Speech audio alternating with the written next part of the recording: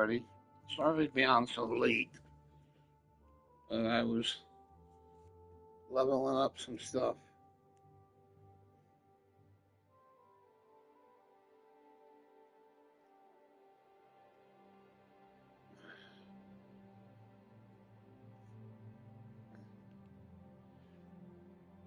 And maybe I'll do a couple more things real quick.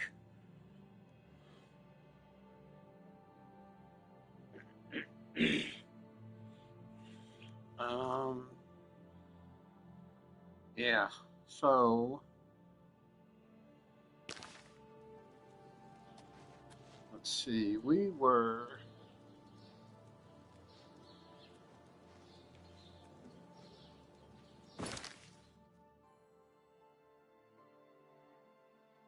last thing I was doing, I was down here at the Imperial Bridge Inn.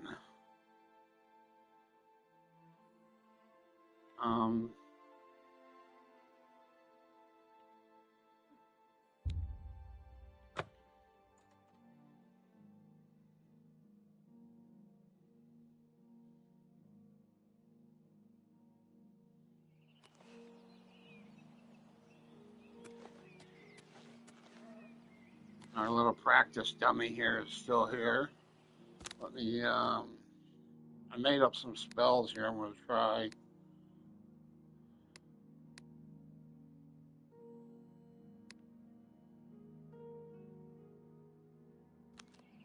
Let's use this one.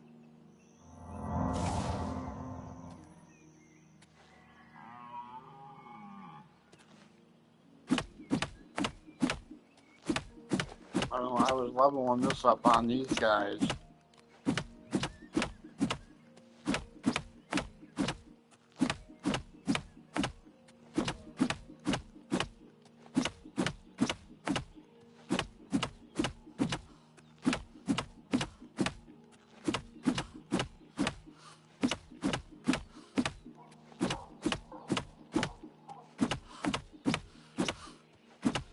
I started earlier today, this morning. It was like in the hand-to-hand was in the low 20s.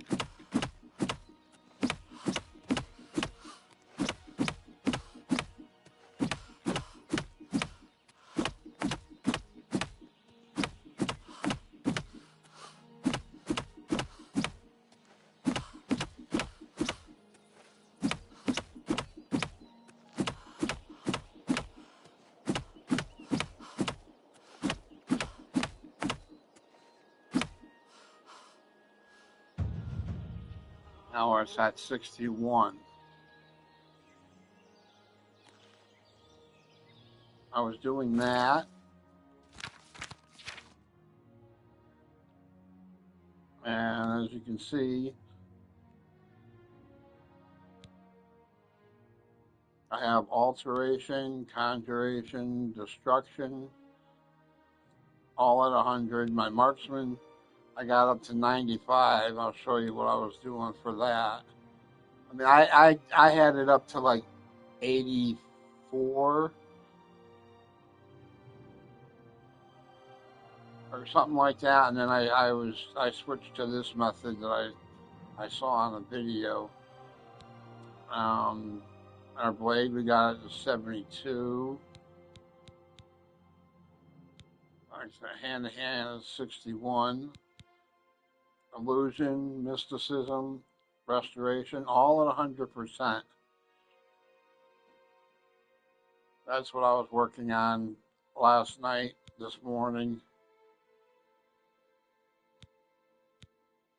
And it's a good thing I didn't do it all on camera, because it would have been an awful boring video. I mean, it would have been informational, but you guys might have been bored. And then we just got to start working on these other ones.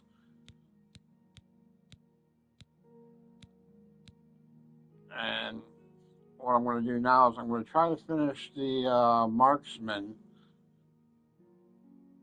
since we're so close.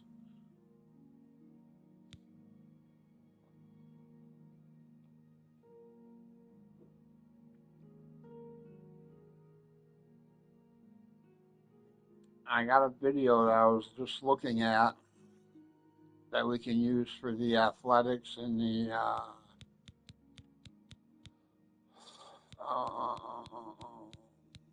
acrobatics, I think, since they're tied so closely together and we're almost maxed out on them. We have our light armor up to 91, so we just got a little bit more with lock picking, and we'll have that done. Then we can think about what we want to use for on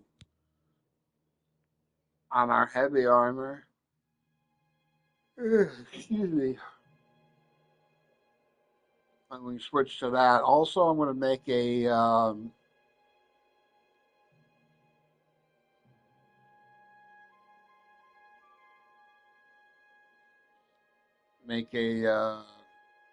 probably a set with just clothing.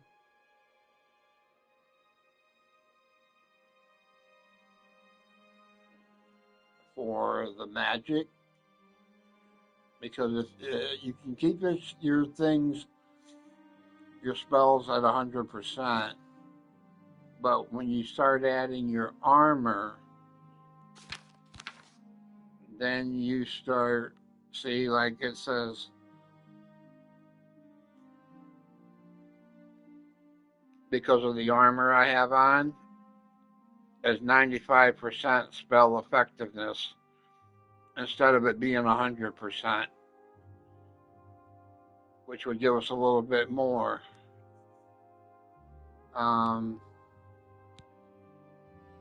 See, all these ones here I made before. They might, or it might just be because of the armor.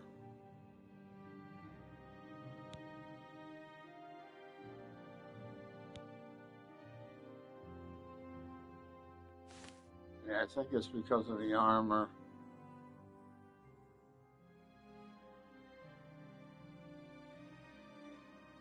Limited to 95%. If you are wearing armor, and be even less below journeyman level.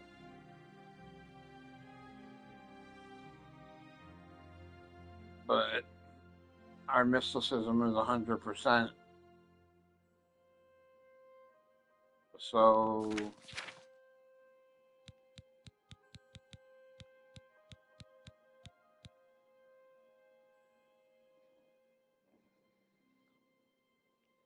we are at master level. We just need to look up some videos and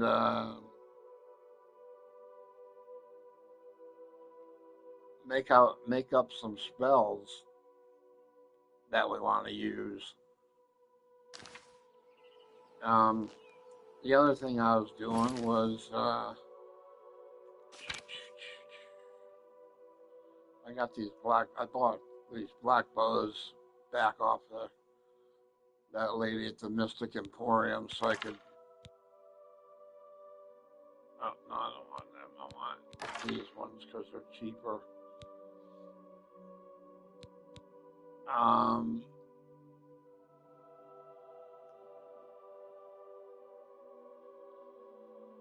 Yeah, the black bows. There's this one guy that you do a quest for, and you kill all the bandits at the black bow place. Of course, I went in and out of there a couple times, but you're taking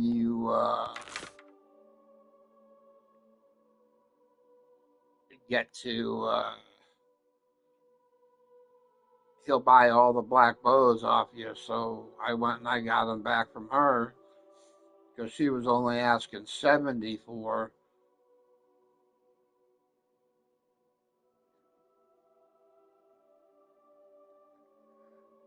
And when you sell them to him, you can get more than 70. So we're going to get a little bit of a profit anyway. And what you do with this guy is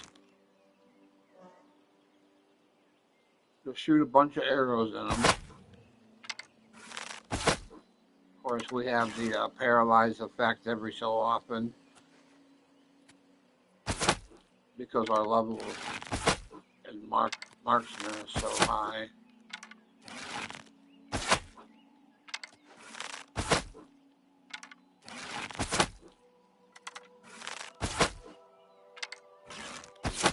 I did this before. I went through like 400 and some odd elven arrows.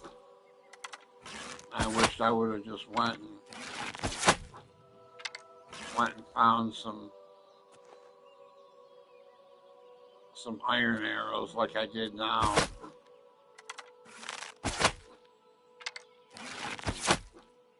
And if you're wondering why this guy doesn't do anything, I'll show you that shortly. So after you get so many arrows in them, with the bow out, run inside the inn. Go ahead. What's new with you? I saw. Come back out and you'll hear.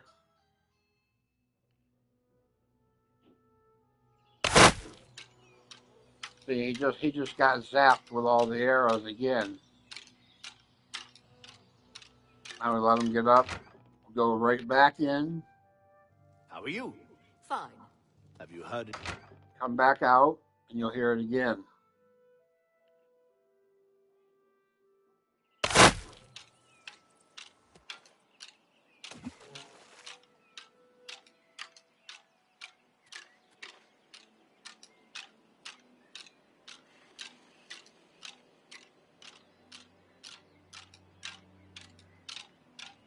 Thank you. Okay, so hopefully I was distracted by something. If you're on a road. Hopefully you can do it a few times. You can go in and out a few times, depending on the amount of arrows that you put in them. Okay, so it was still quite loud. How are you? So we'll go in, come back out. We'll check our thing in a minute. Okay, so now it's low again. Now we'll get over here and we'll shoot them. Push them back in the corner. Before that, I want to check my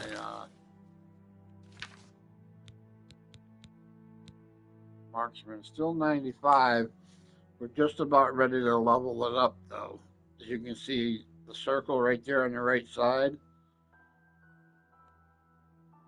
So it'll be at 96. So I might as well hurry up and just finish maxing this out. And I went and I bought a bunch of iron arrows just specifically for this. Like 900 and some odd arrows. Because I didn't know exactly like how many I would wind up needing. So, and I'll show you where I got this guy.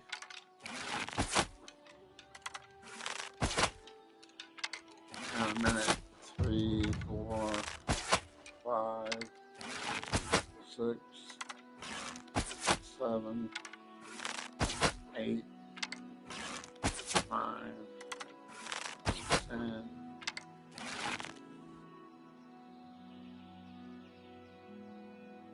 I'd like to shoot 20 or 30 in them, and then that way it lasts.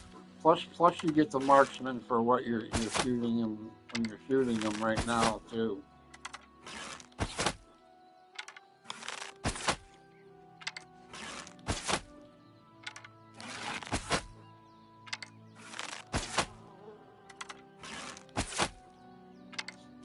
Being at the higher level like this, it does take you a few more shots to level your marksman up. But I mean, it's not bad if you plan on using a bow. Like I used the bow so far a lot this game. we'll do 5 more and then we'll go inside.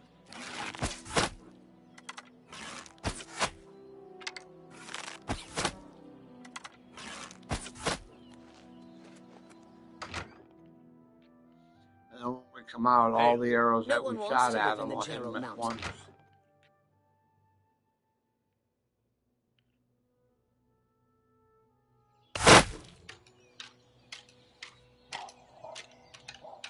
Paralyzed. Okay, go right back in, How are you?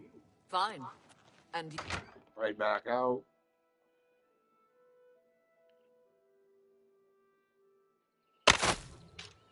There you got him again, paralyzed. Hello. you can find Canva.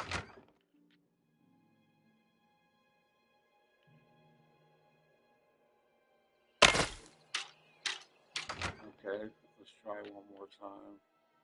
Greetings, Dunmer. On Cyrodiil's north.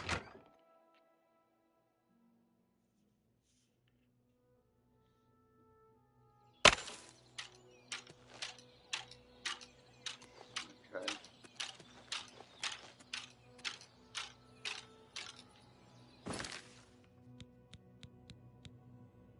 So we're 96. We'll call it 96 and a half right now. So between shooting the arrows at them and then going in and out, what, 3-4 times, that got us like halfway.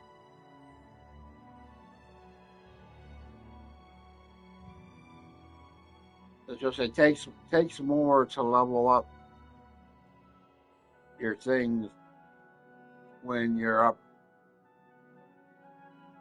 this high, when your skill is that you're working on is this high. It was the same with the magic when I was upgrading them.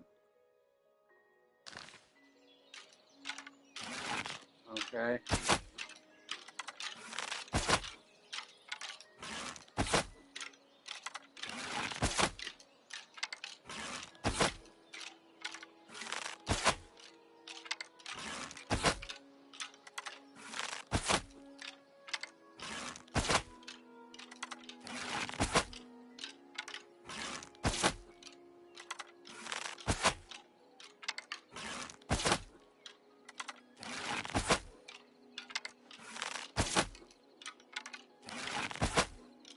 Yeah, because the arrows don't last long in them. That's why you gotta hurry up and go in and out like that before they disappear. Okay, we'll do 5 more. That'll be around 30.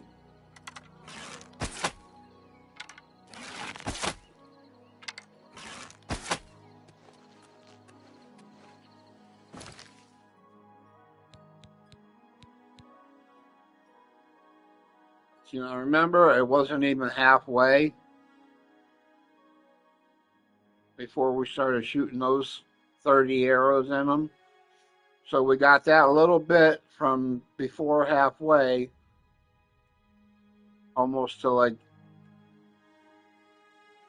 3/4 of the way. And now we'll take and we'll do the other part of it now. We'll go in and out of here.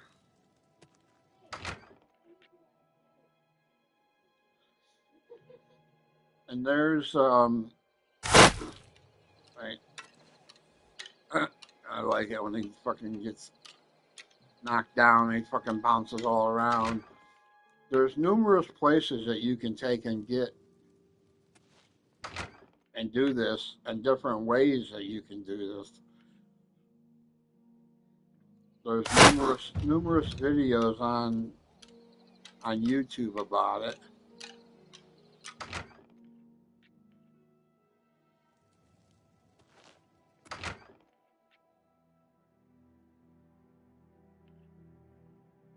I saw this one here. I said, yeah, I think I'll try that one.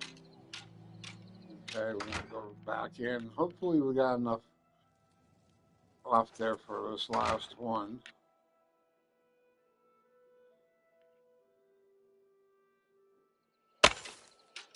Yeah, just barely.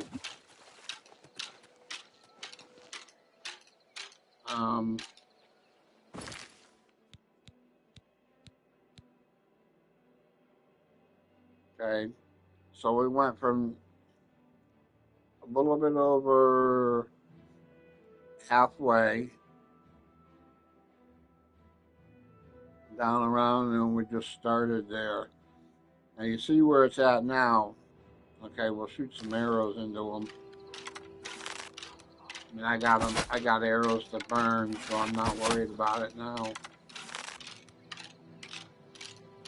Wait for them to get unparalyzed and get back up before you shoot another one, because they might not count. They might not get stuck in them. I mean, probably will, but then again, you never know. The freaking mechanics in the game.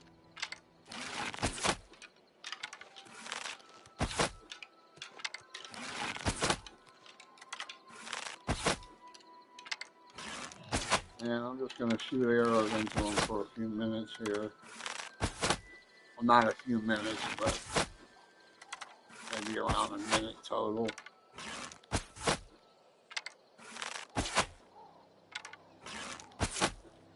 And we can use as many of these black bows as we want. I just got to remember where the guy is that I was going to sell them to.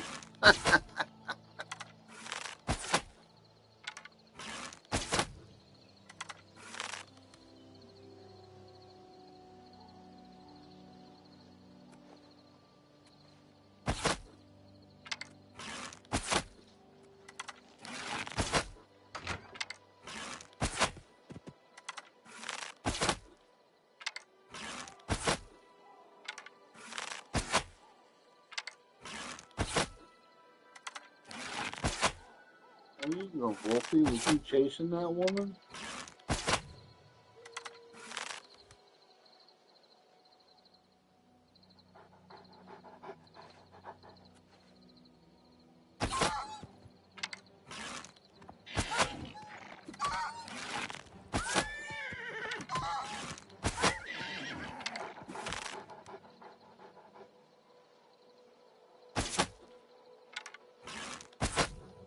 Get out of there.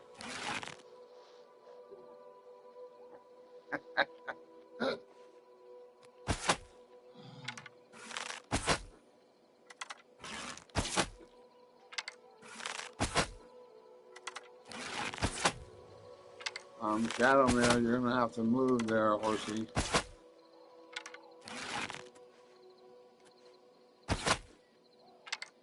Okay, do a couple more. Oh, that's good.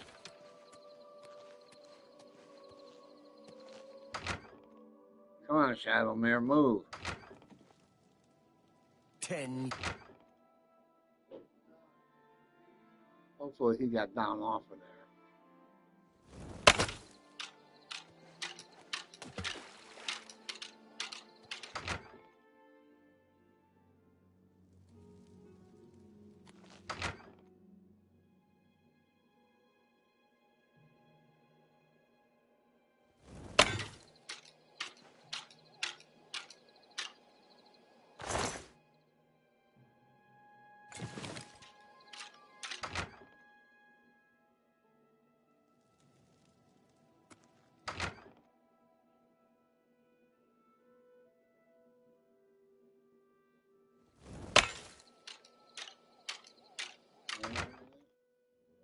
Still a little bit loud.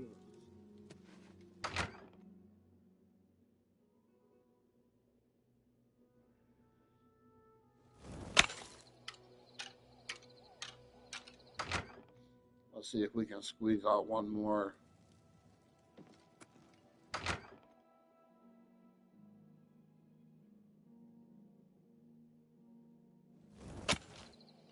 Yeah, that was it. Okay, come here, Shadow Man. You're gonna have to be moved over here, Mr. Hersey.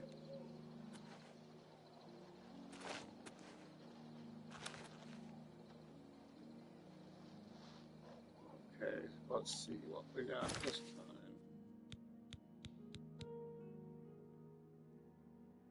Oh, see, we didn't get that much for that one.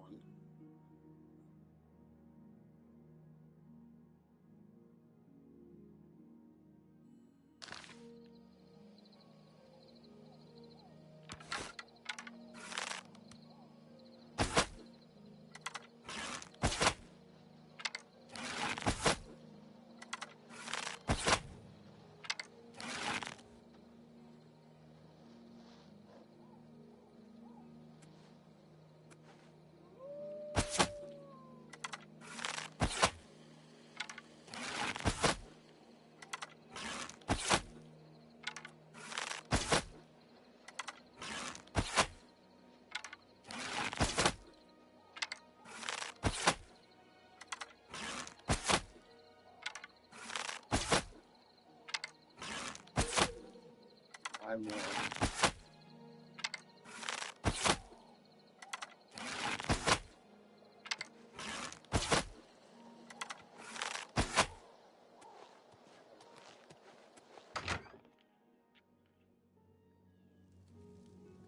Hi there.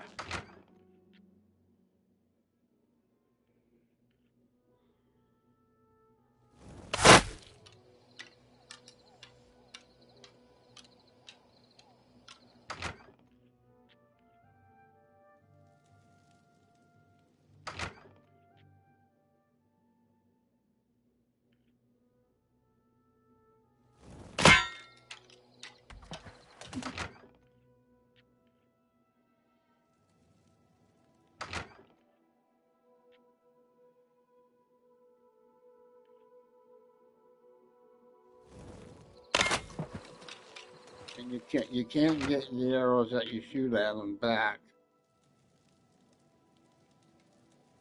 because you're not killing them. You don't get the opportunity to search them.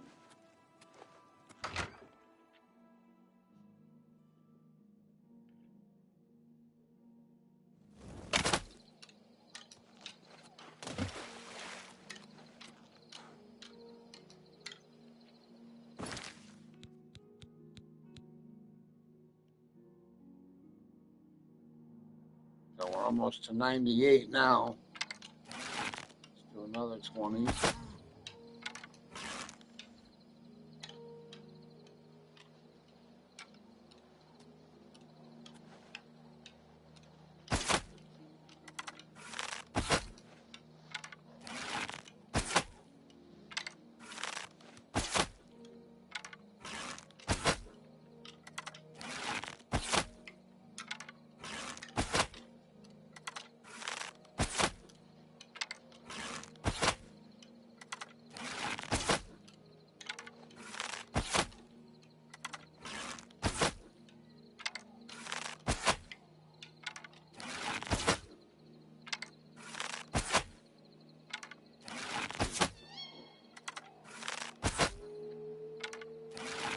Nineteen, 20.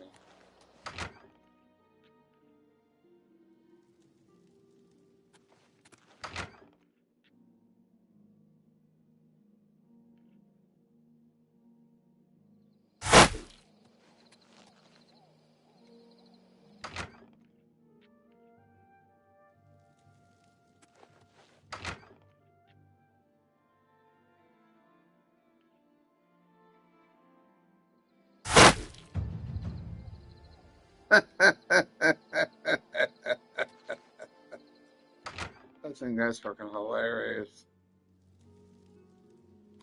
Of course, that's me, but I got a weird sense of humor.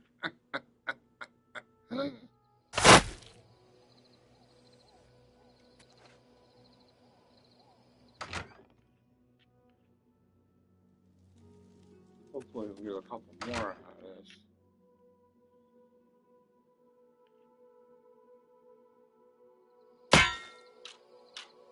No. don't know if we're going to get another one. That sounded pretty clunky to me.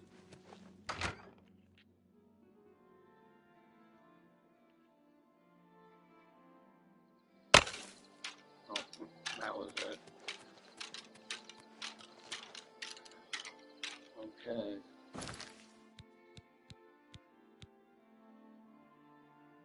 So 98 and a quarter. So this one here, when we shoot these arrows into them, it'll get us closer to the halfway mark.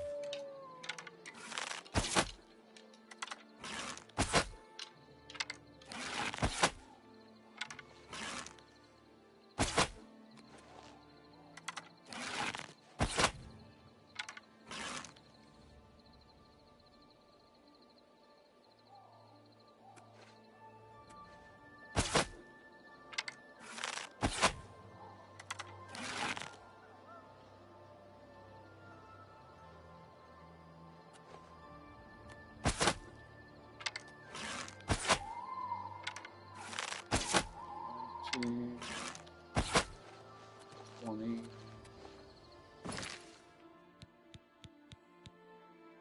You see, we're almost at the halfway mark now.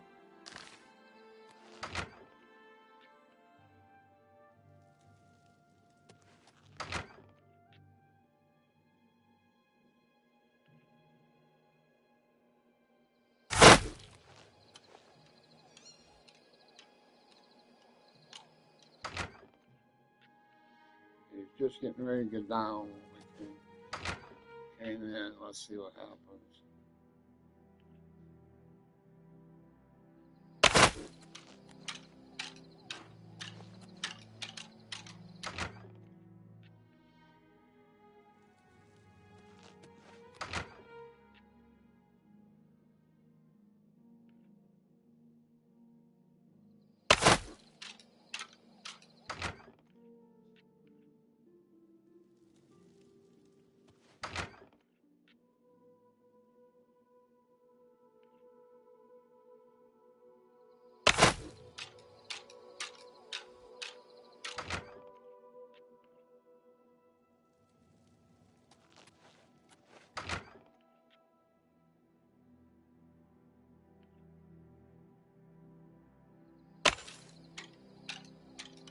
I don't think we can get one more, but we'll check it out.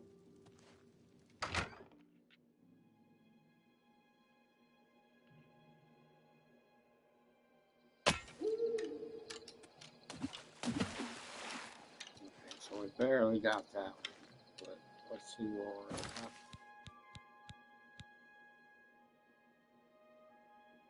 A little bit past halfway. Not bad, not bad. Remember what I said, once your skill level gets that high, it takes you longer to get to the next level.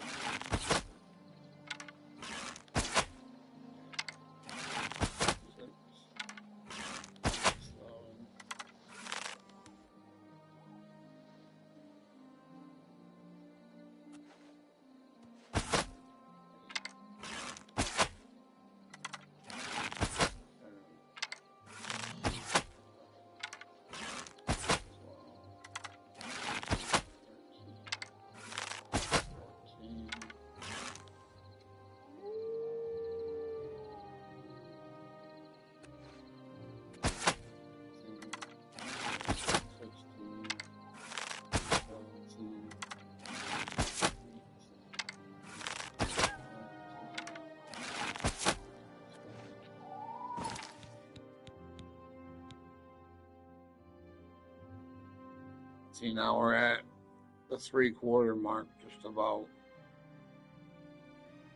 You get credit for putting the arrows into them, the first time, and then you go in and out of the door like that, and then it's like you're doing it all over again, but you're not actually shooting the arrows at them. It's somehow the mechanics in the game. It's kind of like a glitch, but a good glitch for you. I'm trying to hurry up and get in the door and get back out so we can try at least 3 of them this time.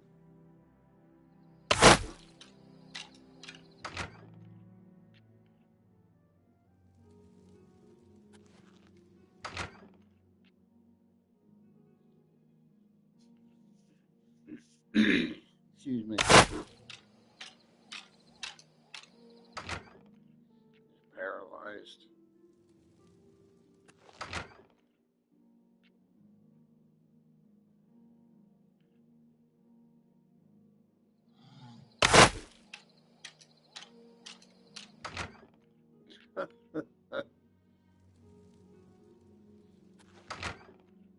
Once I hit 100 here, I'll show you where I got that guy.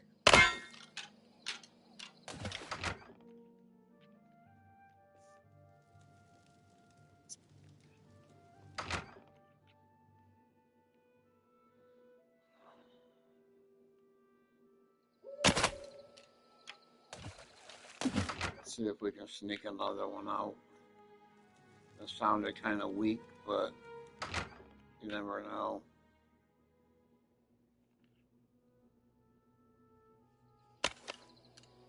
Okay.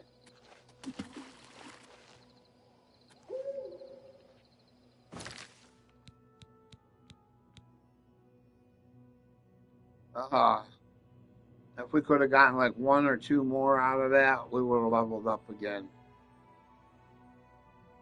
So we're just about 99.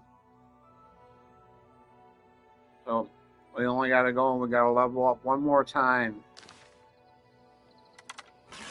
after this. Like there, we just went up to 99 now.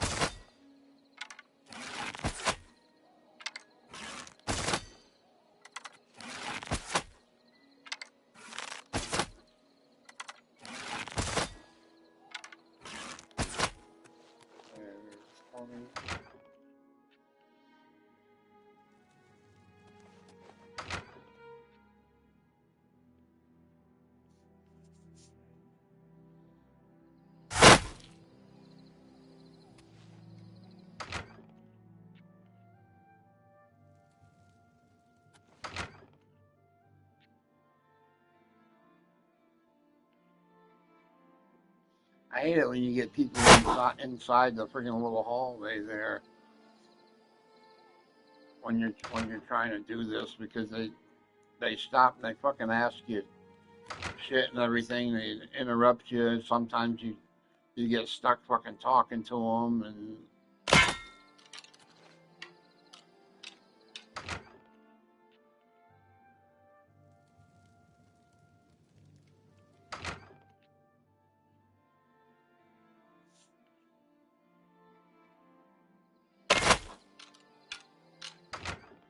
hasn't happened to me so far this time, but 3, 4 times earlier when I was doing this, it really fucking got to me. Okay, so this will be the last time in and out. Yeah, that one was real low.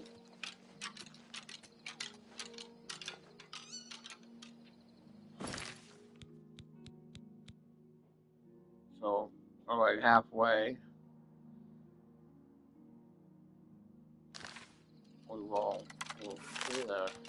We definitely will be halfway when we shoot a few arrows into them.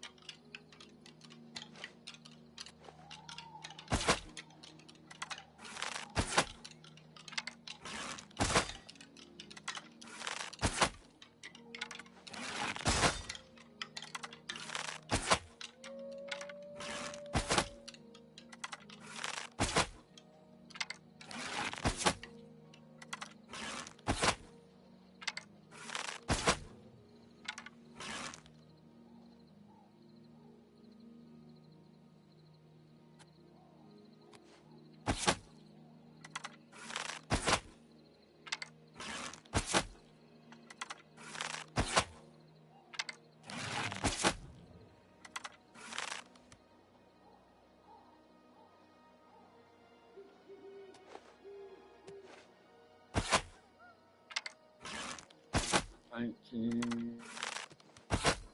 20.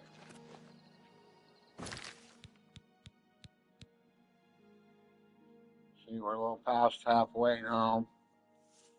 So we'll do one more time after this, maybe.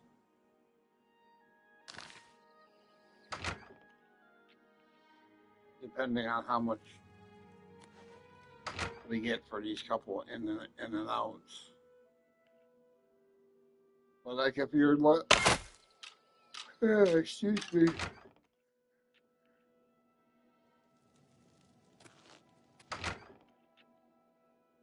If your level is lower, you'll probably get more for doing this each time than I am because my level is so high.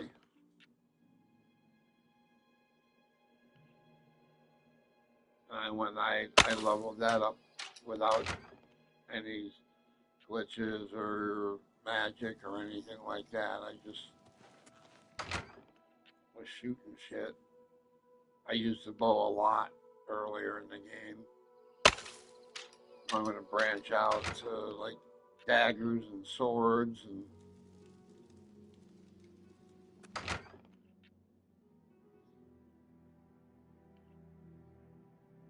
now I'm going to start using some magic pretty soon probably. So I'm going to have to finish doing what I'm doing and then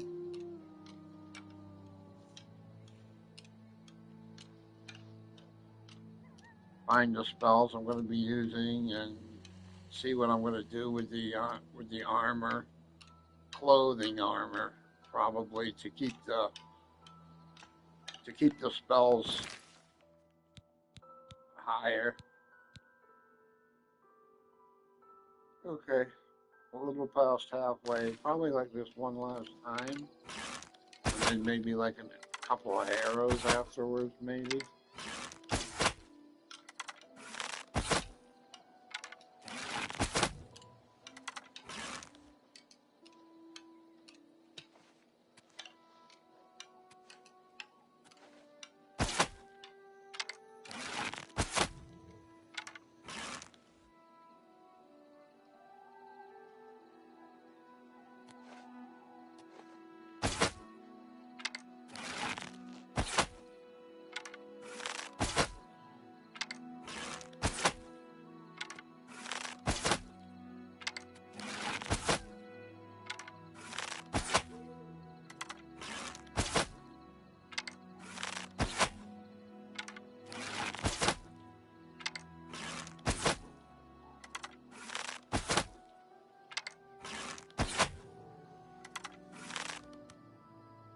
Yeah, it doesn't matter to me that the bow is broken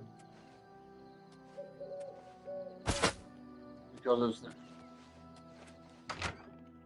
it's not the bow that I use normally. I'm only using this one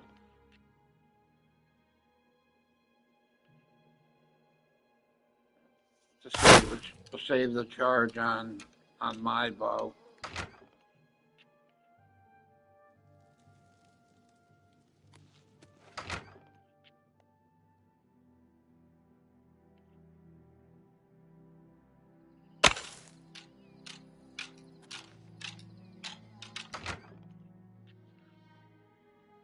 probably still have to take and go and get everything hammered out, but I wouldn't worry about repairing this bow.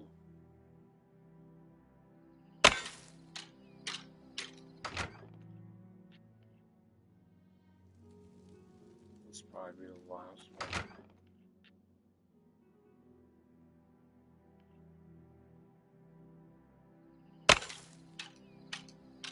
Oh, that wasn't bad. Right, squeeze one more.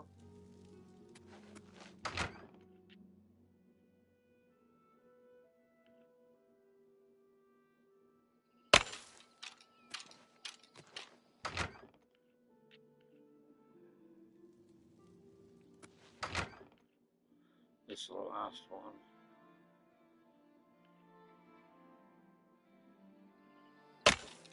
Yeah. Barely hear it.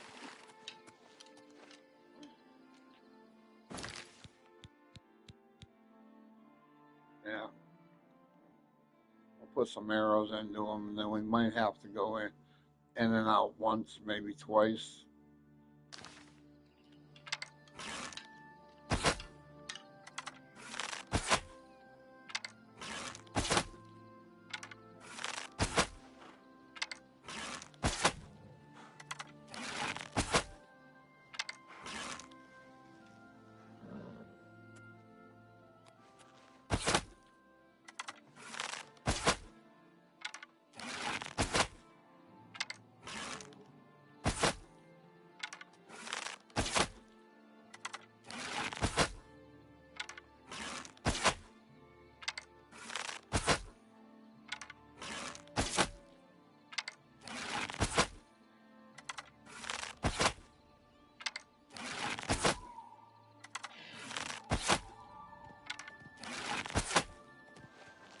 Okay, that was 20.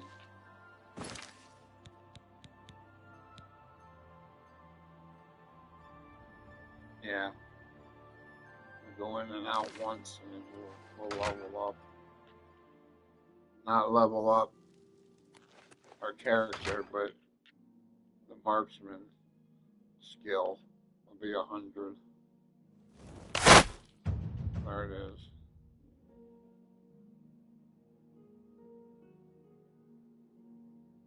The twang of the bow and the scraping of arrow fletchings, quite familiar. As a master marksman, your arrows now have a great chance to paralyze your opponents. So you'll paralyze your opponent more.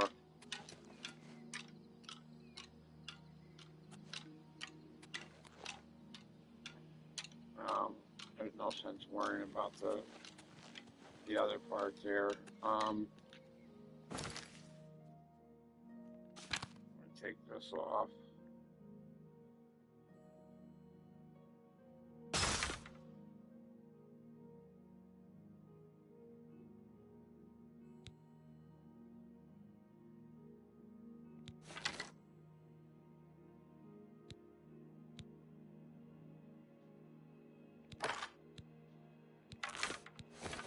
That's my bow there. It has weakness to shock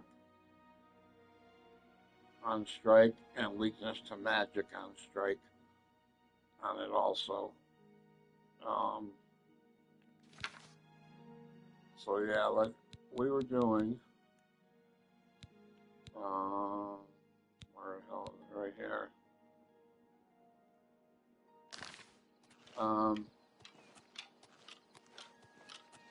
I got this guy over here by taking and punching him like this the whole freaking way.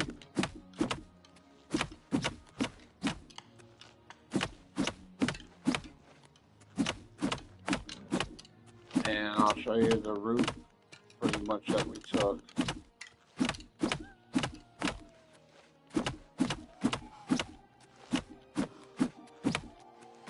As soon as I get another level out. There's more guys over there just exactly like this. They don't all look the same, but you can do pretty much anything to them.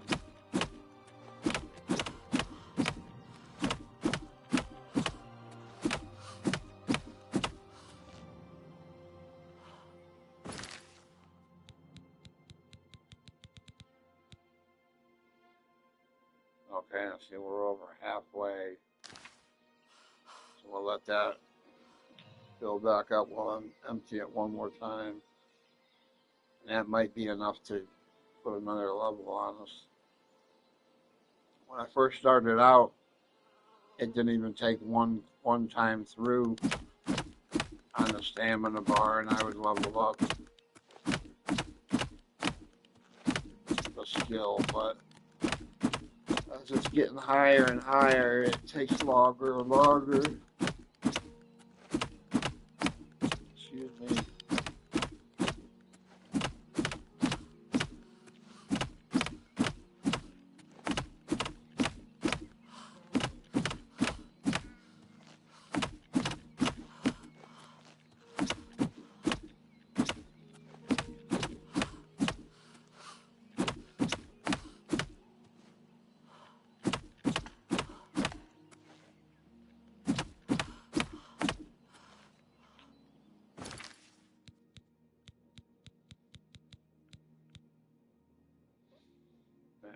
A couple more hits and we'll level up.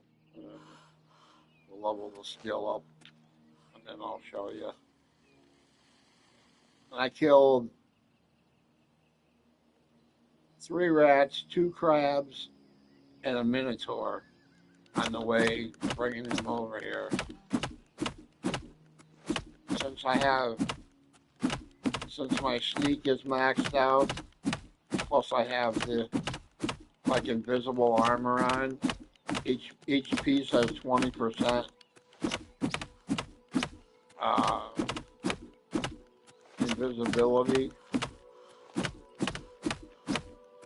I'll show you in a minute here.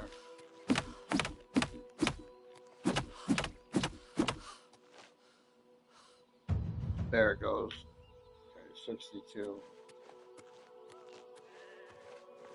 You can wait here, Shadow Mirror.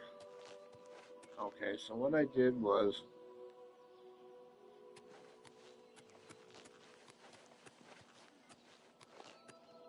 see, like over there. It's a little bit past there. It's over. It's like right over there, like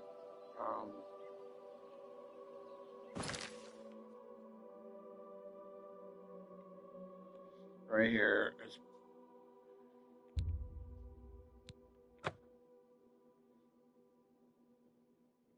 P38's shrine. They're alive, but they're paralyzed, kind of. So what I did is I went, and there's a bridge like right here. So instead of trying to come down here and go across this bridge, which has like ups and downs and everything on it, I just went from here and went there. Then I went up a little bit because I didn't know exactly where I needed to go there till I marked it.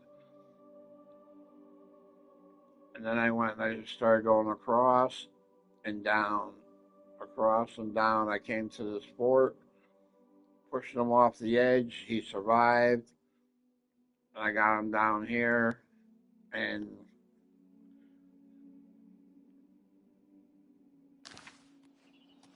that's my story, and I'm sticking to it. Yeah, see what I mean? You gotta take and get them all the way up, either all the way up there, or you gotta try to get them here, then get them to go up there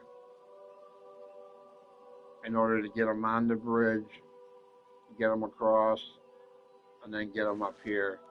I just thought this way here was easier.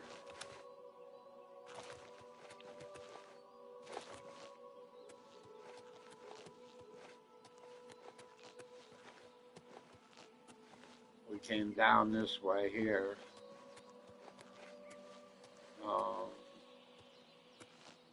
Yeah, we were up here.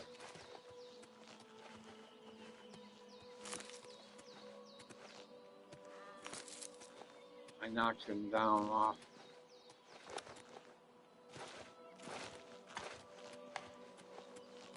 right here. And then I just went down the side over here and came in, and then took them down the other way there. You know, we came across here.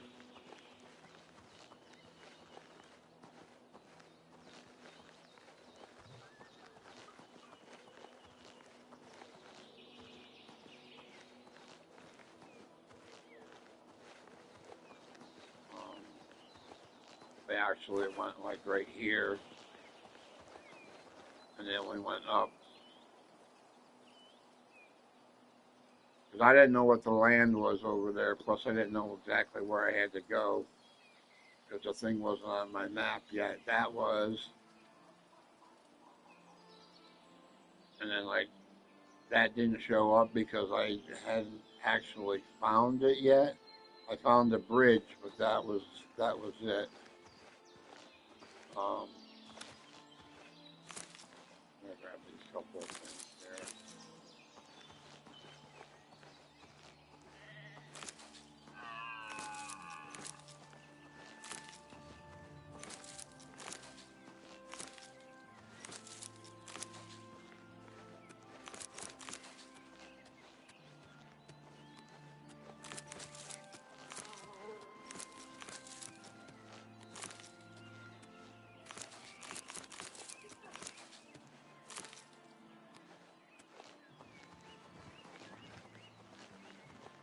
Oh, I had to fight an imp too.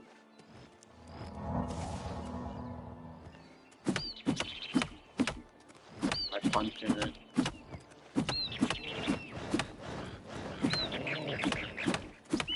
This guy punches are stronger now.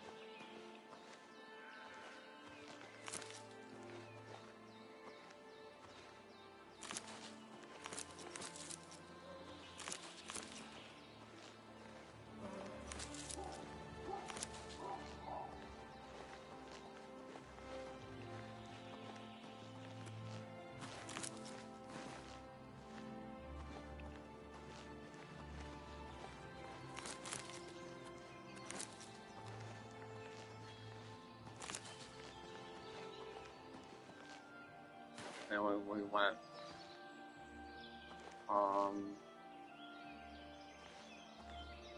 we didn't go up there, I don't think. I think I took them over here and started going up, like right here.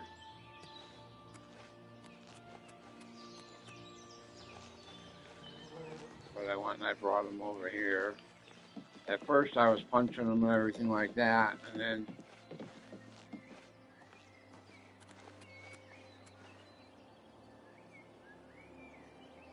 he started going down there, so I had to punch him back up here, then punch him here, and then get across there. See, there's 4 more guys here. Like, you can do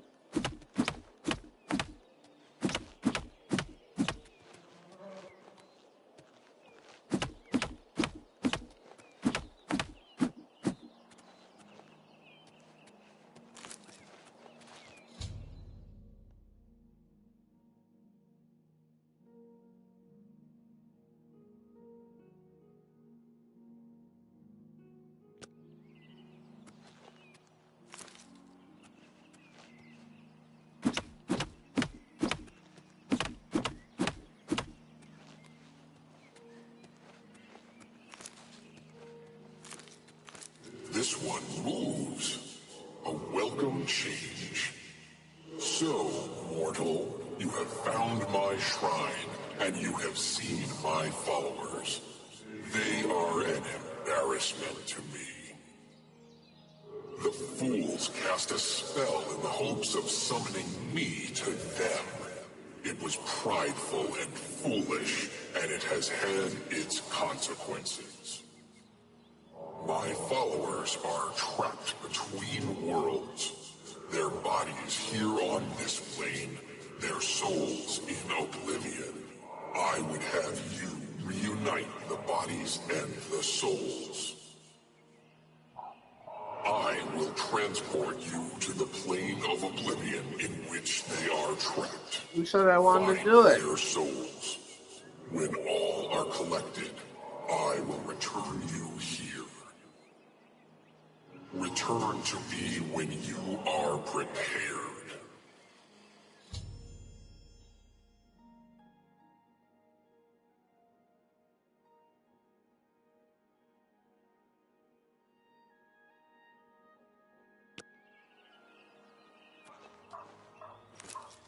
I don't know if I'm ready to go over there.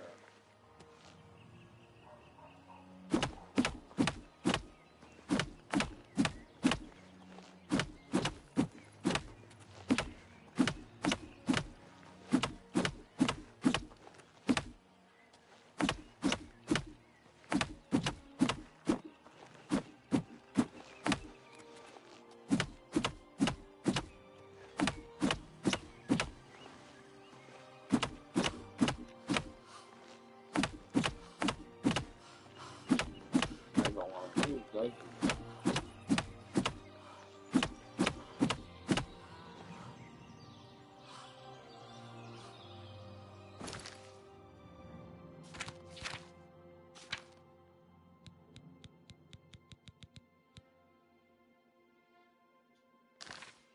No, we might as well get it up to 63 then, since we're almost there.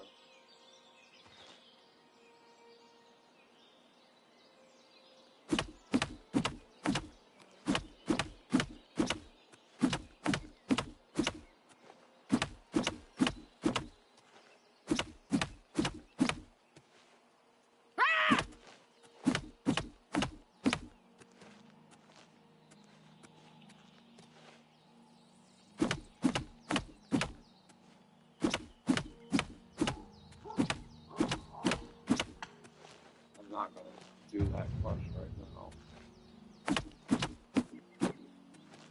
These guys are perfect dummies to be leveling up your hand to hand and stuff.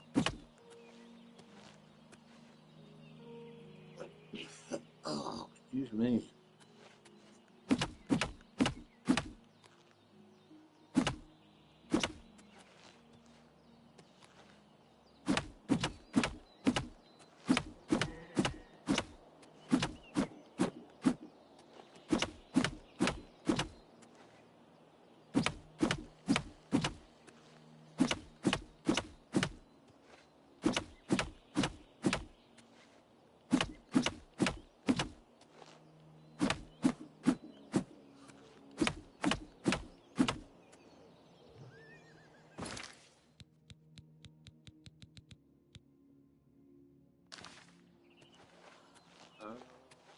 Yeah, so that's how I got these guys.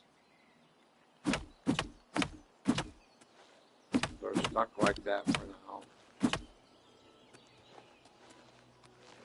So, like, if you want to take and do whatever with them, You can practice your spells on them. You know, things like that. You can do what I did. Take one over there and use them for archery practice. Get your marksman up. And you can take and get your hand-to-hand up also. By getting them over there, you're punching them. So you're hand-to-hand from here all the way up over there. So we do a save now.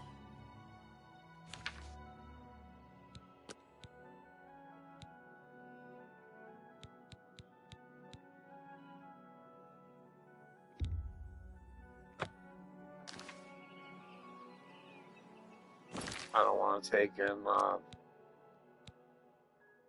use this right now. I want to save these guys. So I'll have 2 saves just in case, like the one that we're playing or whatever gets covered over or something. We have a second one there. So yeah, that's what I was doing all morning.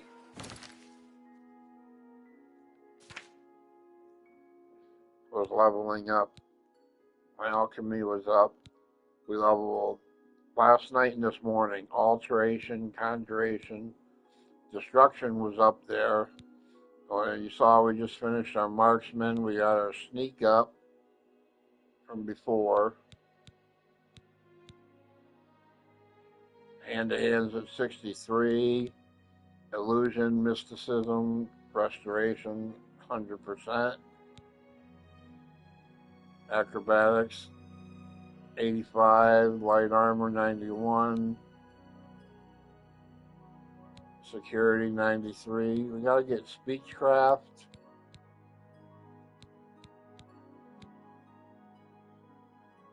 Heavy armor, blunt, block, and armor. I think I have some hammers on me I bought just before I came over here.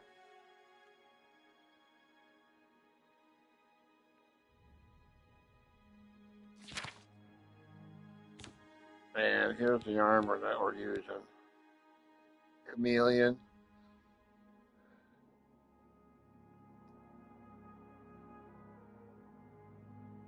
Which makes you, like, I'm almost invisible now. Like, none of the enemies can really see you most of the time.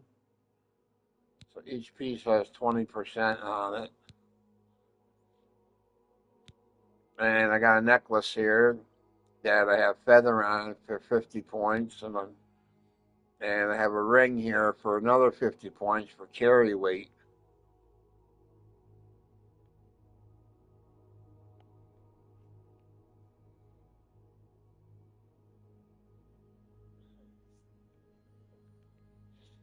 And what I'll probably do is I'll probably take in, let's see, this one here, I think.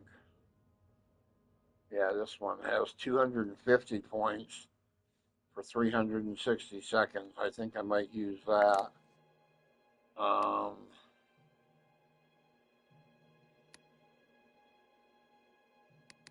first, let me put, we need, right up here, we need,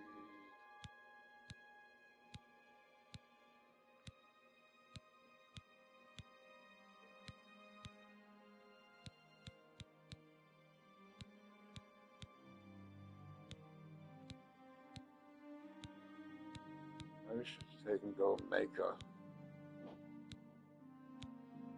heal spell.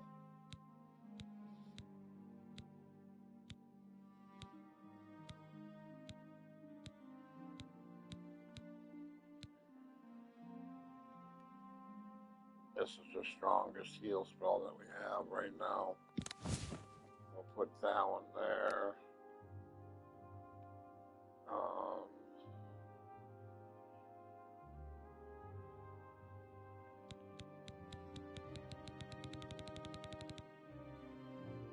We'll put Speedy Gonzalez in there.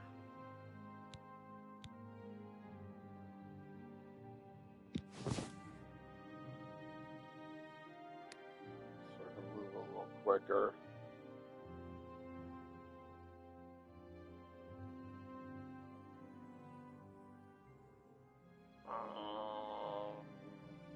Let's see, I think I just did a new invisibility spell. Yeah, right here. Let's put that one there. That's 75 seconds. I think 100% at 75 seconds. Pretty sure that's what it is.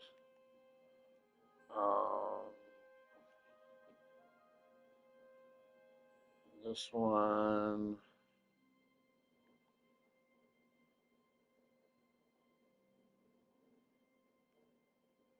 Let's do a summon.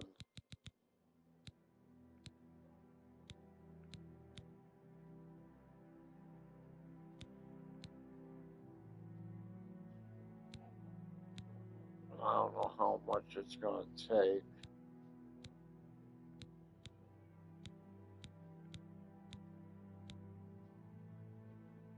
This one.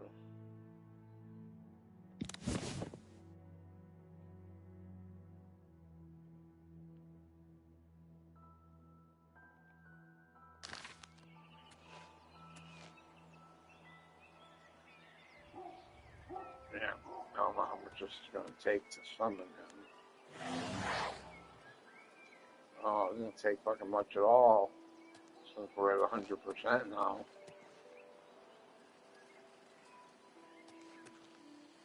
What up, bud? Draw your sword. I gotta go in and fucking change that. He's only there for like a second or two. That ain't good enough.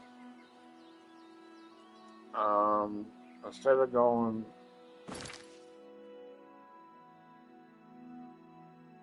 all the way home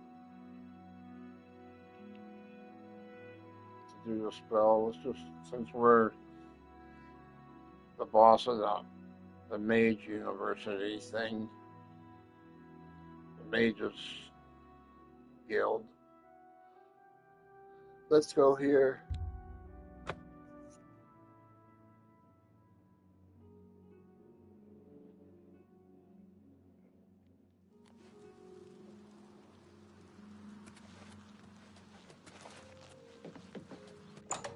I'll have to redo all these spells though when I change and make new armor, new magic armor.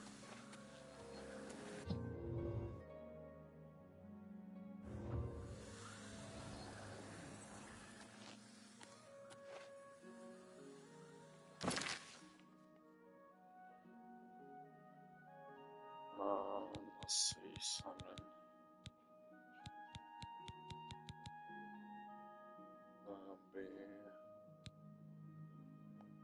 This one takes a lot, or it did.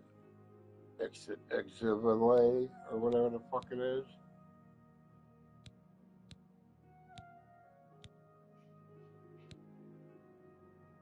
Or summon Gamora.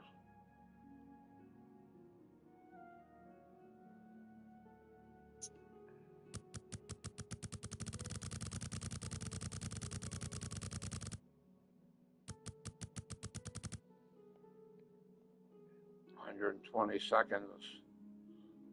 See if we can get away with that.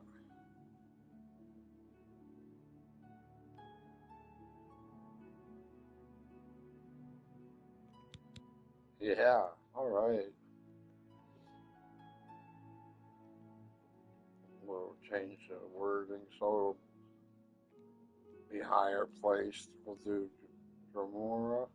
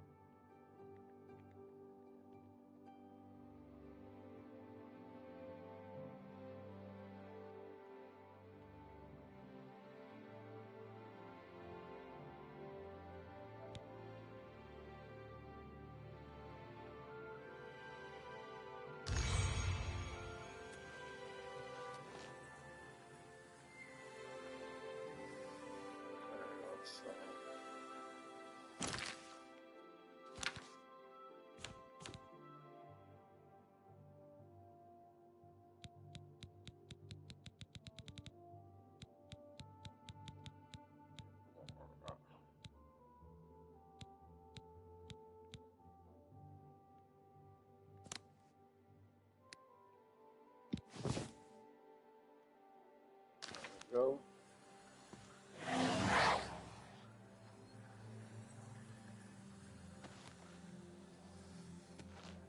Takes a little more to summon him now, because he's here for longer.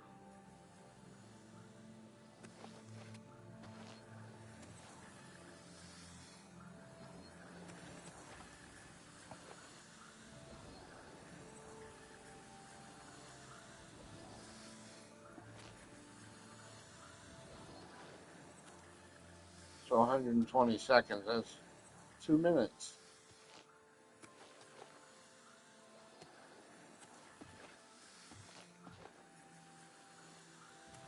Okay.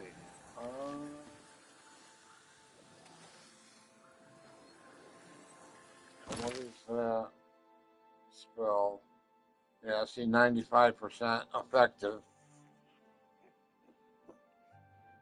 We'll need to take and get the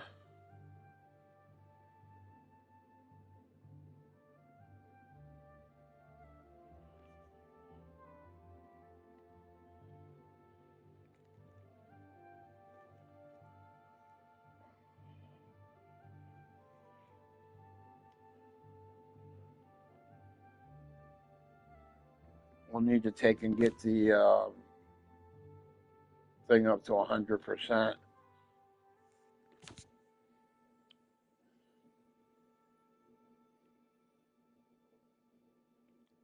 But we're gonna have to take and do it after we make buy some clothing that we want to take and use as armor.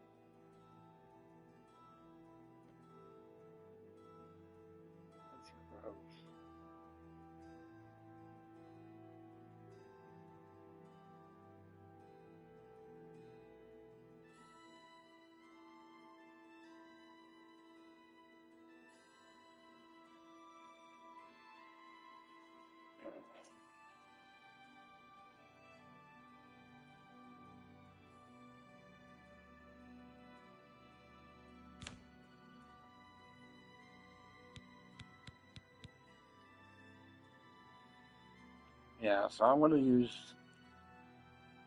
let me see, I wonder if I can redo this spell. Let's try that one. See if we can make it higher.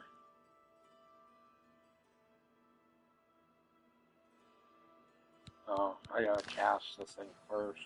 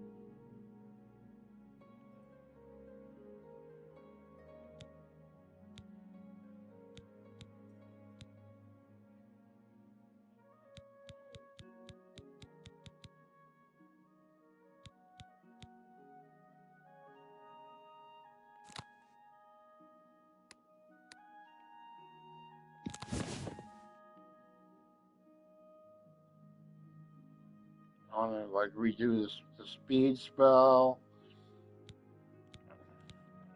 Once I get different armor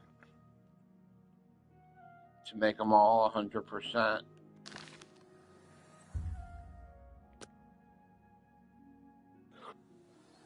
Wait an hour to get that. Get our magic back. Now we should be able to do it here.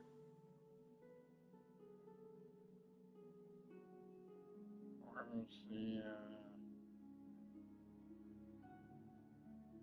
one that?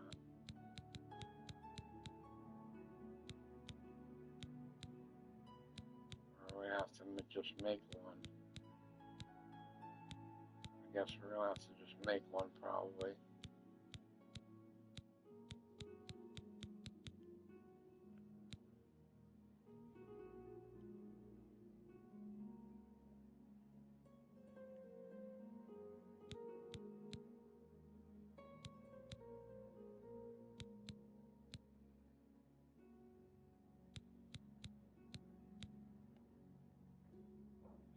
Yeah, I guess we're just gonna have to make one.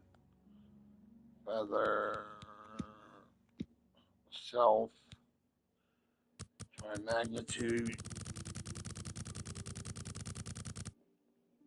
100.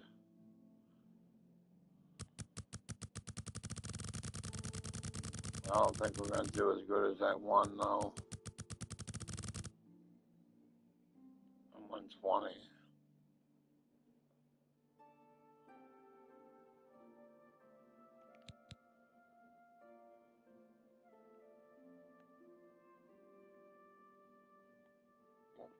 Oh, excuse me.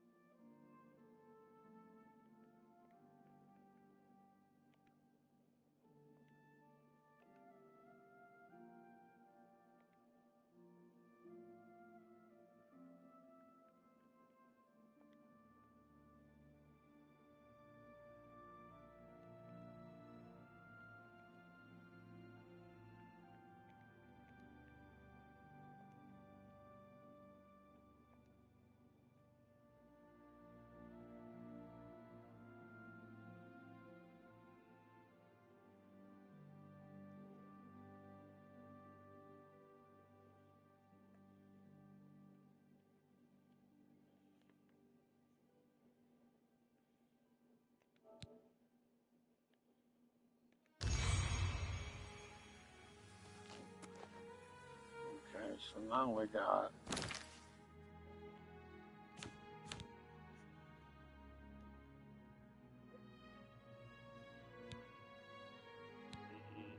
I can redo this marksman one.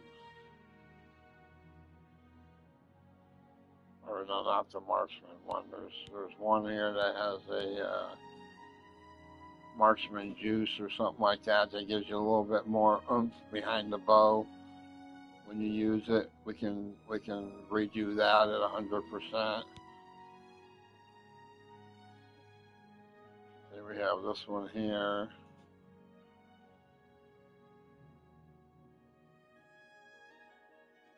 I should have put like best.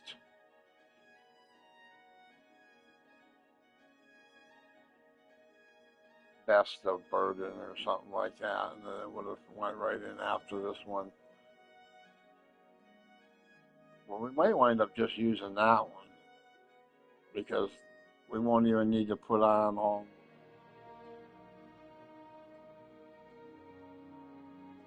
of our armor that we have. We have the boots of the thrall that gives us 105 points.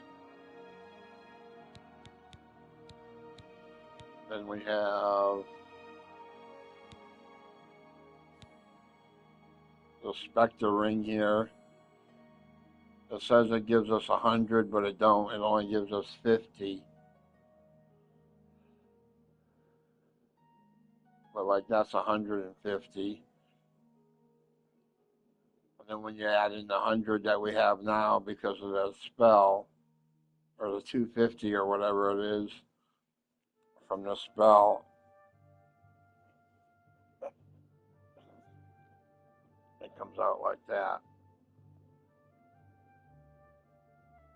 We literally doubled our weight.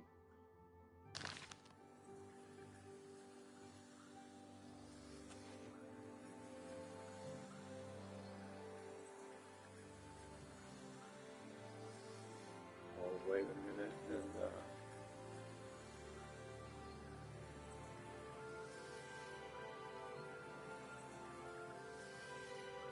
Take a let it run down.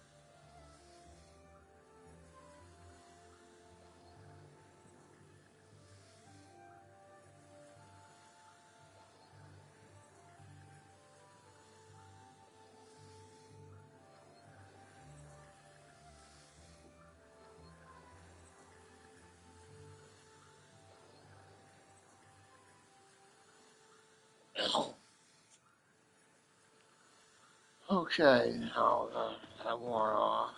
Um, so what do we got right now?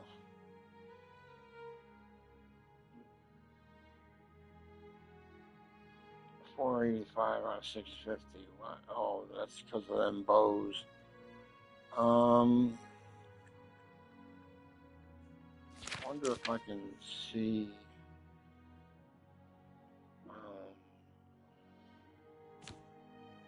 Completing it.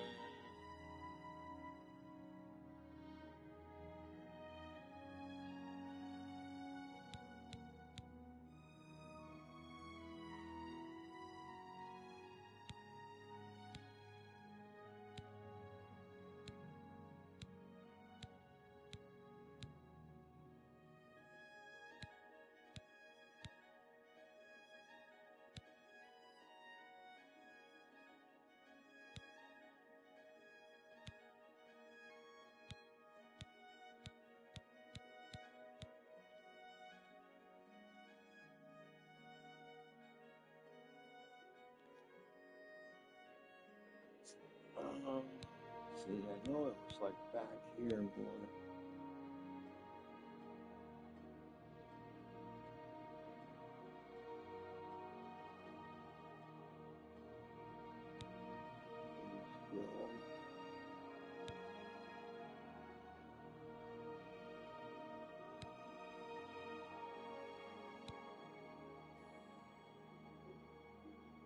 Now we gotta go speak to this mother's statue there in Brazil. Black hand, no, just 49.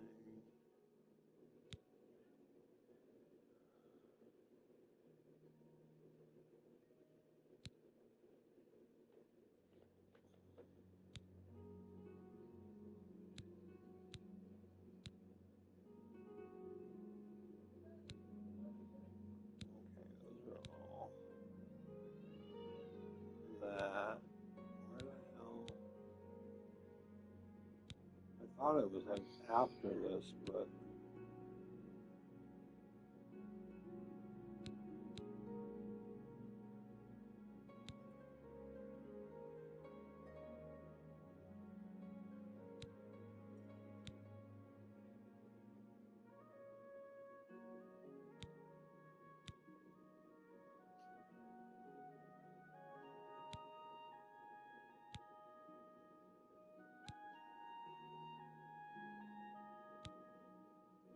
might have to try to do a search on YouTube or something for it.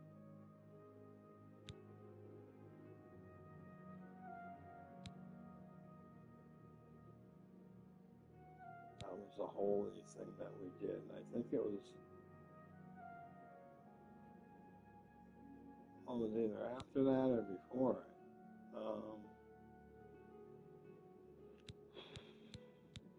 That was a somewhat freaking long quest.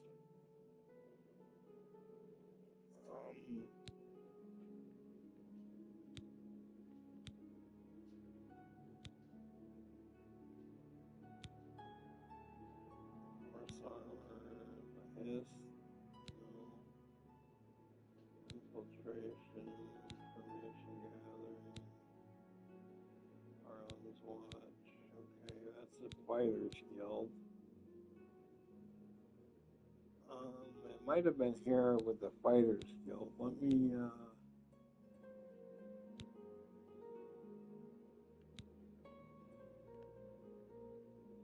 that's not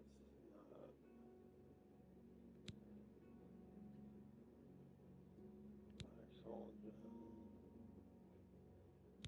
Okay, the King.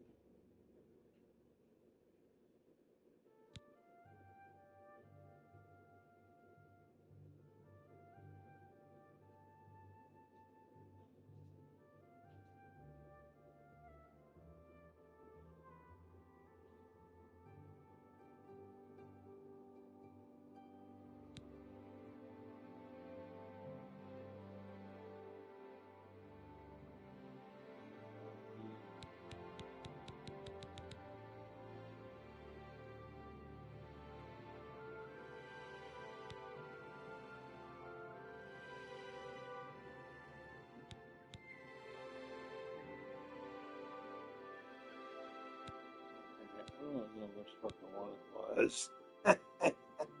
I'm getting tired of looking through these. I think I'll look it up on YouTube.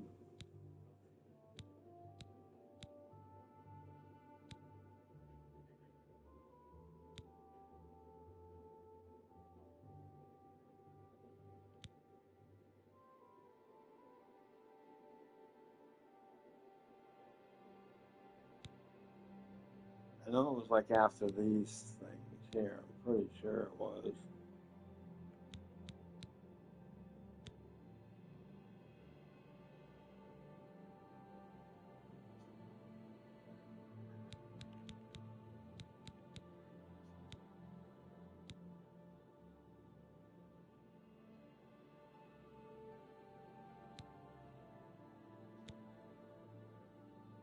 Yeah, that's the beginning of the Fighters Guild.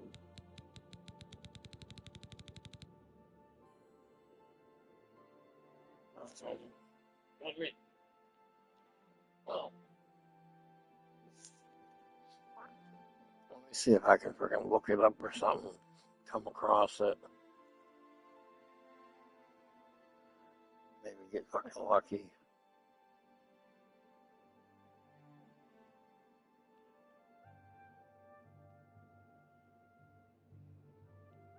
Let's see.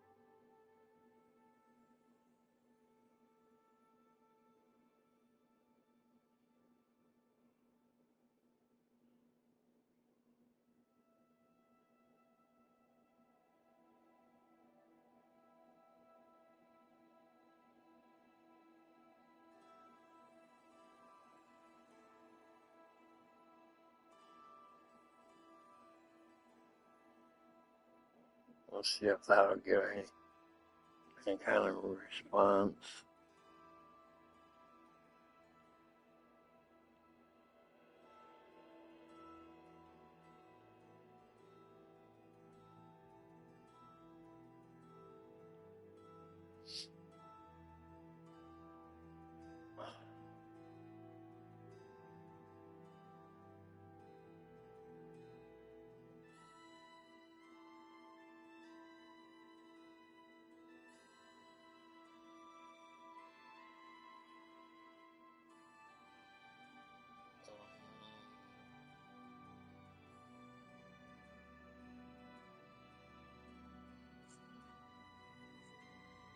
Count Marius, Caro, and Leowin.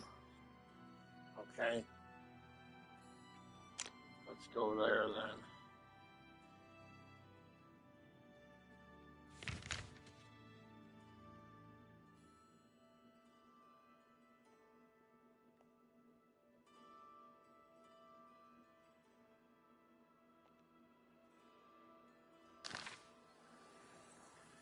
That's right. I thought I was fucking outside.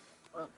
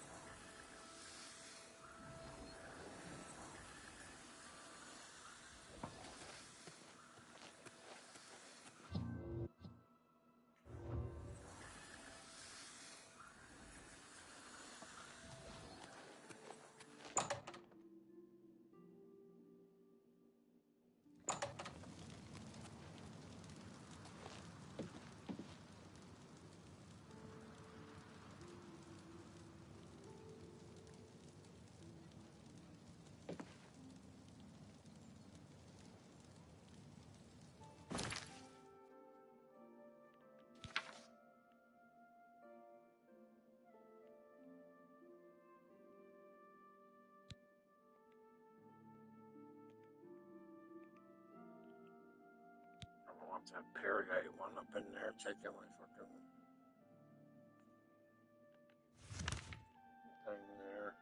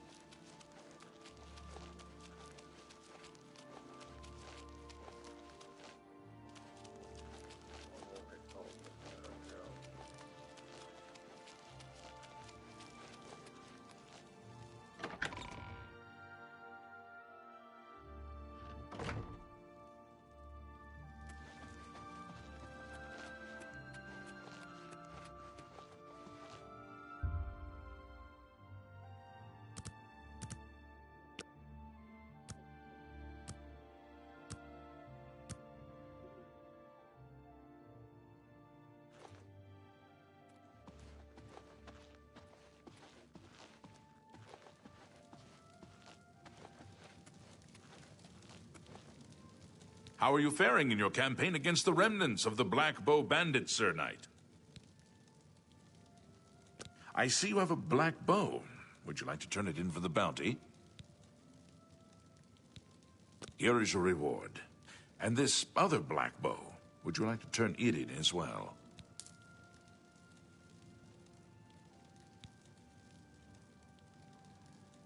So I bought them back off of her for 70. I think I sold them in the originally to her for 90. Bought them back for 70.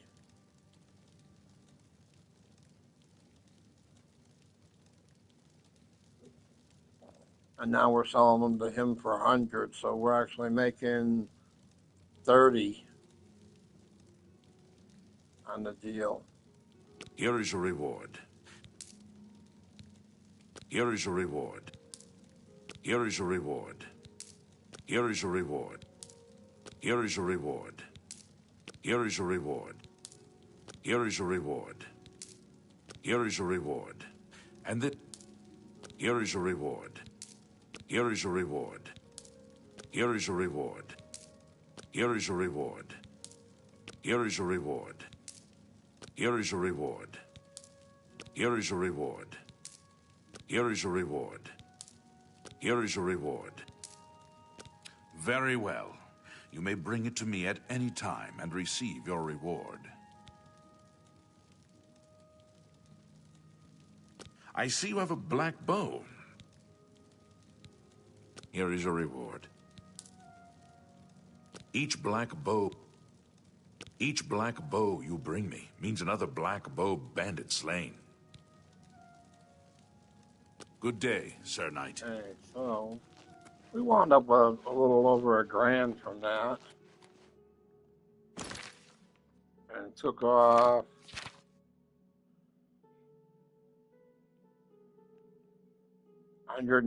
almost 130 pounds.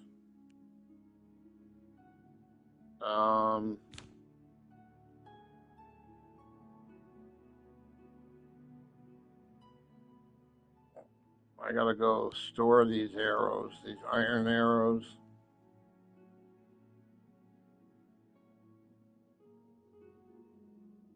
They're gonna be quite heavy.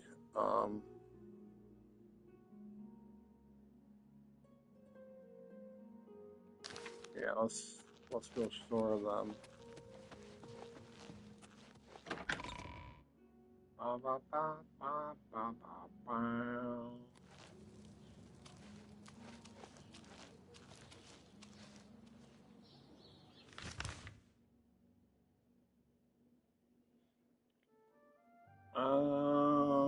I think we have to go here.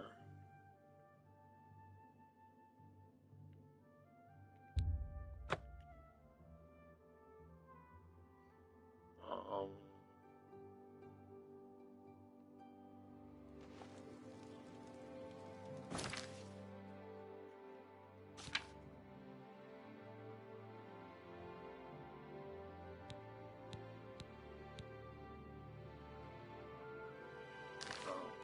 okay, there's no thing for that.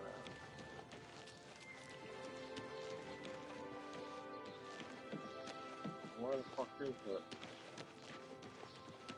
I thought their fucking statue was here in Breville. That's where it's at when you do the DLC.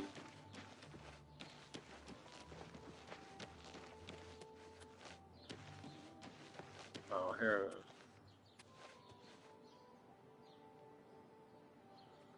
Greetings, listener.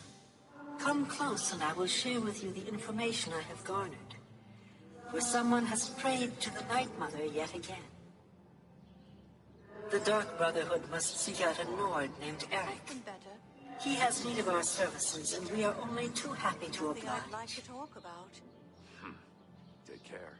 You too. Your speaker should look for this person in the city of Mournhold, in the dark elven homeland of Morrowind. Leave me now, dear listener.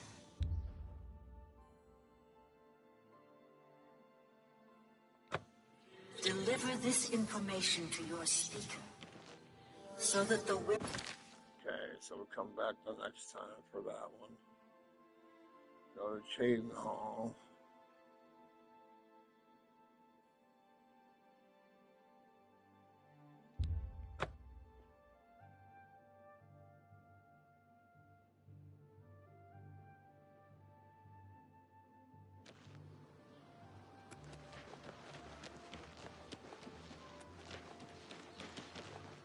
What is it? Your mother.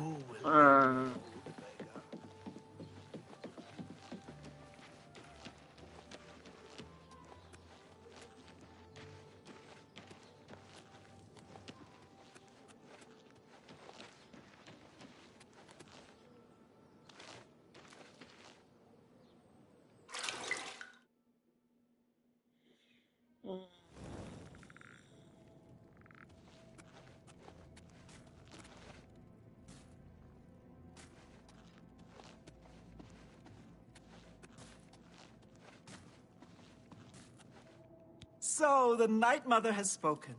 I will make sure this information reaches the appropriate family members. Ah, yes. Here are your weekly earnings. I will see you next week, most honorable listener.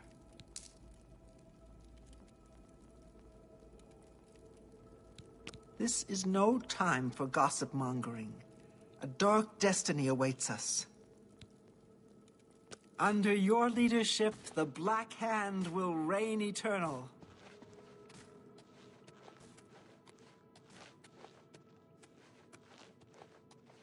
And that's done.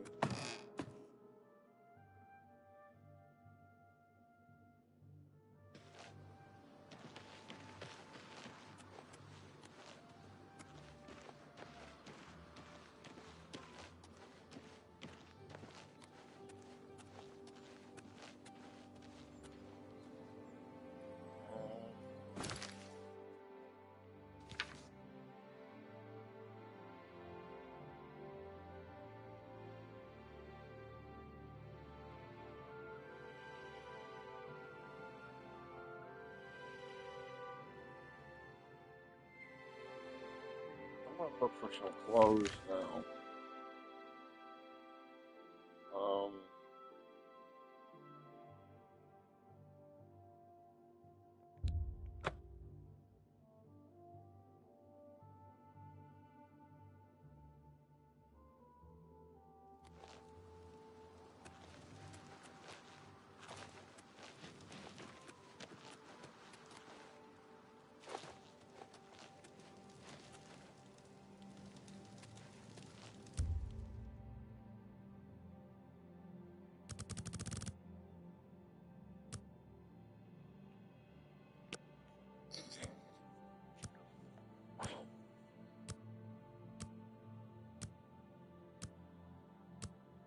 Okay, now I gotta figure out which.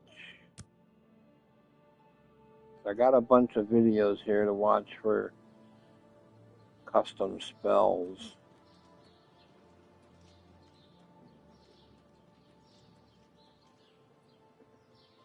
Marksman. Okay, we did that one, so cross that one out. This one? I think it was this one.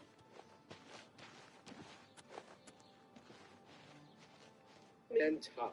Here I've crafted a custom spell that doesn't look too flash, but can one-shot anything in the Oblivion gates. Well, if you want to be flashy, how about learning how to drop a tactical nuke on your enemies? You can also charm any target, buff yourself like crazy, make super summons, and much more.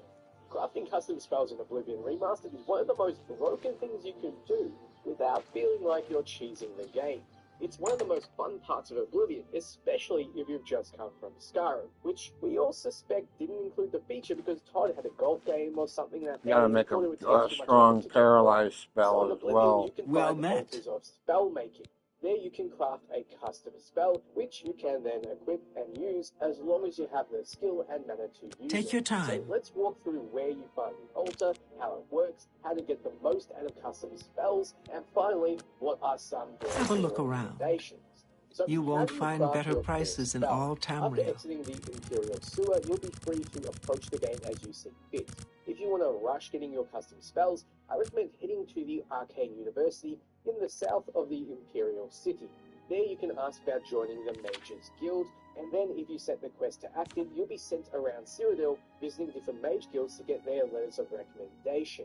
You'll have to complete fairly straightforward and easy quests. If you want to skip this process, there is another altar of spellmaking you can visit early, but I don't recommend it as the process of getting recommendations actually gives you the tools you need to get started spellmaking.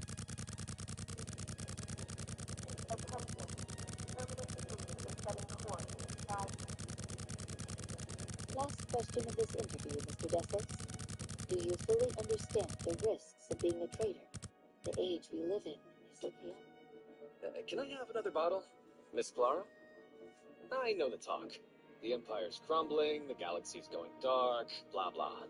Just as Dr. Selvin predicted with his psychohistory.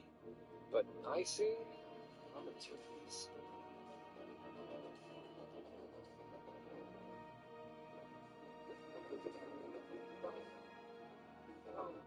The tools being cold hard cash as well as spells. You'll be taught a handful of spells, but will also be able to buy That's key just ones not from the reasonable. members of the guilds. I forgot to say, you can fast travel from the start of the game, so you can just fast travel to the university, then fast travel to the guilds. Just be sure to look at the bottom left of the screen for the spell purchase button when you do talk to the guild members. So once you have all the recommendations, head back to the university and you'll be accepted in. From there, you can work your way up the ranks. However, what is now available to you is the Praxo-Geographical Center and within the Altar of Spellmaking. Remember before I said you need spells to make spells? Well, notice the effects on the left of the screen. These are raw spell effects you can add to your spell, and this list will populate based on what spells you've already You need to make a learned. better So offer. if you have a spell that deals frost damage, you'll now have the frost damage effect that you can add to your spell. If you have a spell that lowers frost resistance, you'll have an effect that lowers frost resistance. Does that make sense? I hope so, because that's about as complicated as it gets. You only need to have learned the spell with the effect once, and using scrolls doesn't count. Having two spells that cast shock damage, for example, will give you the same base effect, and buying a more powerful version of the spell doesn't matter at all, so buy cheap spells early to give you the effects you need to make more powerful spells. I use shock damage as an example, so let's take a look at what happens when I select it. It gives you a bunch of options, first being its range. You're trying to which drive me impacts out what of kind of business. spell it is. Really? You're Next is fucking the magnitude, cheap which is ass the bitch. strength of the effect. If you're making a damaging effect, this will be its damage. If it's a buff, it's how big of a buff you'll get. Next is area, which tells the game how big you want the spell radius to be. So the bigger the area of shock damage, the more nuclear the explosion, hitting multiple targets, friend or foe. So only really good in caves where there are no allies. The duration is how long the spell lasts. For buffs or summons, this is essential for a longer duration. For damaging spells, this turns the magnitude of damage from a 1 hit to a damage per second, which is why it becomes That's so more than I'd expensive usually to pay. craft. More on that soon. Below that to the left is Okay, the so we projected got her- mana cost / her the rate. minimum level needed to cast it. To the right of that is the cost it's going to be to make that spell. You'll also need to name your spell before you craft it at the top. So now you'll see why doing a handful of quests that make you better as a mage are beneficial before you get your hands dirty here.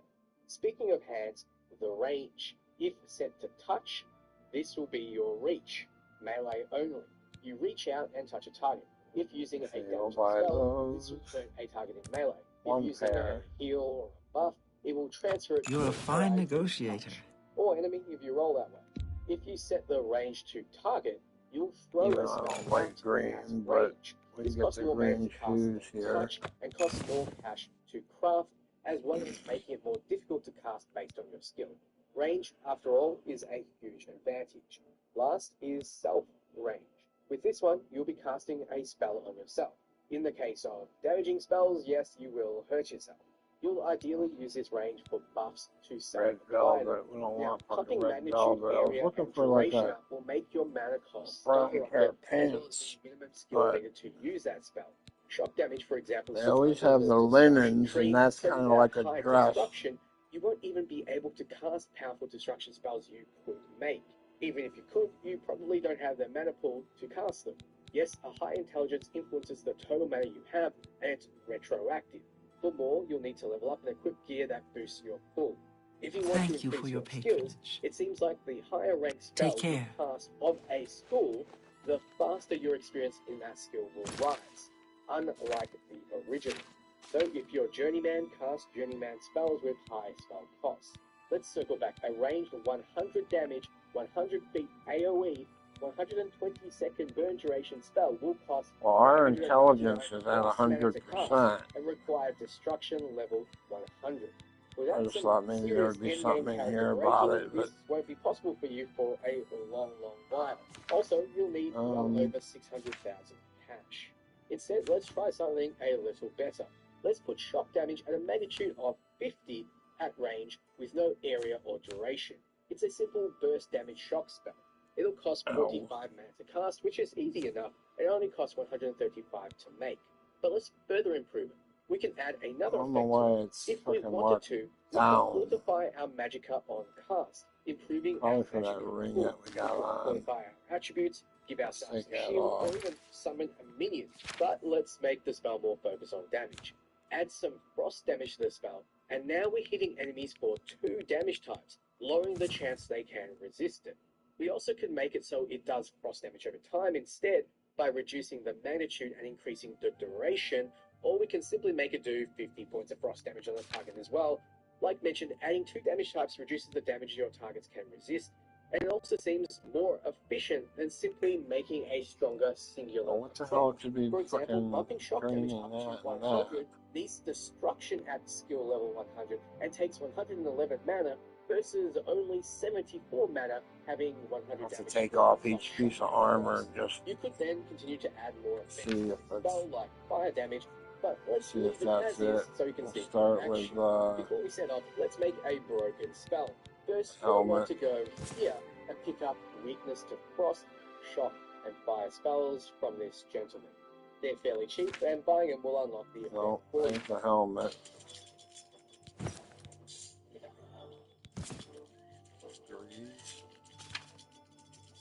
Well, not greaves.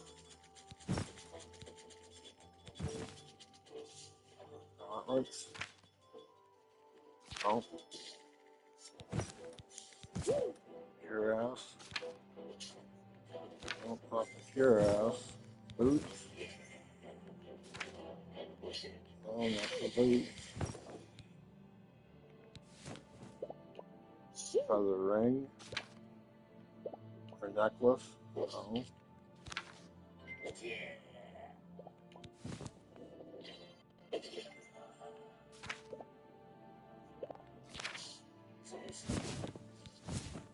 Okay, what the hell?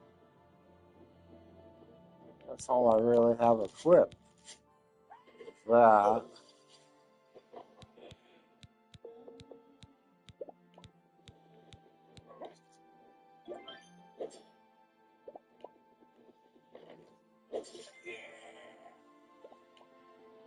The shield.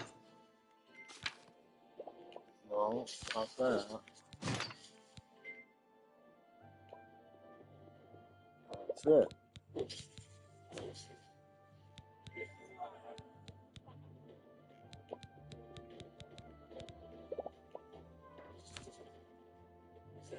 What is fucking going on here? What is my...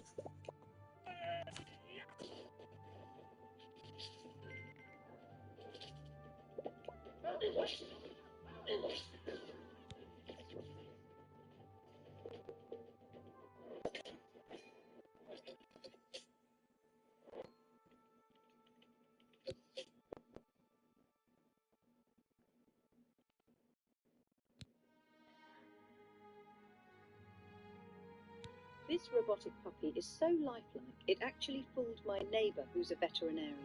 I've been a grandmother for 15 years, and this is the smartest purchase I've ever made. Last month, I got my granddaughter Emma this smart robotic puppy called Puppy. Still can't believe what this tiny guy can do. This isn't some stuffed animal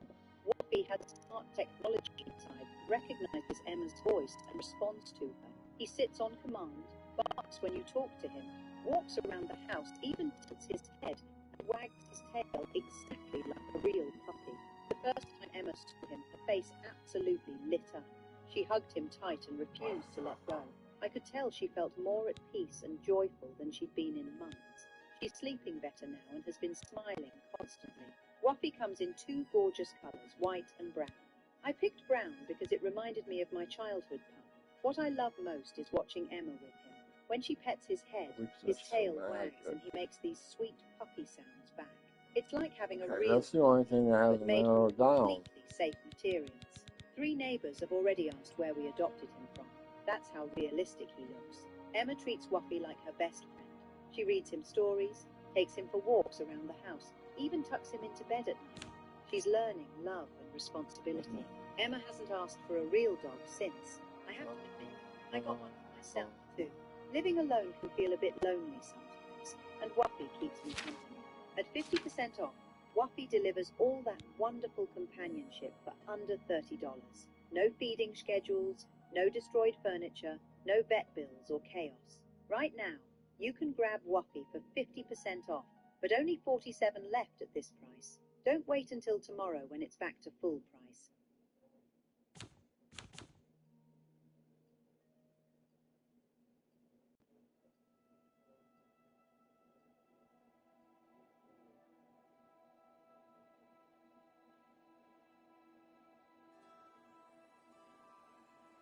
You want to then craft a spell that has a duration of either frost, shock, or fire weakness to your target, ideally 5 seconds. Use touch, as you'll be able to get more spells off at a higher magnitude this way. Then add damage to the respective element. I went with a spell that has weakness to frost on touch and frost damage on touch. Go as high as you're allowed to within your skill. Do damage with frost damage, though having it go longer than 1 second is good, as it reaps the benefit of the stacking frost weakness. Now when you use this spell, your target will get weaker to frost and take a massive burst of it. To actually break this spell, you can add a weakness to magic burst, then weakness to the element, then the element's damage. This double weakness stacks, so 100 points of frost damage will be 400 damage. I warn you though, this will make the game ridiculously easy, so maybe stick to what I've done instead. So let's take a look at that. Here I enter an Oblivion gate. As you would expect, things here are resistant to fire, but not so much frost and shock. My ranged frost shock spell does extreme damage, but doesn't always take out targets. The frost shock spell, on the other hand, pun intended, will one-hit KO anything but the stronger Daedra, which actually falls super quick to the stacking effect. That's weird. When I take that potion there, it damages my... Yeah, you're going to be tearing through these gates. Another spell you can try is Charming your target. Okay, Since Charming costs quite a bit the longer duration you have it set to, you'll notice the magnitude of the effects you can get from merchant spells are rather low. If you keep the duration to 1 second, you can increase the magnitude to maximum and still be able to cast the spell. If you cast it on an NPC, then immediately talk to them, they'll have the effect of willpower and intelligence, I mean. So men, all you really need is 2 1 points second for to charm 6 the pants off seconds. anyone. As you may already know, having a high influence over someone helps you get the information you need out of them. On both of them, quick tips now. Efficiency is better than power. It's often better to craft multiple efficient spell effects on one spell rather than one overpowered one, as it usually guzzles magicka up. It shouldn't still be, A little more magnitude can dramatically increase the cost, so balance is key. Some powerful effects require being a 6 seconds is over by now. Craft, aka 100 skill. You can layer different effects together in one spell.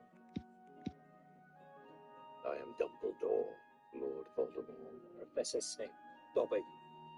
And this is Harry Potter, like you've never heard it before. Harry Potter. For example, I don't know why, makes your enemies helpless. Spell absorption, reflection, and resist magic. Enemies, especially late game mages and can absorb or reflect your spells. Consider redundancy spells that counter this or have backup weapon attacks. I mentioned Paralyze before, but you can craft a large AoE Paralyze spell to use as an oh shit button, and it only needs a short duration, simply knocking everyone to the ground, letting you run away or run past them. Making a spell with Drain Health and Absorb Health will be the ultimate sustained fight spell. You can also make an escape spell with Invisibility, Fortified Speed, and Chameleon. A funny combo is to drain enemies' strength, endurance, then health. Draining endurance tanks the enemy's total HP, taking their strength makes it so they can't deal damage or carry anything, then draining health will finish off the tiny HP pool. Spell cost reduction gear and a higher mana pool will be your best friend early. I wonder if Notice there's that the Fortify attribute buff can be changed to any attribute. Notable is Luck if you want a short but powerful buff to apply before you open chests. Only 1 second is needed. What was that? Intelligence is good if you want to increase your mana pool. Endurance if you want more health and regen. willpower. Strength if you want more carry weight and damage. Agility for range damage and daggers and short swords. Willpower for more mana regen. Personality to increase your bartering, since charm is better for conversations. And speed to move around faster in the world. All increase your attributes above the 100 cap. Now, I've hinted at it, but you might add a buff to personality on the charm spell we mentioned before to make the ultimate NPC influencing effect. You can also make the ultimate fight starting buff spell by having a summon minion spell attached to a large buff and a bound weapon and armor combo.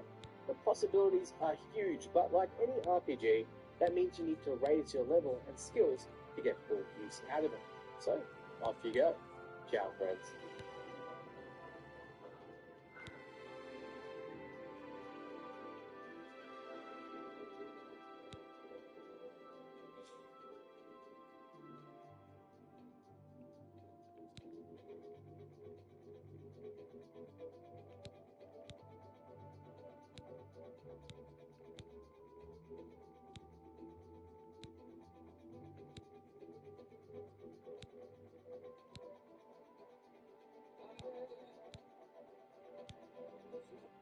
You could be vaping formaldehyde, which is used in taxidermy. Oh dear.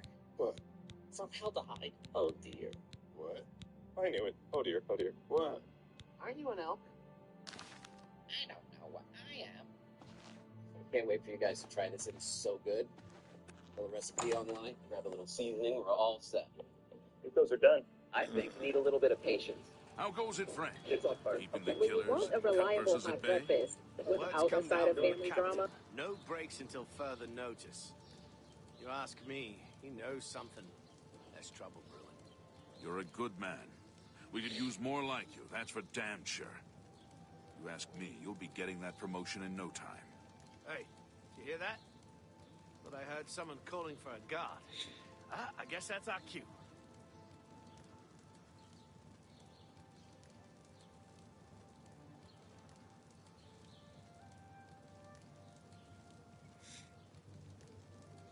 Can't remember the freaking one I was watching earlier today.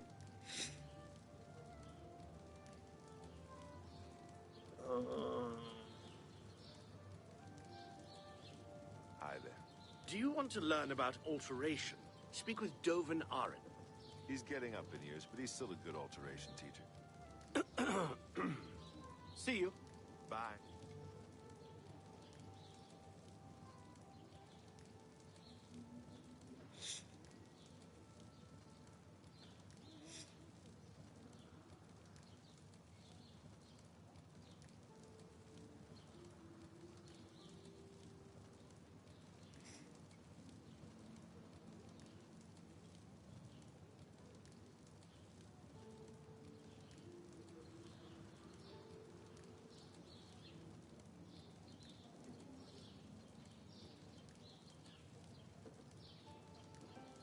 What do you say, pal?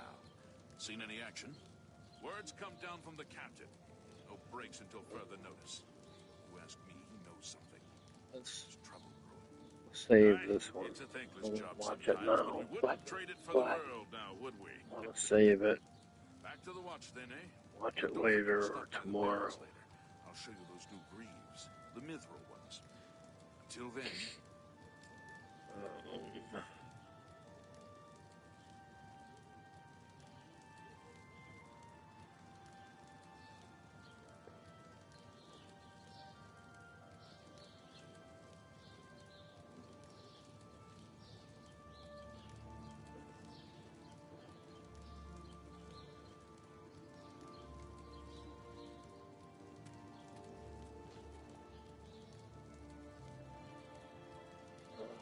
that if you need...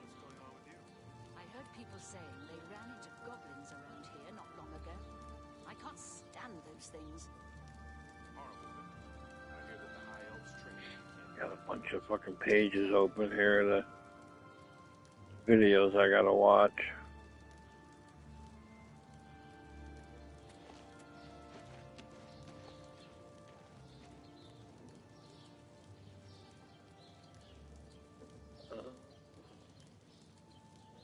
Not sure if that was the one or not.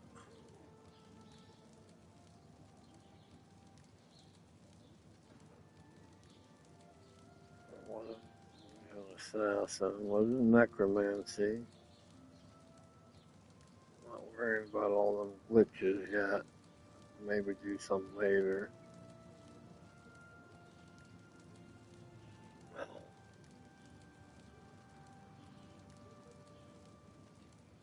That's not it. Because it was like almost an hour-long video.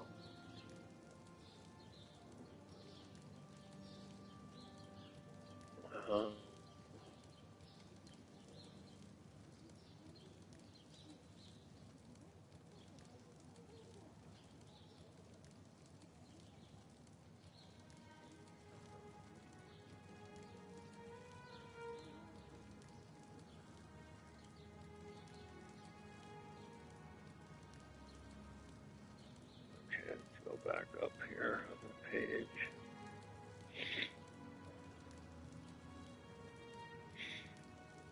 Channing.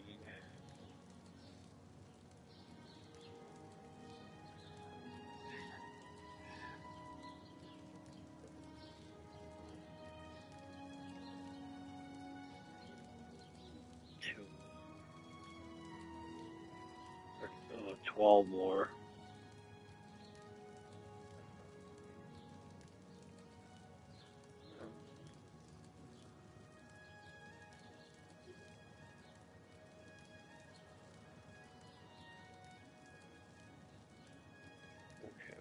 Did that one there.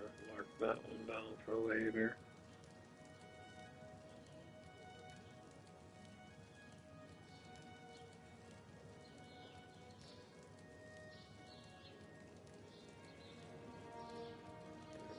What's this?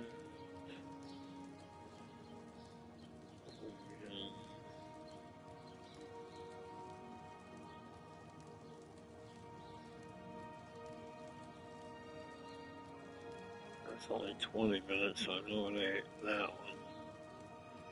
I'm pretty sure it wasn't that one. I don't remember that title.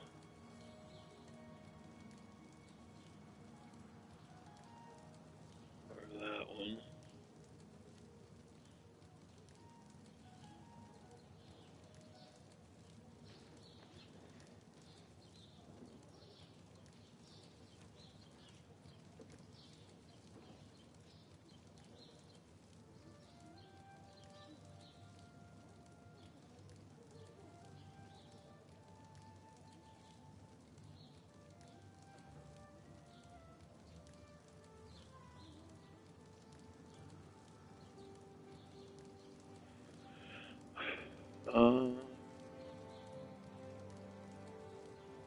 Let's see, let's change this.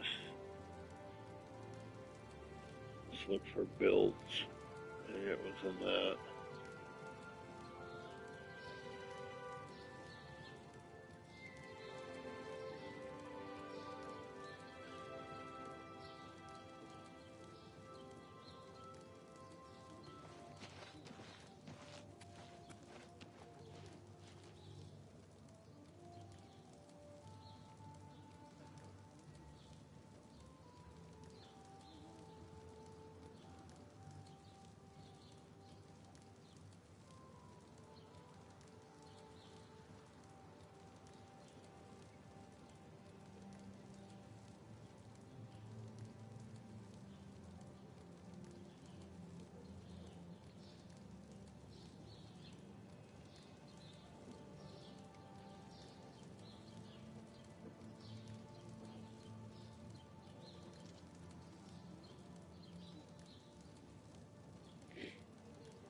See what this stealth archer does.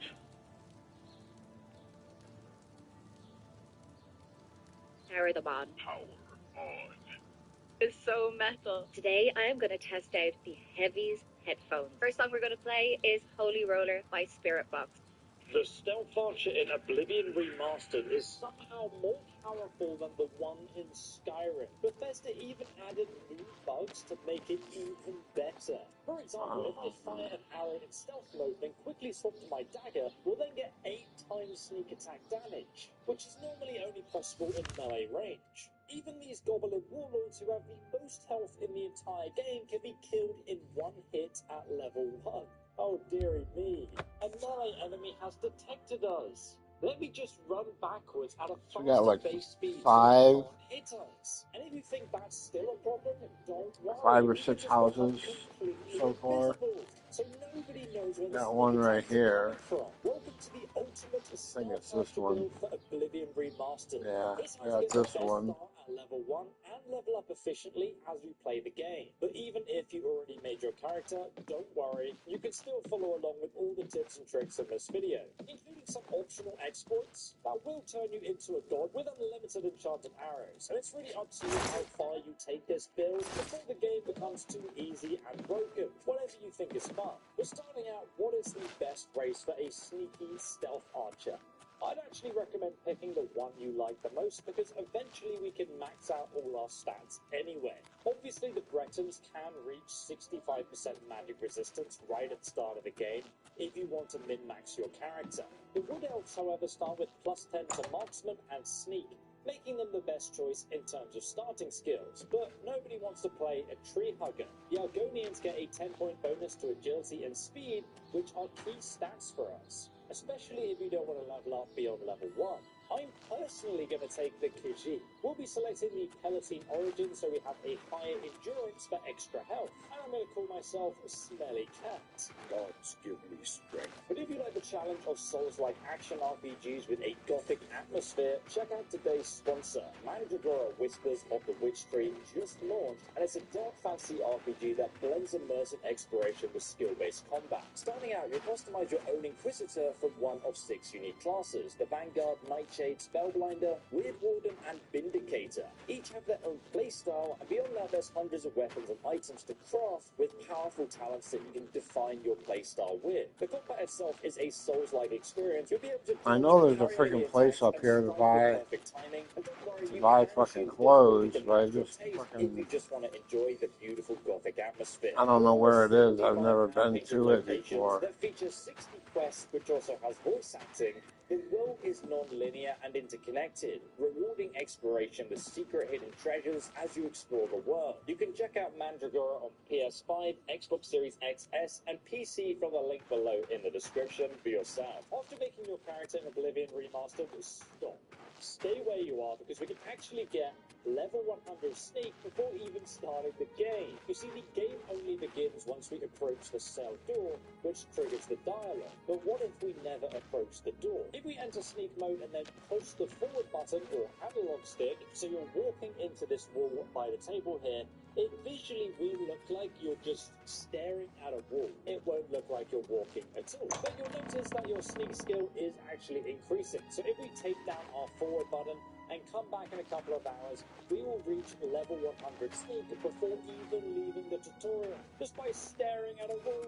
And don't worry, there's a much faster way of leveling up your sneak. That might be it right there, Nordwind. How to do that in the description, and also you can do it after the tutorial. But as we level up our sneak to level 100, we unlock new perks. At level 25, our sneak attacks with bows deal 3 times damage, and daggers will deal 8 times damage.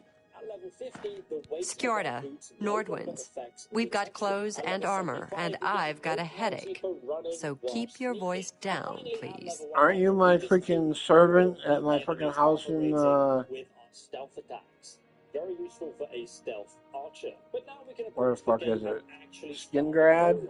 Now when you go through the opening tutorial, you can grab yourself a bow, and now all the arrows that you fire can actually be picked up and recovered from the enemies. They no longer have a chance to break on impact.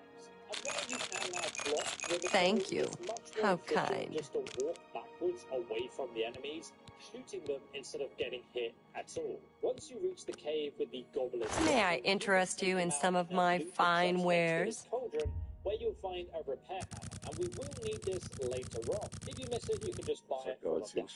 77. Exactly rare. We also want to be equipping all of the light armor that we come across. Let's start at That is 70. the armor type we're going to be focusing on during this playthrough. The next character decision we're going to need to make is our birth sign. Now, the best endgame birth sign is the Lord Stone.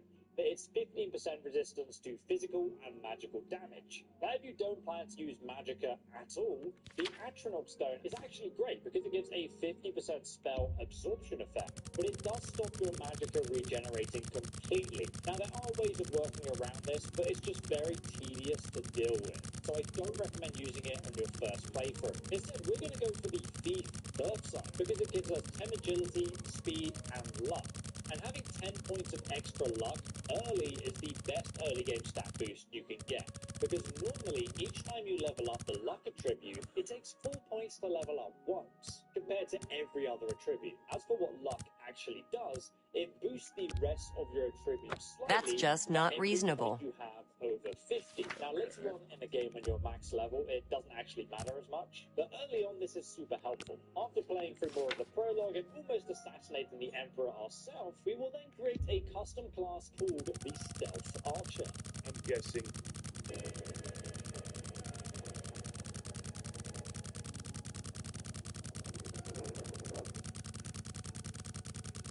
You're an experienced thief. Am I right? And we're going to be picking the stealth specialization for a boost to all of our stealth skills, including marksman. Our two special attributes will be agility, which boosts our stealth and bow damage, and luck for the same reasons He bought that. earlier. Next, we need to go over our major skills in order of importance. And remember, these are only starting points. Leveling up all your skills is not hard to do in Oblivion Remastered. Obviously, we're going to need Marksman for archery, Sneak for stealth, or if you've already leveled it up to level 100, you can pick something else. Depends if you want to play the game organically or grind out all your skills to max them out as soon as possible. Thirdly, we're going to pick light armor.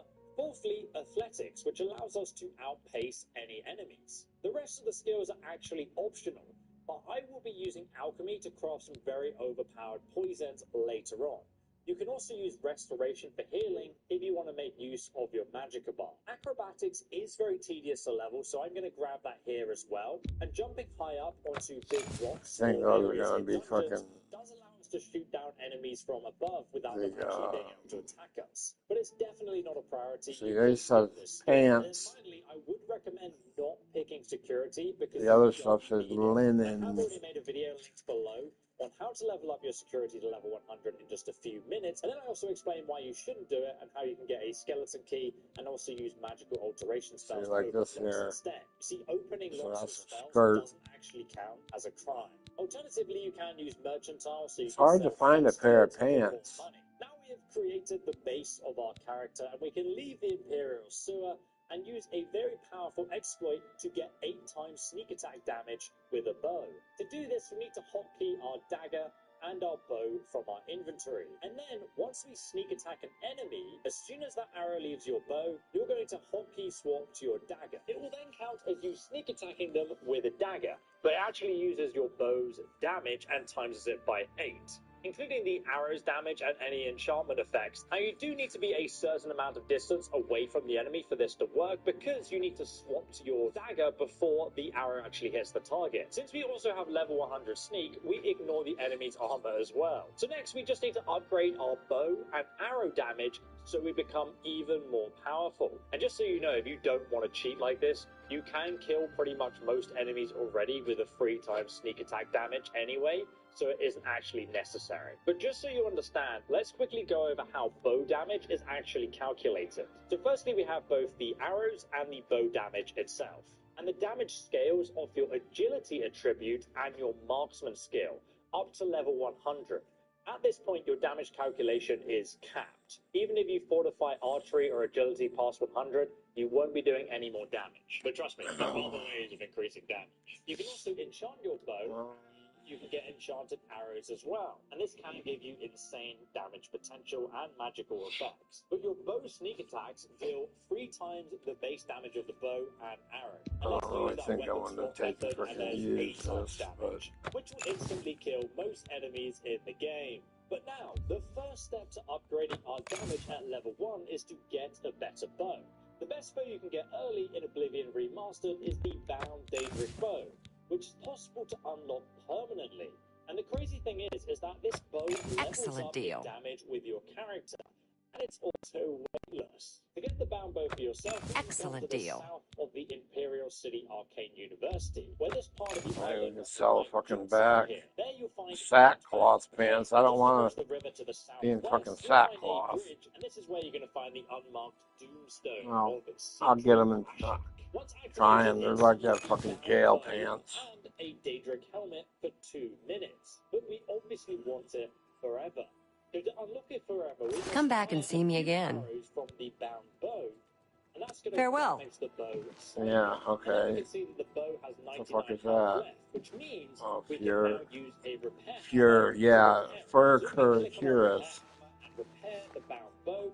We can now unlock the option to drop it on the floor, which normally. Okay, let's. But if you drop it on the floor and then wait an hour for the Doomstone effect to actually wear off, let's try something on here. The bow disappearing, but really it's still on the floor. And now if we pick it up off the ground, we can keep it forever. And currently at level 1 with our 65 agility and 35 marksmanship skill, the bow does 9 damage. But at level 100 marksmanship and agility, the bow will deal. So we definitely don't want that. Now, this isn't as much as a actual Daedric bow, but you would need to level up to level 20 in order to get that. We definitely don't want that. Day, you can reactivate the Doomstone and get multiple bound bows. That can all be enchanted with different effects. Naked. The best enchanted bow at level 1.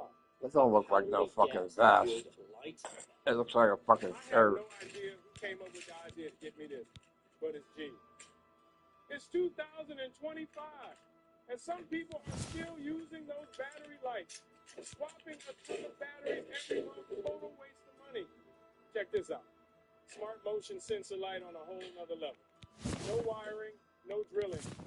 Stick it anywhere that's dark. It lights up as you walk up, automatically setting the mood. It turns off when you leave. No more fumbling in the dark for switches at night. 3 a.m. last night, we got a bad review.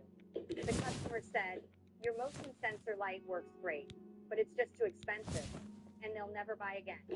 I reported it to my boss right away, and guess what he said? Fine, any order placed right now is 50% off, and we'll even ship it to your door. Not what I was looking for. So here it is, the 2025 upgraded There's more fucking dress. For kitchens, closets, storage spaces, all those spots where installing a light feels like a hassle. Soft, cozy glow that makes your whole space feel premium. Oh, wait a minute, we didn't try the green one yet. Rechargeable one charge lasts up to a year.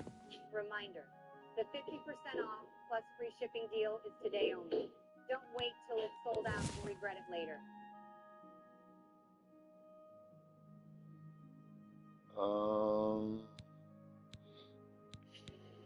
We have nothing to go with that though, no pants.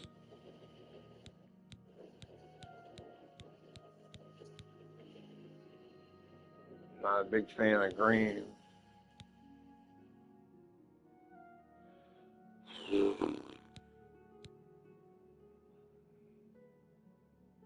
Well, the best light armor early for a sneaky assassin is the Shrouded Armor, which you can get at level 1. And since the enchantments on this particular armor set don't scale depending on the level you are when you pick it up, it doesn't matter if we get it early on. So to get the Shrouded Armor set, we need to join the Dark Brotherhood. And to do this, we must assassinate an innocent target. This can be done early on by going to the northwest of the map, where you'll find the town of Cheydinhall. And north of this city, if you climb up to the east from Lake Arius, you will find a campsite called the Walker Camp. It's just here on the map. That's darker than the pants, but... And if you're the first to attack them, it is going to count as you killing an innocent, but you don't get any bounty or anything for doing it. These guys also also aren't attached to any quest. So using our new bound bow with a sneak attack weapon swap, we can instantly kill these guys with no issue at all. In fact, we don't even need to use the exploit, you can just sneak attack them normally. Once they're dead, it will say that your killing has been observed by unknown forces.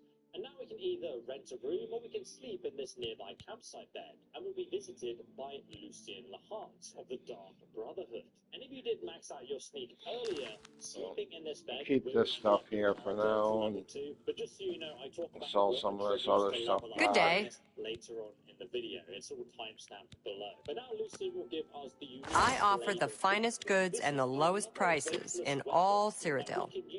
Yeah, okay. Which means we can get rid of that heavy iron dagger. And now we must complete the quest that he just gave Don't us. want that. In the dark. This requires us to visit the Inn of Ill Omen, south of the Imperial. A good price for a good customer. Marked on our map, in fact. Once we arrive, we can assassinate Rufio, who resides in the inn's Don't want that. You drive a hard bargain. Yeah, right. He'll die in one hit, no matter what you do. Don't want that. You can sleep in his bed alongside his limp corpse, and Lucien Don't will want once again that. appear to direct you to the Dark Brotherhood Sanctuary in Cheydinhall. Don't want that. A fine transaction. Once you enter the sanctuary itself, you will be given Okay, so now we still gotta look for fucking clothes. I wonder if I got anything at home. I appreciate your business. Which again, Bye. if you want to level up your light armor skill as fast as possible, there's a video guide on how to do that below. Very, very easy. In fact, you can do it while being AFK. Great thing about Oblivion is you don't need to play the game. It just plays itself and then you enjoy the fun rewards. But most importantly, the armor provides a bonus of 10 points to your sleep, illusion, acrobatics, blade, and marksman skills. Because at this point in the game, it's going to boost our damage. And the armor set just looks cool. If you also go into the Dark Brotherhood itself and speak with the Khajiit trader, you can get yourself the Eye of Sithis. This amulet casts detect life permanently for 30 feet around you, so you can see all the nearby enemies and plan your attacks easier. It also means you'll never be caught off guard, not in stealth mode. He also sells poisons that can be applied to your arrows for even more damage. I mean, this build won't need it, but if you do use poisons as well, and even custom potions, you can get ludicrous damage. But you'll need to subscribe for the future video on that. And a word of warning, the rest of the Dark Brotherhood quests have rewards that are leveled items. So if you do those quests at level 1, you'll get the weakest version of all the quest rewards. So instead, I recommend waiting until you're level 30, and then you'll get the most powerful versions of each quest reward. But if you do want an enchanted bow, here's one that you can get at level 1 that's actually the best bow in terms of damage in the entire game. This is how to get the best enchanted bow at level 1 in Oblivion Remastered. It's in the very northeast of the map and is part of an unmarked quest. Go north from Cheydinhall and northeast from the Walker camp that you found earlier. It will require you to climb up this steep mountain all the way to the top where you'll find Dive Rock, which is located just here on the map. And you can actually climb up this vertical mountain. There is like a steep, snowy, dirty path that you'll find, and you can just follow that all the way to the top. Once you arrive at the summit though, you'll find an abandoned campsite at the Dive Rock marker, with a journal describing a hideous creature known as the Underfront. Funny enough, the book actually references the player's character from Morrowind as well, which is pretty cool. And the horror of Dive Rock can be found just over the peak of the mountain, back down the way you came to the east. If you look over the cliff here, you can see a partially invisible snow troll in the distance. And as a stealth archer, you can aim high above the beast and bring it down without it even getting close enough to aggro and attack you. This makes the bow especially easy with archery. Even if you do go down closer to it, you can kind of just jump on the rocks and it can't even get to you. Obviously, once you do defeat it though, you can head down the cliff, and once you arrive, you'll find Agnar dead beside the beast. And unfortunately, his wife, or at least the bones of what was left of Svenja Snowson, inside it. This is also where we find Frostwork, the most powerful bow you can get at level 1. And since it's not a leveled weapon, there's no problem in getting it early. Now this unique elven bow does 9 damage, and it scales up to 21 damage off our agility and marksman skill. But what makes it so powerful is the Frost enchantment.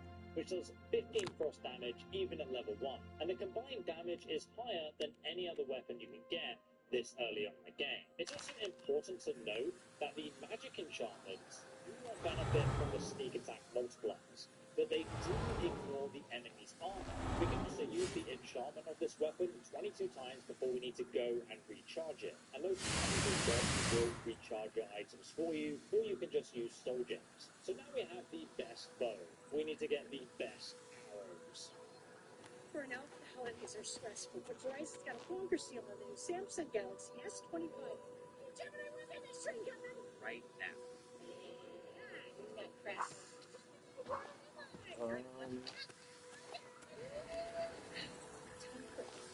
Gemini, bring me massage, please.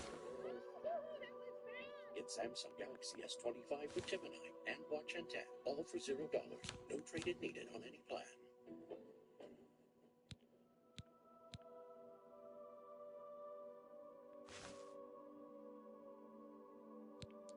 I'll have this Archmage set.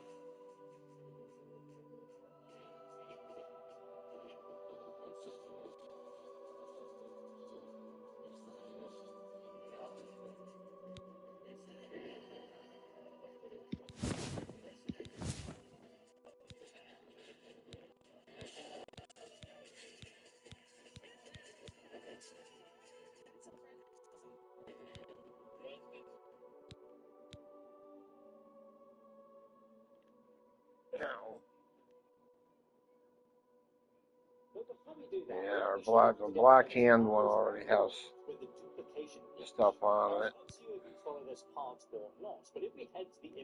There's some blacksmith pants. Might be able to use those. Empty everything out of it, and then you press the button at the bottom here to search. Boots of Spring Heel Jack. Those are sneakers. Item that you want to duplicate back into the barrel, and we're going to be using the potion of healing for this. And then we're going to go back to our inventory, and we're going to use this stack of 66 iron arrows. And if you don't have like a cheap stackable item, just go and buy some iron arrows from the store. But any stack of any item will work. And now we're going to press A and RB on Xbox at the same time. Or on PlayStation, it would be R1 and X. And now we're here, we can double tap X or A on Xbox. And now if we check our inventory, we have 66 potions of health. We can now do this same thing again, just put one health potion back in, then duplicate it again with the arrows, and we get another 66 health potions. So in total, we have 131 health potions of healing. And this works with any item or armor in the game, essentially also giving you unlimited gold, because you can just go ahead and sell everything. Now we've duplicated a bunch of health potions, and if we just go to the local general store, we can sell them. She has a limit of 600 gold, but we can just sell her 10 potions at a time, repeatedly. As long as it's under 600 gold, she won't run out of money. And we can make this money-making method even faster if we drop some arrows. Then we can use the duplication method on our unique frostworm bow. Now we have 30 of them. If we then head across the road to a fighting chance, we can see that this merchant has 1,200 gold. And so we can sell her 4 bows at a time for even faster gold. We can also keep a few copies of the unique bow for ourselves, and that's this red set. Also, selling multiple items that are expensive to the merchants will level up your mercantile skill very quickly. And again, you don't need to exploit this method if you don't want to. Next, we need to get the best arrows in the game, and to do this, we need to fast travel to Anvil, to the southwest corner of the map. Specifically, we're going to be starting from the Castle Anvil, where we will find a new player home, which was included in Oblivion Remastered. I mean, it was a DLC in the original game. We could put that ring on. It's called The Thieves' Den. Tech Life one. I think I'm probably going to take and use. Around the other side of the island, make a necklace and a ring. You will find Dunbarrow Cove, a smuggler's den for magic, to fortify our magic. Once you go inside, you're going to start a mini quest to clear out all the skeletons inside before you can turn it into your base of operations. And as far as Thief roleplay goes, this is the perfect home. So clear out all the skeletons and the captain's quarters, which will be very easy with your current setup. And once you're finished, you'll need to exit and then go to Anvil Lighthouse.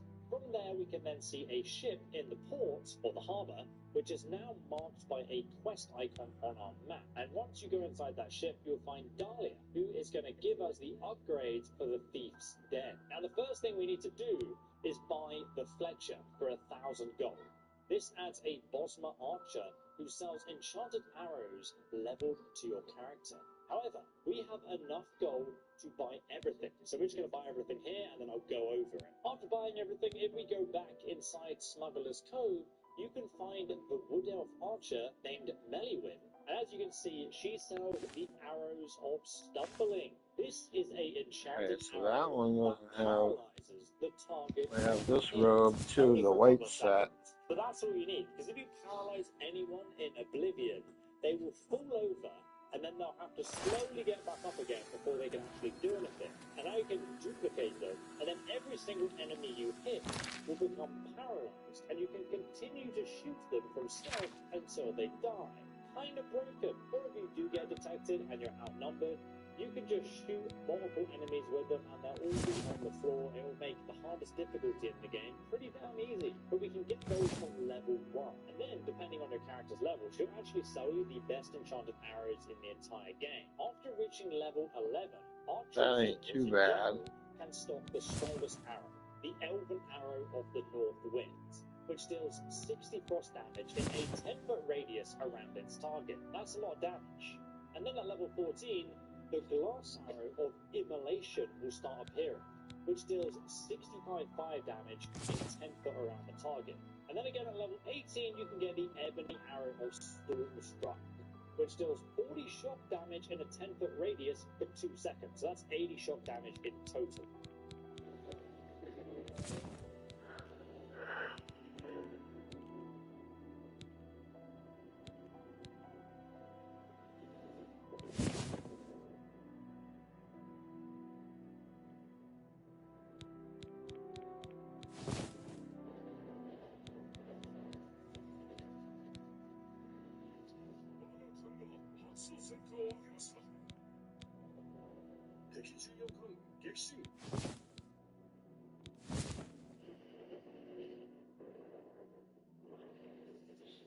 I don't particularly care for that.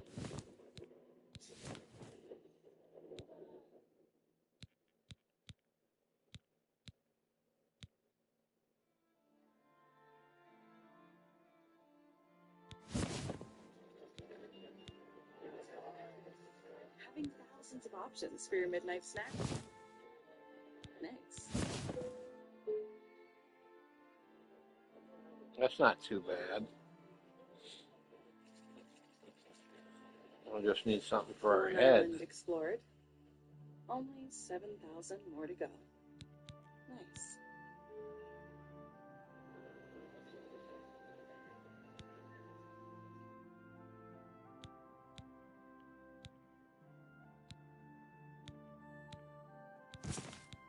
All of these arrows can be duplicated for infinite amounts of them. And considering we can also enchant our bow on top of this, the damage potential is insane. But before you level up, wait.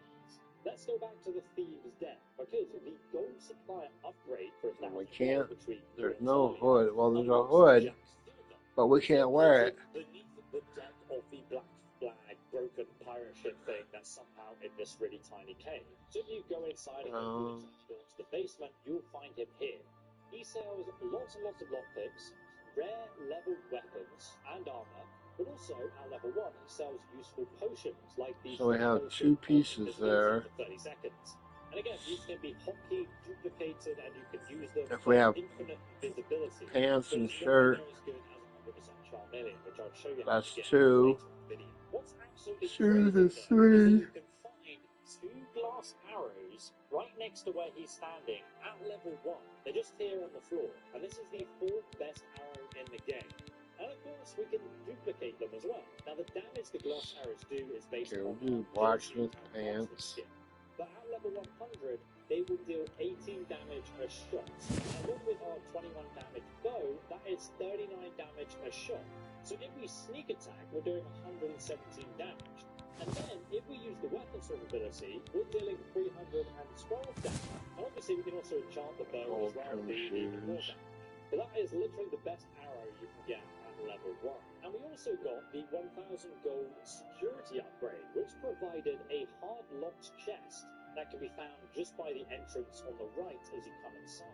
Now, this hard-locked chest can be unlocked multiple times to train your security skill. It always locks itself after you unlock it, so you can do it over and over to level up your security skill. But I do not recommend it. Like I said at the start of the video, I've got a guide below on why you should bother leveling up Wish your I could get like a skill. pair of gloves. A merchant though called Tam Blackwell, and he will sell you alteration spells that you can use to unlock a lock. When you use a spell to unlock a lock, it doesn't count as a crime. We also got the 1000 gold fence upgrade, which adds a red guard fence. He sells some useful enchanted items, but more importantly, he's going to fence all your stolen goods for you. He also owns Bacon the pig, who cannot be killed. So you can train your combat skills on this little piggy, but when it goes unconscious, it doesn't count as you hitting an enemy. So it's actually a much faster method to level up your skills, which I'll show you later. The Dark Elf, on the other hand, sells invisibility spells and a 75% chameleon spell. Pretty handy if you want to be almost invisible. However, I will show you a better method of doing this later in the video. If we upgrade our captain's quarters, we will get an upgraded bed, out of safe storage that you can freely store all your belongings in without them going missing. You'll also be able to collect your share of the loot from this chest at the bottom of your bed. And you'll find the smuggler's key here, which gives you a shortcut into Castle Anvil from the huge den. You can actually unlock a secret passage that either leads you into the kitchens or straight into the royal quarters, where you can loot everything and find a hidden balcony to fast travel from. Now, if you go back to the ship's deck, you will find 3 smugglers who will join your crew after you draw to the upgrades. Now, these crew members can be sent out to plunder everything. And after 1 in-game week, you'll get a notification saying they've returned, and you can loot your chest in your quarters for between 100 and 2,000 gold, depending on your character level. At level 20, you'll get the max 2,000 gold, and it basically scales up in between. But now we have the most powerful bow at level 1, the most powerful arrows, the best armor set. We now need to level up our marksmanship skill to increase our damage further. So the fastest way to level up is by hitting targets with arrow. And the best way to do this is to go south of the Imperial City to Stable, just here on the map. Once you arrive, you can actually swim to the east, across the Niven Bay, past Fort Grief, and down the Silverfish River, just here on the map, until you eventually reach the Shrine of Peria. It's located just here on the map, and the shrine has a bunch of dirty Daedra worshippers that are frozen in time as part of a quest. But you can come here and you can just train all of your combat skills on them. The only annoying thing is that they move when you hit them with your bow and arrow. So when you're leveling the marksmanship skill, you're going to want to pepper the arrows towards the statue of Peria. Once he hits the base of the statue, you can then fire him up against the wall to force him to stay there. At this point, you can just use an auto clicker and go AFK and level up your archery skill. You can also crouch to level up your sneak skill at the same time, but we've already got 100 sneaks, so we don't need to do that. Faster sneak leveling method in the description below. Unfortunately, it's going to take a while to level, even with marksman as a major skill. So you can also pay skill trainers to level up a bit quicker, but ultimately this is going to be the main strategy we use. Eventually you will reach level 100 archery skill. At that point, you would have unlocked the following perk. You no longer consume stamina while drawing a bow. You can zoom into your targets for easy sneak attacks by holding block.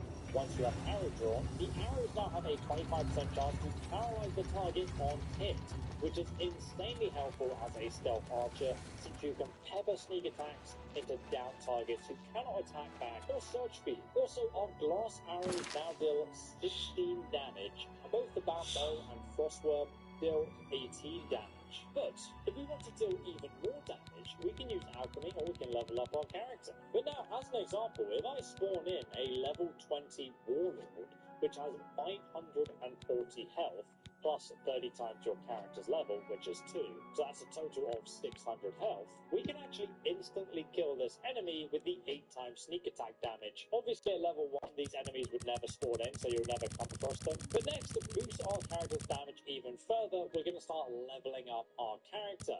The problem with leveling in Oblivion Remastered is that it also makes the enemies around you stronger.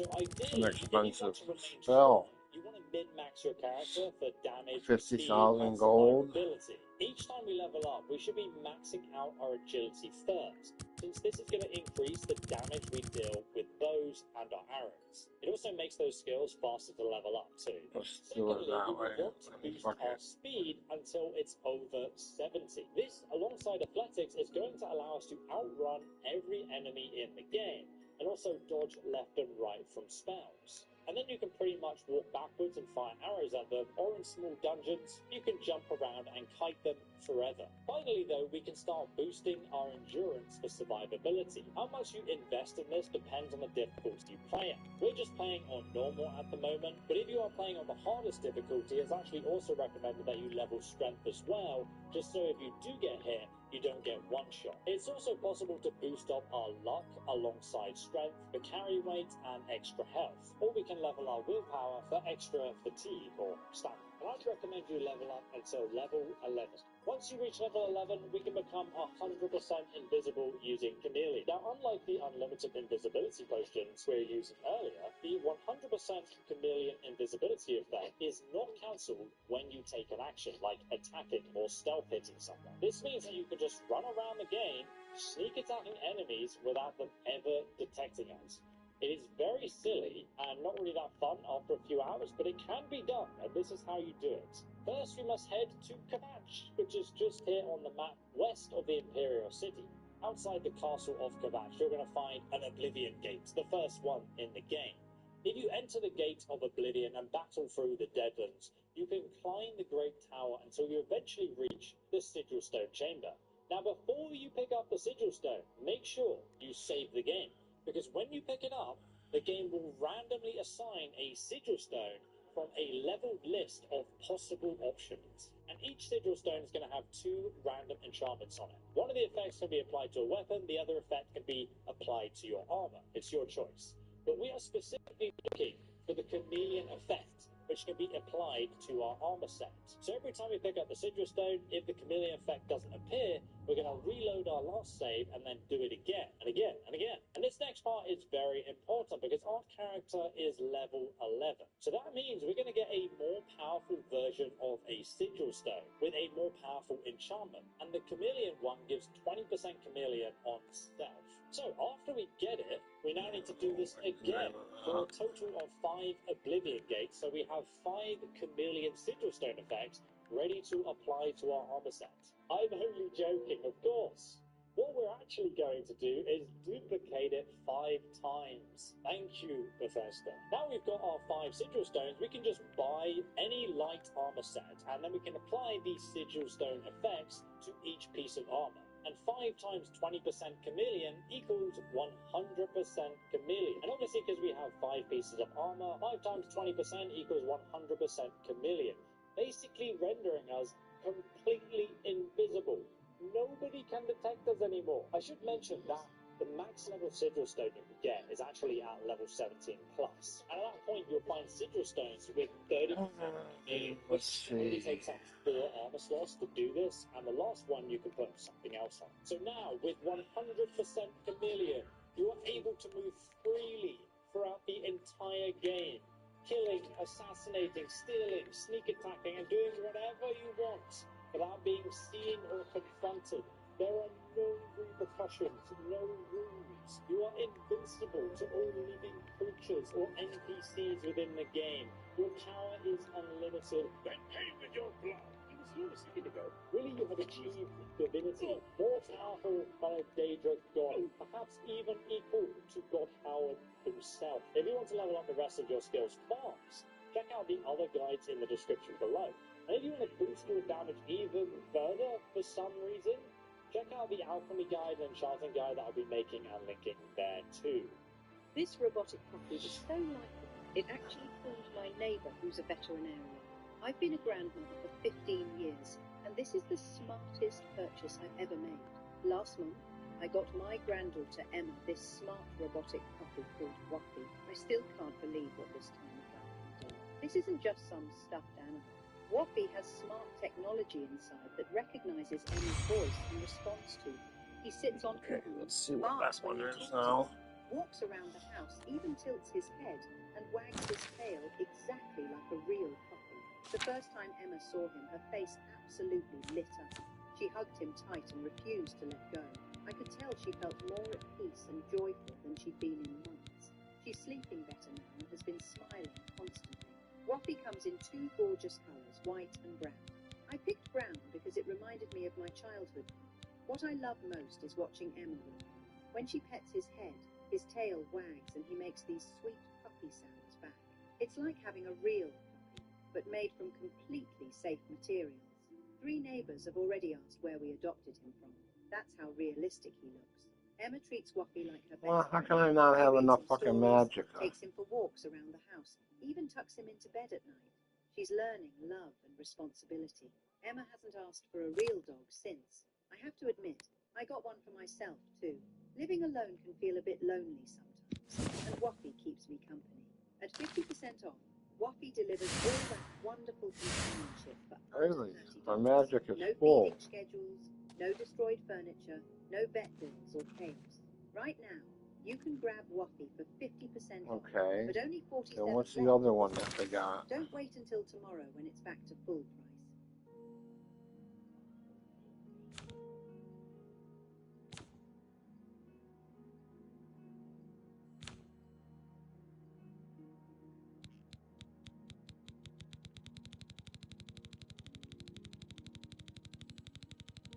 I mean, what can I say? I'm a bit of Casanova myself, and boy, did I have hair. Oh, that's touch. 10 seconds. We need it.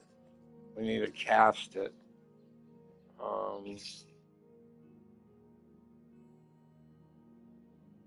This is the Daedric Prince of Destruction, who has 1,000 health. The most health in the game. And on Master Difficulty, we only deal one state Make of another one damage. This that we can effectively use like gives right us now. 1,000 health. But yet, with this weapon setup, we can destroy him with ease. Even the second most tanky enemy in the game, the Goblin Warlord, will go down in just a few hits. And if you do manage to reach the end of this video, you'll be hitting for over 12,000 damage a hit. Oh, that's With area. this set, and you We can don't do want that level area. up We without want any duration. cheats or glitches. It's obviously up to you how overpowered you make it, but this actually makes Master Difficulty playable. But today's sponsor, Opera GX, has a custom Oblivion remastered browser mod with animated backgrounds and optional sound effects. So typing can now sound like lockpicking. Opening and closing new tabs sounds like this. This is Opera GX, a moddable browser with tons of custom themes for Fallout, Elden Ring, all with their own custom effects. But this browser doesn't just look good. If you're watching a video like this, for example, you can just overlay it in the corner and then watch it as you browse with Opera GX. You can adjust the size and follow along with me side by side while you're working, and the inbuilt ad blocker will stop any annoying interruptions. When you need gaming performance, you can just crank down the RAM, CPU, and network usage of the browser, and you can toggle it on and off at the click of a button. And it can import all of your old browser settings, so you can make a seamless transition to using Opera GX. You can download it for yourself from the link in the description below. Now, to create the ultimate weapon, we must first obtain the ultimate Daedric artifact of unlimited power. To do this, we must complete a Daedric quest, but before we can start it, we first need to find some glow dust. Now, you can find some for yourself just here in the Imperial Market District. There's lots of shops here that sell glow dust, like the main ingredient, the Gilded Carafe, or the Emporium normally have at least one glow dust in stock or for sale which you can purchase. I, though, found one here in the main ingredient on the edge of the market district, and once you arrive you can just haggle with the price to get it as cheap as possible. Make sure you also pick up a cure disease potion while you're here too. Alternatively, you can find one for free just inside the Broomer's Mage's Guild. Inside the Broomer Mage's Guild. which is located in the north of the map. And once you arrive in the city of Bruma, you can find the Mages Guild building just over here. And then if you go inside and then head to the left and go downstairs, you'll find the Mages Guild living quarters, which will be locked if you haven't joined the Mages Guild, and you can do that for free just by talking to this NPC here, which then allows you to steal and take everything in the Mages Guild for free. I, however, just broke in, headed down the corridor, and in this last room on the left here, you'll find a collection of alchemy ingredients on the table. And it's Don't have enough for that either. Come on, then why are you letting us fucking make them? But obviously it won't count as stealing if you joined the Mages Guild. Now we have the offering, we can begin the Daedric quest. So to start this, we need to go to Shaden Hall in the northwest of the map, and then go directly north from Shaden Hall's main gate. You could be vaping formaldehyde, which is used in taxidermy. Here. What? This is unreal. I don't know why it's letting us fucking make it. Are you an elk? I don't know what I am. If it's What a year. Trips, gifts, gonna cost that much. but all those memories come with a cost, like high-interest credit card balances. Let's try Clients save an average of $500 a month by target. Let's try duration. With our fully digital application, it's simple to start the new year feeling ready for what matters most. Outsmart your credit card debt with Rocket 60.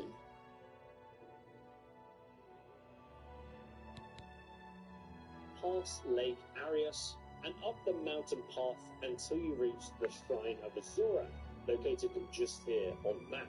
Now you will need to be level 2 to start this quest. So if you haven't leveled up yet, just sleep in a bed, and then you'll be able to talk to the Dark Elf just in front of the shrine here to start Azura's Daedric quest. Now before he'll tell you anything about the shrine itself, you'll need to get him to trust you. So you can either bribe him with some gold, or you can do the persuasion minigame. Basically, you just need to try and get the large segments to land on the things he likes the most, which is admire or boast, while getting the smaller red ones to land on the things he doesn't like. And after doing this a few times, he will like you enough that he will inform you that you need to make an offering of glow dust, which we already have, at either dawn or dusk to the Shrine of Azura. So we're going to wait until between 5 a.m. and 7 a.m. and then we'll be able to make our offering. Let's see if this one we can fucking use or not. Which is located southwest from her shrine, just here on the map. It is a very short walk away. When you get here, it's actually quite an amazing view from the main entrance. Just make sure you save before you go inside. When you actually enter the dungeon, though, you can jump over the trap, trigger the enemies, and then run back through it so the trap hits them. But all the enemies in this cave are vampires. Really? Not even for that? Eventually turn you into a vampire if they hit enough attacks on you. Which is why, after you've taken out the enemies here, you'll want to use the Cure Disease potion, which will cure the disease before it takes hold of you. Don't worry though, you won't get vampirism unless you wait a few days and go to sleep. Just make sure you don't forget to use the Cure Disease potion, otherwise you will become a vampire, and it's quite a long quest to get rid of it. But while you're in this dungeon, if you take a look at the local... Yeah, it is a long quest to get rid of that shit. And at that marker, there's a secret passage that gives you a shortcut past all of the traps in the dungeon, revealing this secret stone wall, and you can just pass through and kill the rest of the vampires. You'll also find lots of silver ore veins in this dungeon and high-level loot, depending on your character's level. This guy's level 2, so obviously the gold amounts are really small, but if you're level 30, you'll be finding hundreds of gold in this dungeon. In fact, there's another secret area just here on the map by my map marker. But to access it, you need to push down these wooden boards by activating 302. It should have been more because we fucking maxed that out at 100. It's level. But once we've taken out all of the vampires here, you'll be able to return to Azura's shrine for a reward. And if you actually read the notes on one of the vampires' body, it actually explains that these vampires I haven't figured out how to the legendary vampire Dratic, but unfortunately caught vampirism in the process and were turned into vampires to lock themselves in.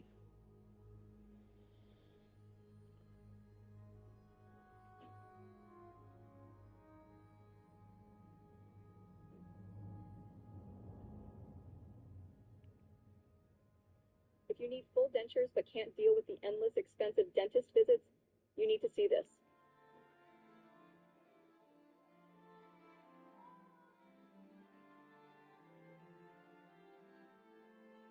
maybe this one was it. This one here might be the one I was looking at earlier. Hey guys, Churchy here. So in this guide, we are going to get ourselves Yeah, this is 100% the magic one. resistance. We're going to hit the 85 armor cap, and we're going to have a way to get infinite gold. We'll also, by the end of the video, have 100 alchemy, 100 conjuration, and 100 illusion skills. And all of this is going to be in about 2 to 3 hours on a new character on master difficulty. In this guide, I'll show you an alchemy farm that you can use to get as much gold as you'd like and to easily level your alchemy skill to 100 very quickly. I'll show you how to get Frostcrag Spire and unlock spellmaking and enchanting. I'll show you a fun trick to get practically free training for any skill all the way to 100. We'll set ourselves up to play on master difficulty with a focus on using illusion magic and some conjuration. We'll do some sigil stone farming to get some extra magicka and to hit the armor cap if you want to. While we're doing that, we'll also dip our toes into a couple of strategies that work nicely on master difficulty. And to finish up, I'll show you how to get a mundane ring, which has 50% magic resistance. Just by being a Breton and wearing the mundane ring, you can reach 100% magic resistance. So let's dive right into this. Alrighty guys, so here we are on master difficulty, and we have our save game, which is about 20 minutes in just from creating the character and then running through the intro. So we'll load that save now. So here we are, and we are a Breton with a Lord Birth sign, which is because Breton gives you 4 to 5, 50 points of magicka, and you also get 50 points of magic resistance, 50% magic resistance, and the Lord Birth sign gives another 15%, and then you also from the Lord Birth sign get 15% shield. As far as our class, we have alchemy, alteration, conjuration, destruction, illusion, mercantile, and restoration. Because yeah, Bretons are OP, but magic and spellmaking is even more OP. So that's all good, and we're going to just get cracking straight into this. We're going to finish and exit the sewers. So basically, during the tutorial, just make sure that you grab the novice mortar and pestle, and also make sure you keep your wrist irons and hold on to your wrist irons, because these are literally the only non-armor wrist item or hand item in the entire game, and we're going to need these later to enchant them. So make sure you've still got these and hold on to them. Alright, I'm actually going to bind one of my keys.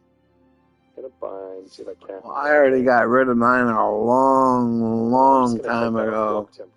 I set them down somewhere and fucking can't remember where the fuck I put them. Basically teleport over to Kavach, and then we're going to head up here to the Shetcombe farm. Just let this guy. Blah, blah, blah. Okay, and now we can start heading over there. Now, 2 important things to mention here is that while we are doing this farm, it's basically a big old alchemy farm that we'll be doing, and it's going to gain us a lot of levels, and you'll end up seeing on the right side the marker saying leveled up. Just make sure that you don't level up. Stay at level 1, because we're going to do our leveling up later, and it's important that you stay at level 1 so we can chain some training with the leveling. Now, the other thing to mention is that while we are doing this, if something attacks you, just summon your skeleton, and maybe, you know, hold on to the calming spell, the soothing touch. Just have those in mind, and your skeleton should be able to pretty much deal with stuff, even on master difficulty. As long as we're staying at level 1, we should be pretty much right. So we're just going to run over to Shetcombe farm.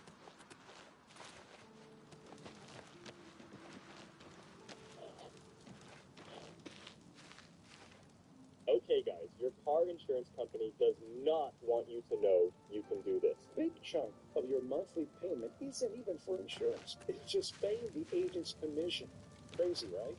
But there's a way out. Here's my old bill, $239 every month. My new one, $28 a month for the same full coverage. Literally life-changing. This is how I found the same exact car insurance for $100 cheaper. This website can find liability for as low as $29 a month and full coverage insurance for only $38 a month. Just go to this Hello again. You're more than welcome here. I have everything for the budding alchemist under one roof. And see how much you can save. Click the link, check it out, thank me later. Only quality goods for sale here. What can I interest you in? You got fucking linens. You don't got no fucking pants either. When you don't want to lose sleep over the holidays, it matters where you stay. Hilton, for the stay. Bye.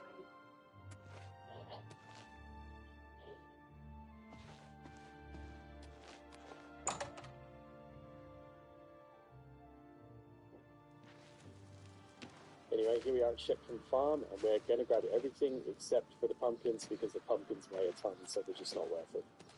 So let's do that now. Yes.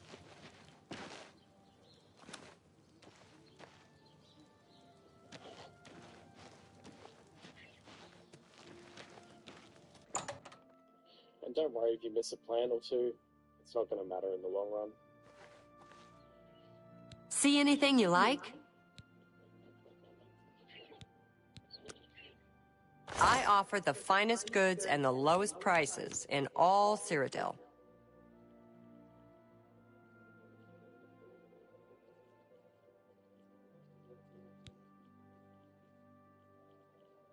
Too bad we can't see shit without buying it. Excellent deal. I just want to see if Thank that'll you. freaking. Come again. Okay, so It's been a pleasure doing business with you. Yep, good. Alright, our next stop is going to be Roman Priory, and we're going to head down the road just touch the Odal Farm, and then we're going to much the same gather See everything how there, that looks with the except green. for a couple of watermelons. And here we are, we've got some weird graphic stuff going on, of course, when I start to record. Alright, so Odal Farm, literally just down the road, and the marker's on the map, so you don't even need to set a mark to find it. So we'll just head on down. See anything you like? And here we are. Looks like performance is behaving a little bit better now. Well, have a Well, look if it around. doesn't say You pants, won't they're find not better going to be prices fucking in all pants. Tamriel.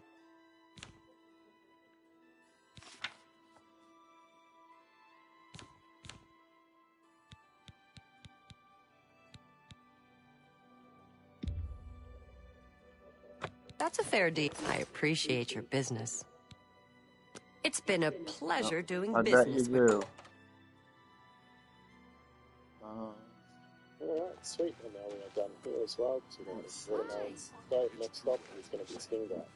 Is lost. The Now, a Daedra, little they difference swarmed here in. is going to be that we're actually The going to town grab all guard of never- these grapes. On the Skingrad alchemy farm, when we were just farming these in another video, we stopped at like 90, but this time we're going to just get them all. I used to think you were a hero.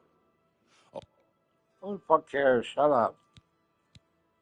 Don't be a fucking bitch. Can I interest you in some of my wares? No fucking gear at all. Goodbye.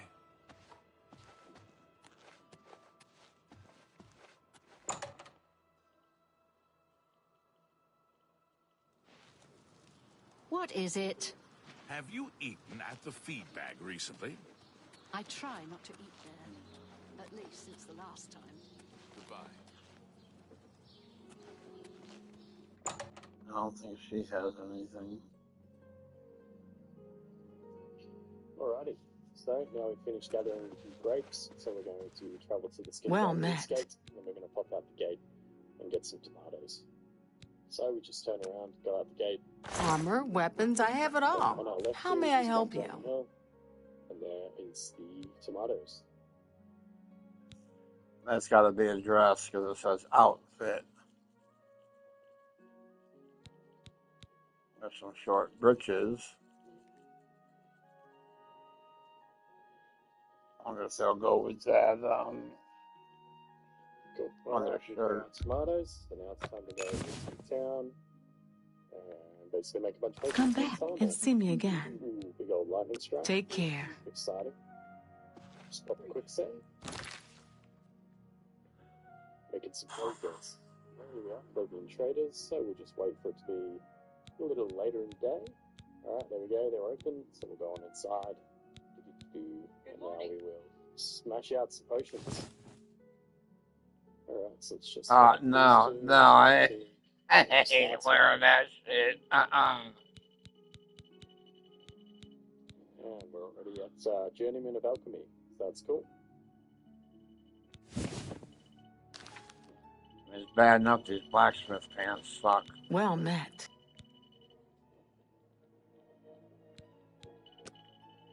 Perhaps you need new armor, a weapon. I have a large selection of both. No, I don't need any of that shit, girl. Kid is vaping the same toxic chemical that's used in taxidermy, formaldehyde. Thank you for your patronage. You too.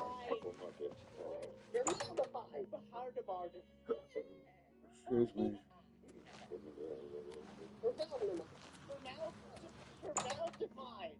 Maybe this guy has something. I used to think you were a hero. Who cares? Shut up. Only quality goods for sale here. What can I interest you in? No, you ain't got no fucking gear Good day. neither.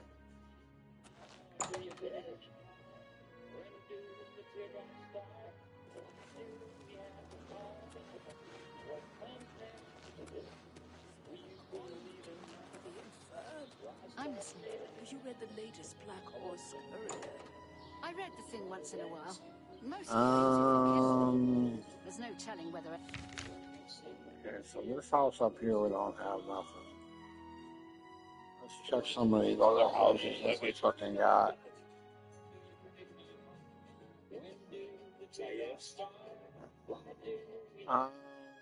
Can't believe I don't know if we have one there. I know we have one here, I think.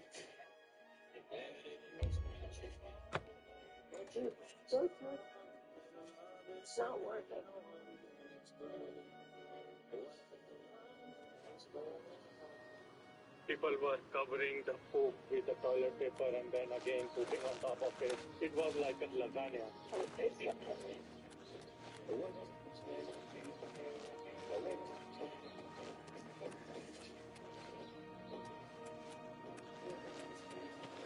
Ask, and I will listen.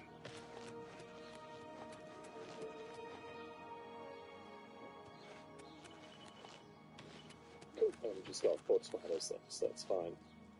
Alright, save, now we'll talk to this guy. We'll quickly try and make him like us as much as we can. Pity, It didn't really get us anywhere, but got that's nothing fine. to eat. We'll just haggle. We can fiddle with this later. It's just that's I'm listening. Yep, 60%, that's fine. I'll just sell these. I'm not fucking talking to you, bitch. We'll sell all these. Alright, so now we've sold all those potions and we've got about 5k gold. And that is basically the farming run. We just have to wait 3 days in an interior cell to reset it. And we're going to run it 2 more times. I think this is a house I killed all them people in. Whole route again, and then make a bunch of potions, and we're going to level our alchemy, and it's going to get all the way to level 100, and we'll also get a bunch of mercantile skill, and the guy we're selling to will like us more and more. Yeah, this was supposed to be my house. They said, oh, you and I have the same mother, blah, blah, blah, blah, blah, blah, and all that shit. Start mucking around, making stuff, and it's time to move on to step 2, because basically we have reached 100 alchemy, we've got, 59 mercantile, we have 33k gold, and we're in a really nice spot. So we're basically going to set up a few things now. So we're going to start by heading over to the Mages Guild, just here in Stingrad, literally across the road. Going here, and we're going to buy a Drain Illusion spell from Solanus Fascinus, but we will have to quickly join the Mages Guild first. Oh, perfect. This is who we're looking for. Garment. That's what all fucking dresses. Come on down. There he is. Okay. So, basically, we want to buy Drain Skill. Just either of these Drain Skills.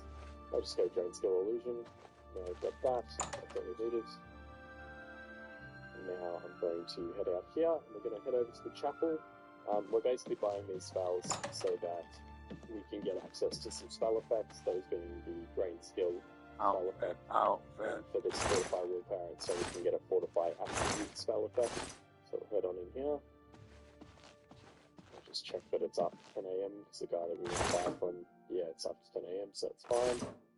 So he'll offer his services. That's this fella. Coming down.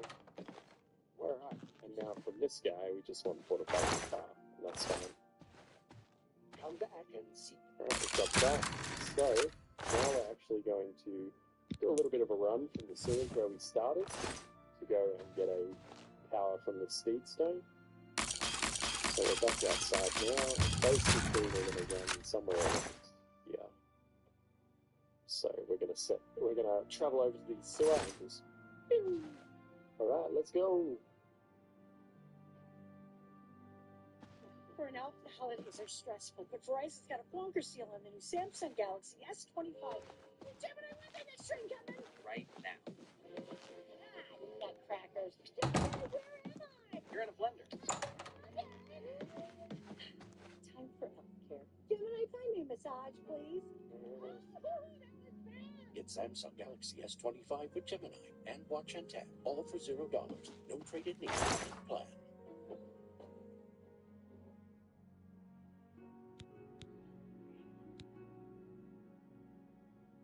Garment, outfit.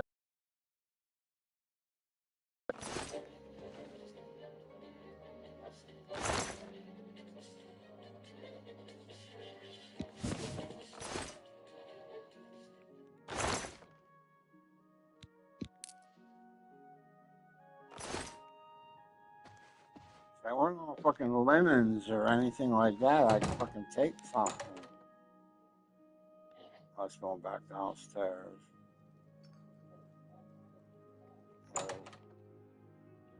There's only 3 rooms here, right? Yeah, besides this.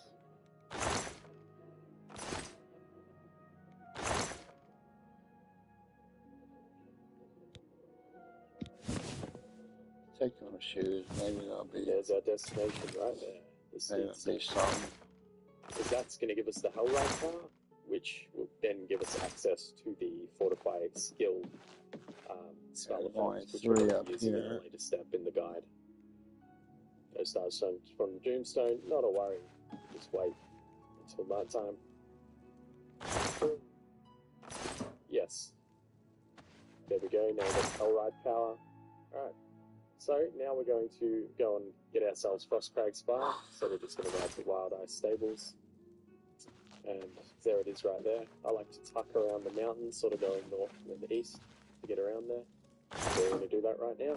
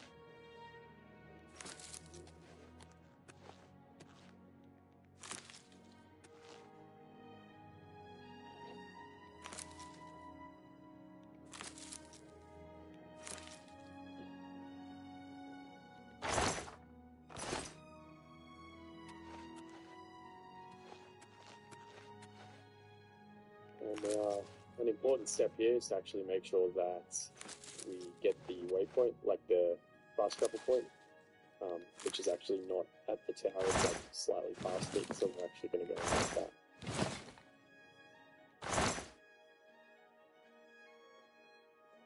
And there we go. Let's take those breaches, we can look at them, pull them back if we don't like them. We'll get a little quest pop up.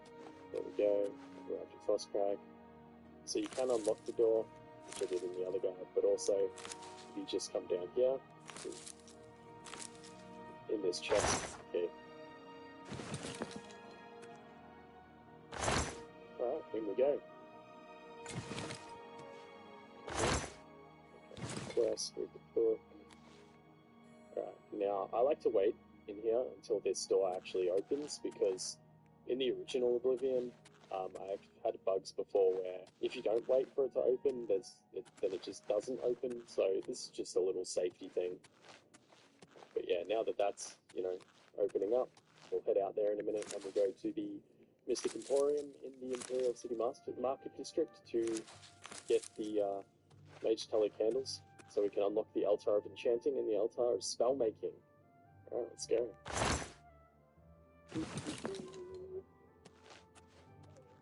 Let's go. And now we talk to Orlin. What can I do? And, you know, you can just make it laugh. Might be worth it. Cool. And then we just get barter, haggle. I'll try like 80%. That'll do. Sort by cost, get the Mage Teller candles at the top, and we'll buy them both. As you do. Alright. Now, we're going to just head back to Crosscrag Spire. We're going to unlock the... Here we go, this is our house. We're going to make a couple of quick... I think there was some clothes in here, but I don't remember what kind. Alright, we'll unlock Enchanting, and we'll unlock Spellmaking. I'll pop another save here too. And now we're going to basically make a drain skill, and this first one is going to be Illusion. And it's going to be target range on self, and then magnitude 100, duration 1. And I'll just call it high gain. Good day, milady. And we'll create that. And then... How can I be of service? Which is going to be Alteration. Same thing again. Laundry? Magnitude 100, duration 1. There's no thing here for fucking laundry, does it? I am Dumbledore, Lord Voldemort, Professor... Certainly. Here you are. Shepherd's pie. My own recipe. Harry Potter, the full cast audio editions. Listen on Audible. Gaston Cirilli and his brother David own one of the finest vineyards in all of Cyrodiil. Be well, milady. Having thousands of options for your midnight snack? Nice.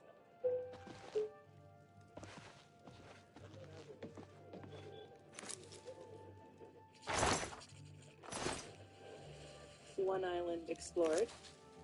Only 7,000 more to go. Nice.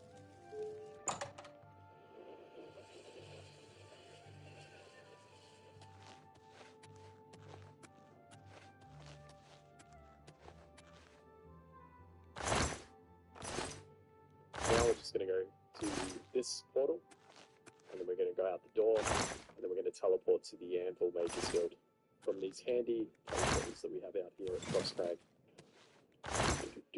So we're going to go ahead and go to Anvil, because that's our next destination.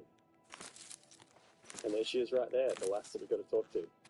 So now we're moving on to step 3, and this is where we're basically going to use some cheeky shenanigans with the magic, with the training skills to basically drain our skill to 0, because the way the training costs in this game work is that it's basically whatever the skill rank is times 10 determines the gold cost, and if our skill is 0, then there's 0 gold cost.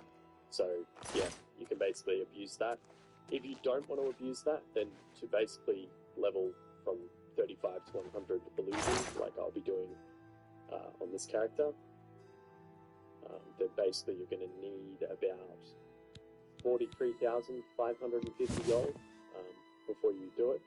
But the thing is, with the gold farm, like the alchemy gold farm that we've just done, it's not very hard to get that much at all. So if you want to do that, Linens, so that's a skirt. we're going to do it the fun, silly, magical way.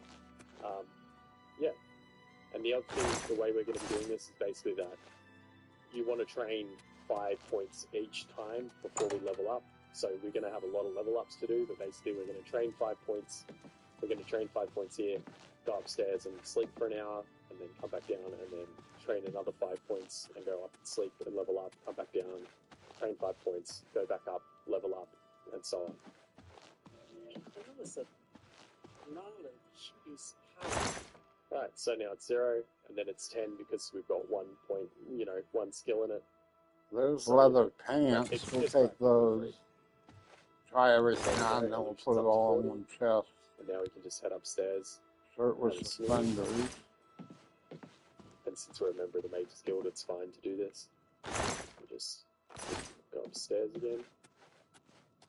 I'm out up here in our room. Come over here, sleep for an hour. Yeah, and we start leveling up. Now, I'm going to be prioritizing intelligence and endurance, and then I'll be doing like willpower, agility, and speed, basically. And then we just go back downstairs, train another 5 points of illusion, and come back up and snooze. Hey, good to see you. There's much like you see me.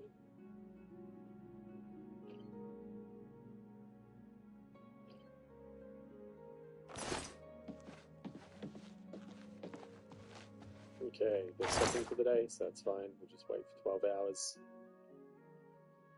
And then they should be up and about again. So now something interesting is going to happen, because we're going to get 70. And usually when you get skill to 70, we're at 70, usually then the master training stuff happens. And you have to ask for like further training. Like as you can see there, you ask about training and they give you a quest to go and find a master trainer. But because we'll be setting our skill to 0, Carrie Hill can just keep training us. Because in her mind, she can just keep teaching us new things because we've got 0 skill. So that's a fun quirk of this too.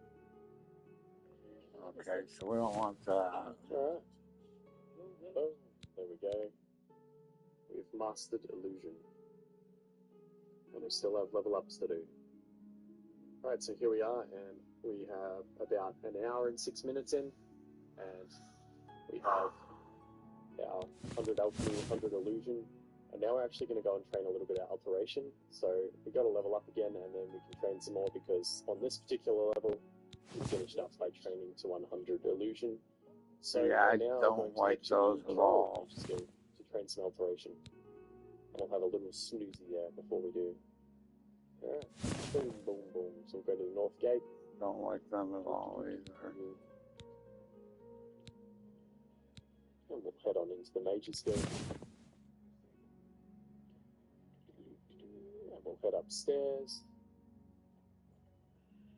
Although this one might be a little bit of a situation because the beds might be full. Go up again. Don't like them. It's night time, but that's alright because we can just wait till morning and then have a little schmoozy. Let's see, is there a bed available? Well, that's not too bad there. Yeah, see, here we go. Alright, so this one we can sleep in. So we'll just sleep for an hour and level up.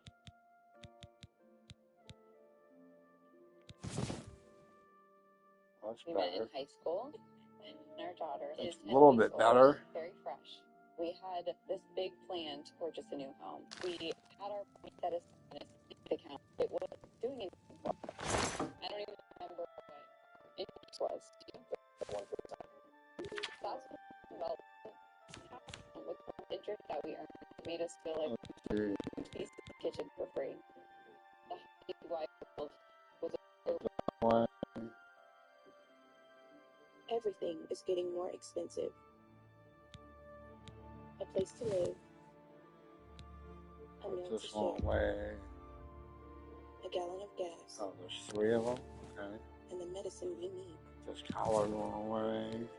But for families of St. Jude patients, the bill has stayed the same. Come away.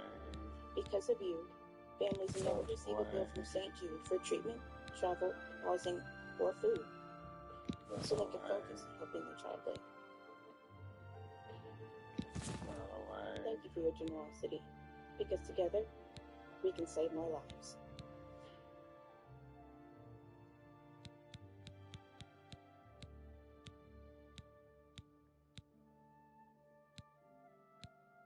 Okay, so we go down the stairs, and we equip our A drain, our alteration drain. And then we're going to be talking to this fella after that. And we're going to do the same trick as last time. Alteration, ask for training, and it's cheap as chips. It's a little bit better. Now we just need something for our hands. Let's go back upstairs and snooze.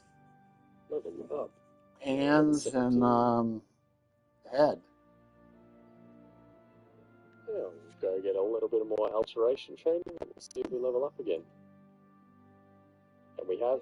Perfect. Because now we can go and sleep one more time and level up. And then we can get 5 more points of training and alteration. How about mixing up some potions? What can I do for you? Good, if you want to get better. Sweet. And we have 60 alteration. Okay, so here we are, and we're about an hour and 13 minutes into this. And now we're going to kind of start transitioning into preparing for master difficulty. And to start with, we mentioned that in the remaster, spell skills seem to level faster based on how much Magicka you actually spend on casting the spell rather than how many times you cast the spell. But yeah, we're going to start by leveling Conjuration to 50.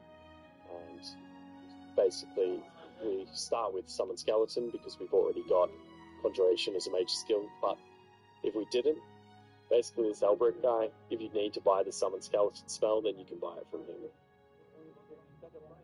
But we've already got it, so. But anyway, basically we're here because while we're doing this, if we happen to level up again, which we probably won't, but then we're, you know, right near Athragar, so we can get some more alteration training if we need to. And then once you've used all your Magicka, just rest for an hour.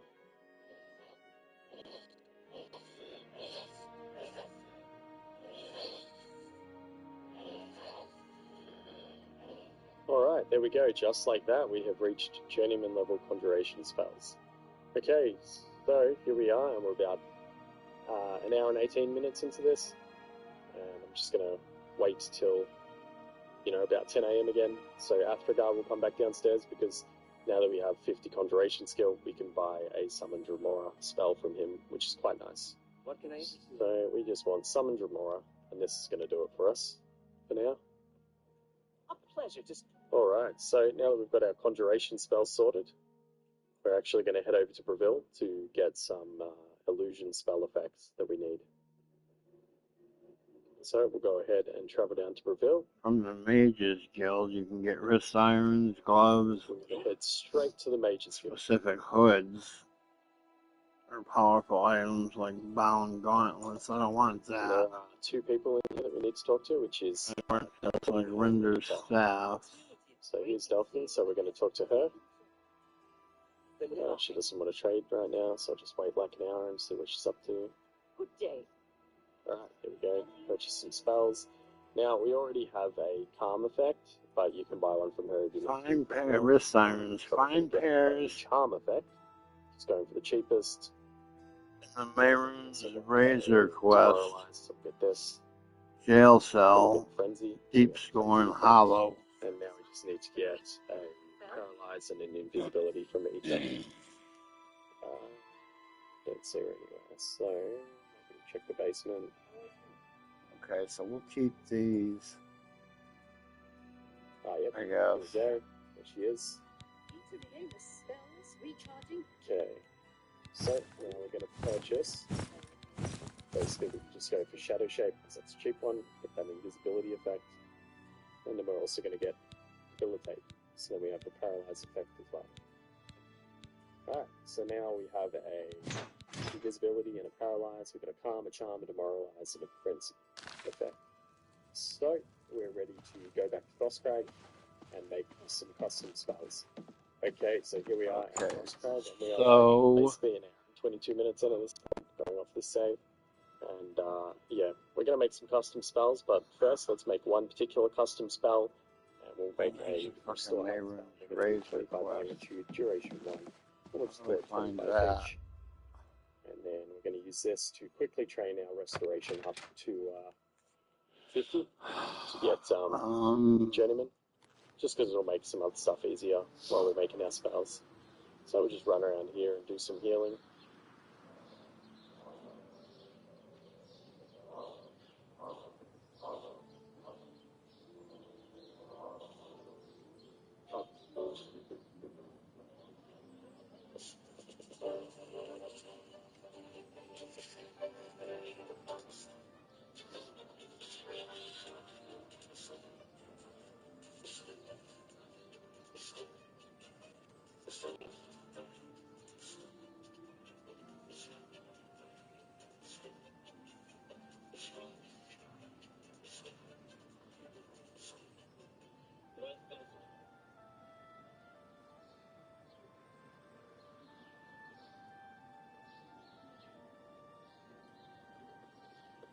I'm Nora, and I ditched the 9 to 5 with Bluehost AI.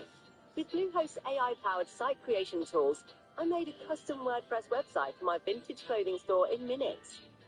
Go to bluehost.com to get started.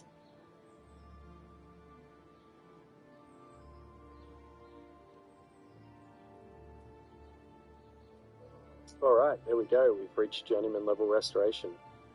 Okay, so a couple of things I think are worth quickly mentioning is, firstly, spell effectiveness. Now, spell effectiveness is very important on Master difficulty, especially as you reach higher levels. You need 100% because you'll be using a lot of illusion spells, and they're going to need 100% spell effectiveness to work properly. Basically, spell effectiveness, if you're wearing any armor, then it's going to lower your spell effectiveness, so you have to wear just clothing items, because if I put these boots on and I go back to my magic, you can see my spell effectiveness is 93%. Now, if you reach journeyman rank in light armor or heavy armor, the spell effectiveness will go to 95%, but it always caps at 95%, and you can't get 100% spell effectiveness while you're wearing armor. So, take those off again, and we're back at 100%. Okay, so the other part of this is basically that on the illusion spells, you're going to want 100 magnitude. This is on all the spells that you'll be targeting things with, or casting on NPCs, basically. That's because basically for every 4 points of magnitude, it's one NPC level, so 100 is 25. But the thing of the spells like this is that if you have 100% spell effectiveness and you've got 100 magnitude, and that's saying level 25, then it's actually in reality going to keep working on NPCs. I used to think you were a hero. Levels, like Who the fuck cares? Shut up. be there. But you need to Have a look around. You won't find better prices in all Tamriel. Switch on master difficulty, you probably will be. So that's just something to make sure you keep in mind when you're making spells. Alright, so now we have our restoration at journeyman level, and from our save file, we're about an hour and 26 minutes in. And You got no pants. So the first one we're going to make is going to be a paralyzed spell, and we're going to go target, we'll go area 10 and duration 1. Bye. Q. The thing with this is it's basically going to paralyze them, and then they're going to fall over and have to get up, so it's going to be longer than 1 second anyway, basically. So it's quite nice to have. And I've just gone 10 feet. It's fun because then you can sometimes paralyze more than one target. So we'll create that one.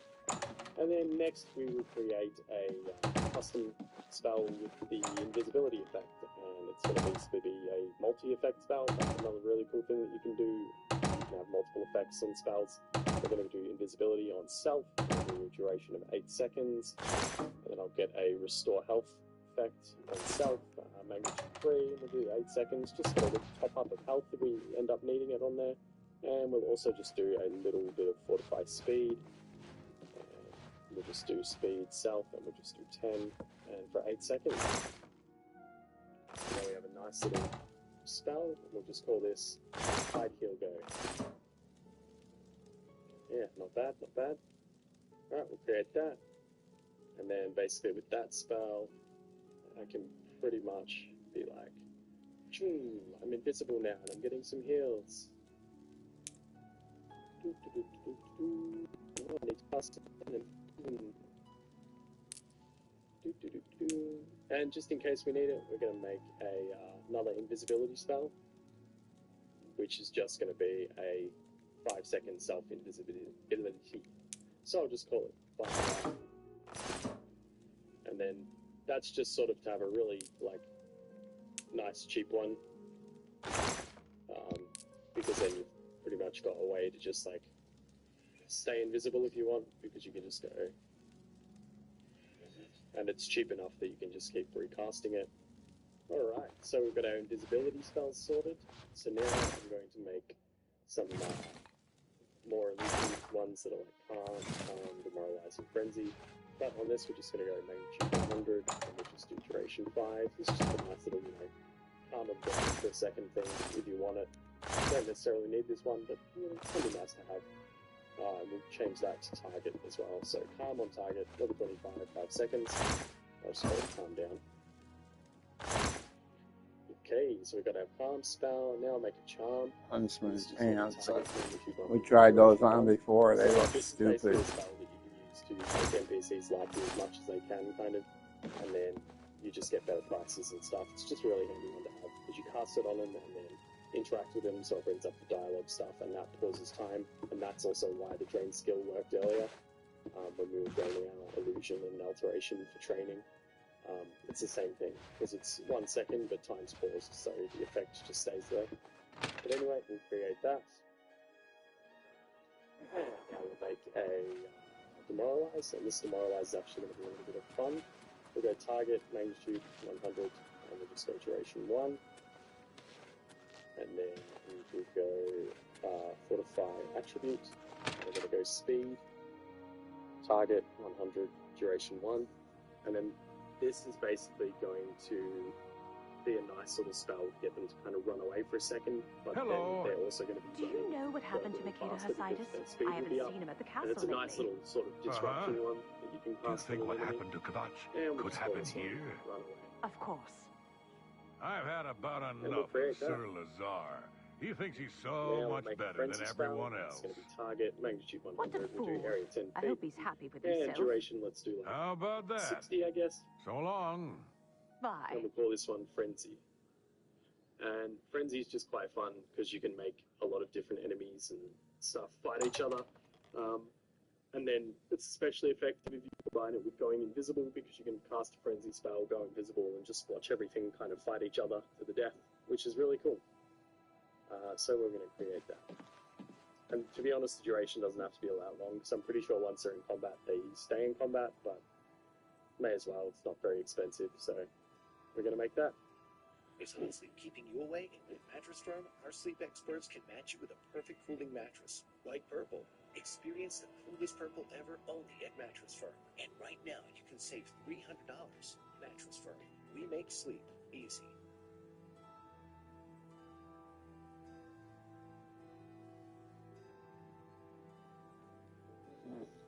State Farm agents are small business owners too. They can help you choose small business insurance options to fit your needs, so you can focus on growing your business. Contact State Farm agent Ben Good today.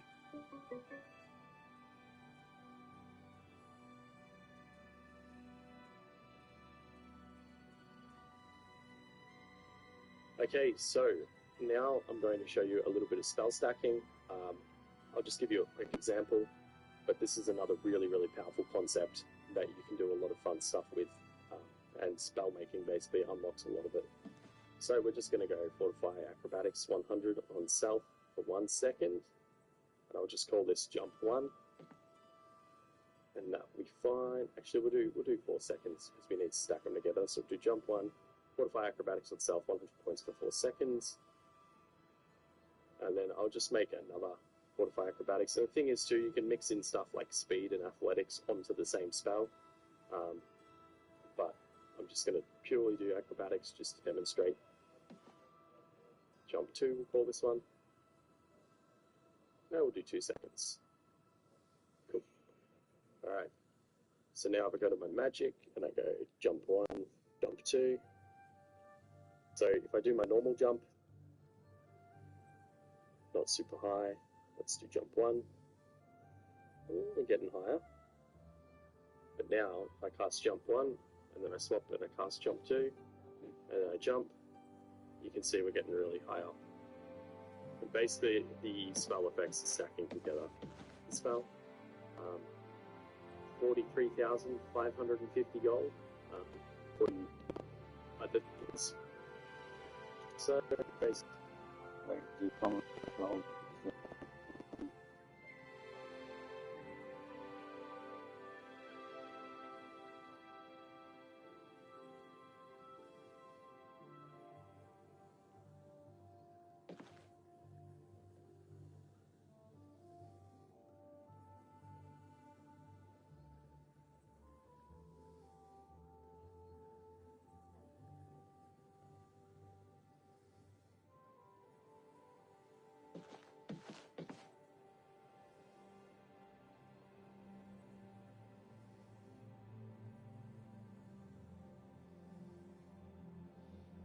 You can find several things of wrist irons in the Shivering Isles quest.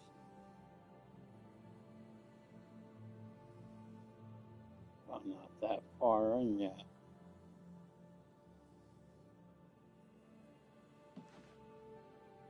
Hello. Good evening. I saw Earthor earlier. Guess someone rescued him again. Hide your scrolls while you can. Why? I ought to be seeing you. Okay, let's try, I don't think we can find anything here. I think we need to go to Deep Scorn Hollow.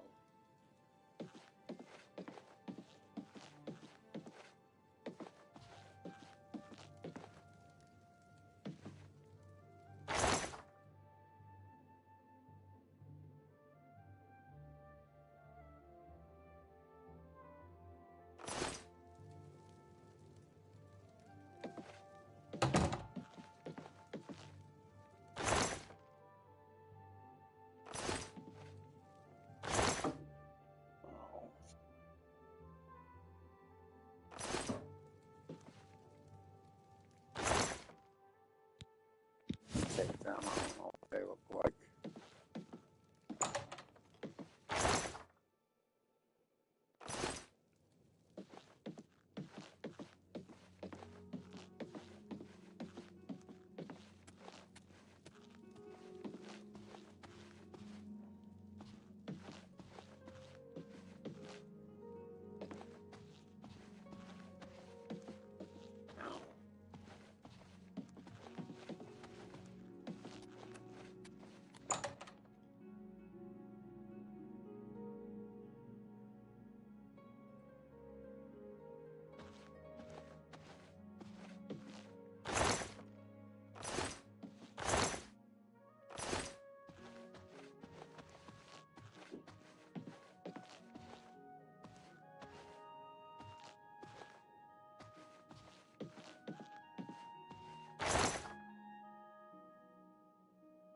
It's a chick room, so it's going to be chick clothing, I bet.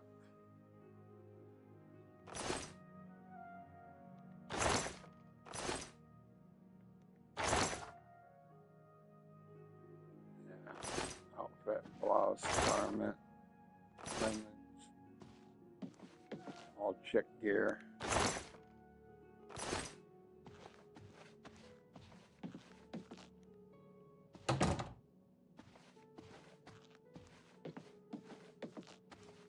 Checked in here, all right? Yeah.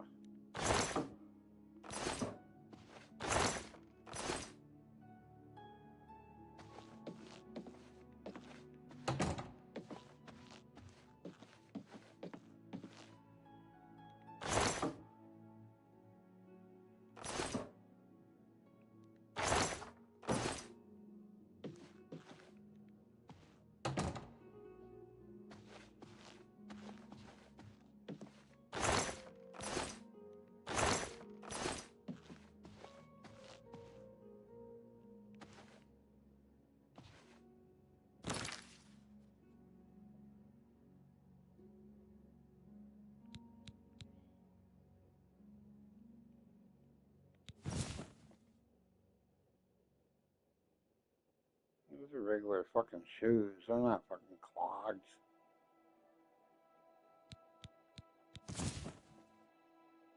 Yeah, I don't like that. I don't like that at all.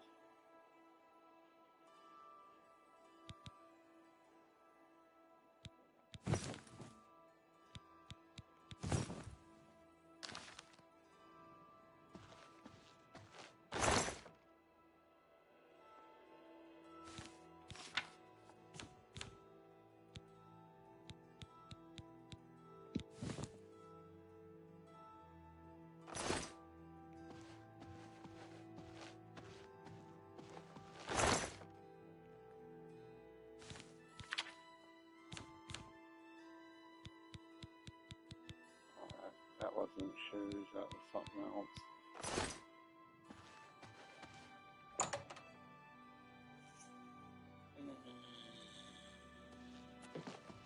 How are you? Fantastic. Thanks for asking. Marie Paliella is quite a hard worker. She's in the...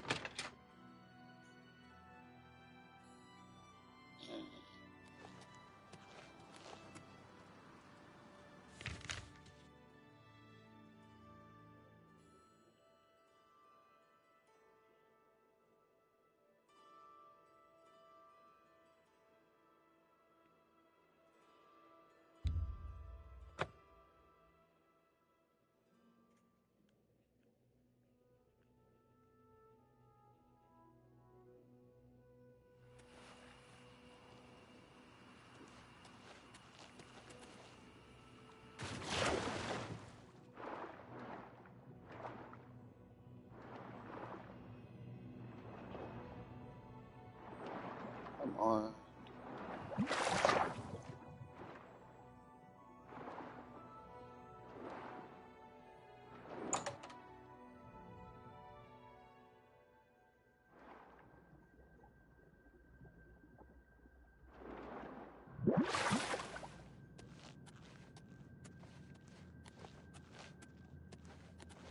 It's this way.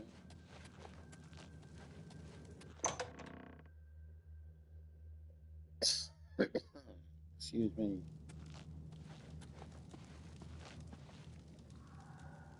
I think the jail thing is like through here.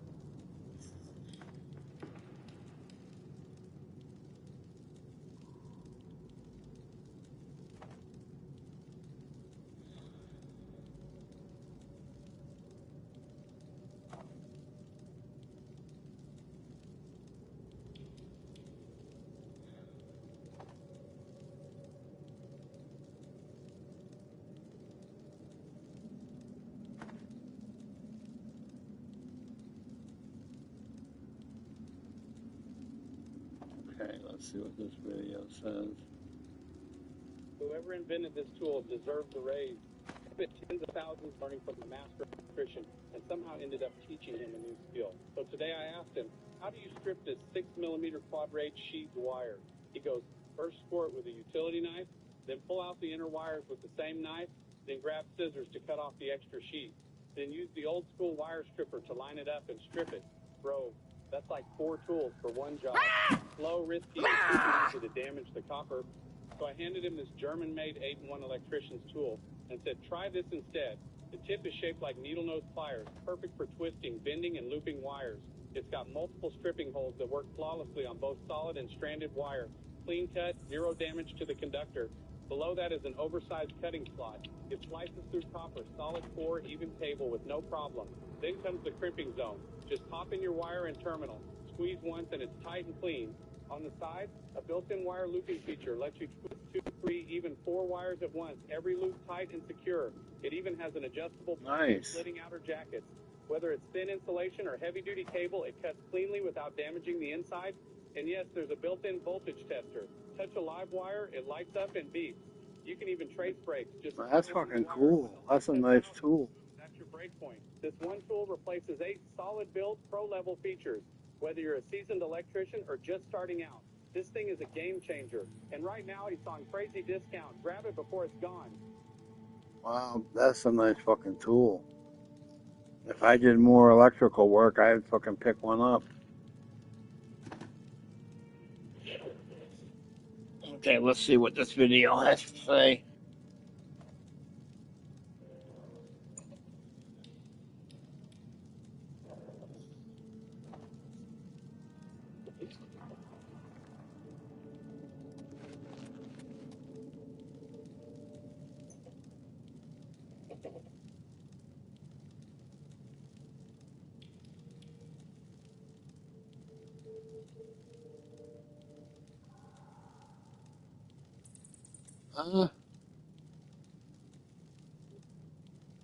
How the hell did you fucking...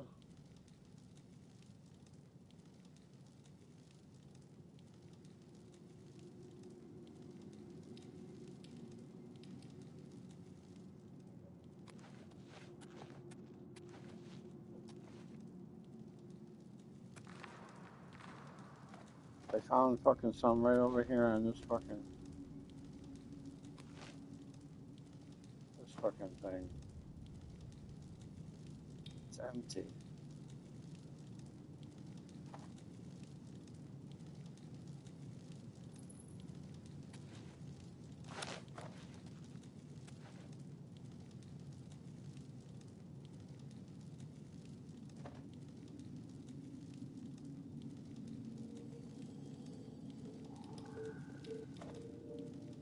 It's like right next to it on the ground here. It's supposed to be like right here. There ain't fucking none there.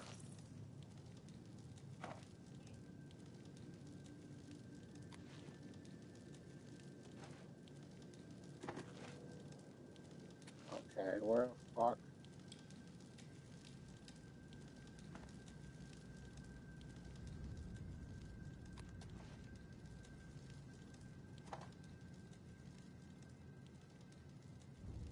At your service, Master.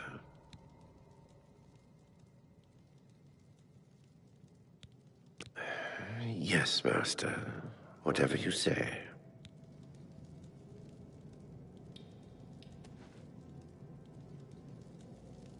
Okay. Oh, there they are, right there.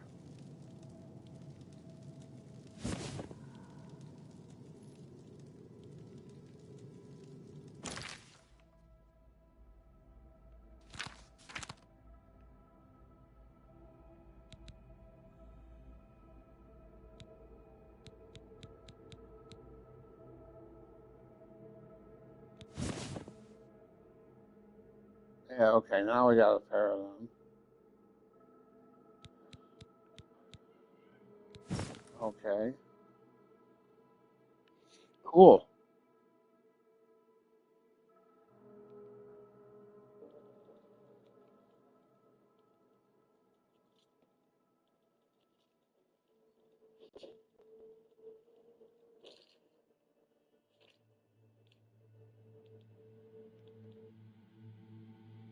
Okay, so we got that now.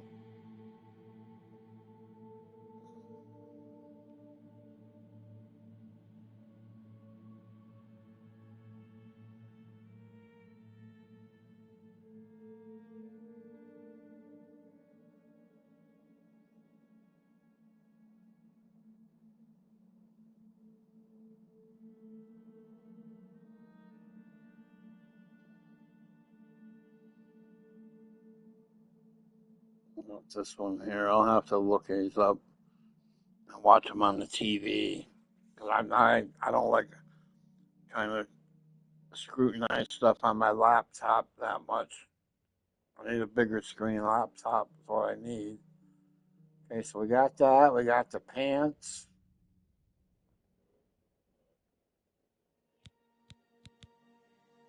We got the pants. We got the shirt. We got the shoes.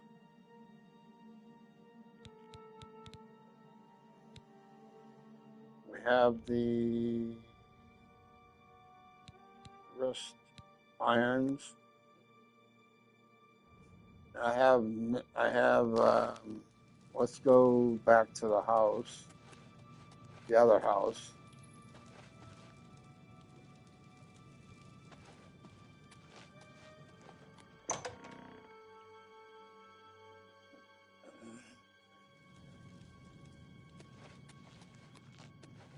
Figure out a ring and a necklace.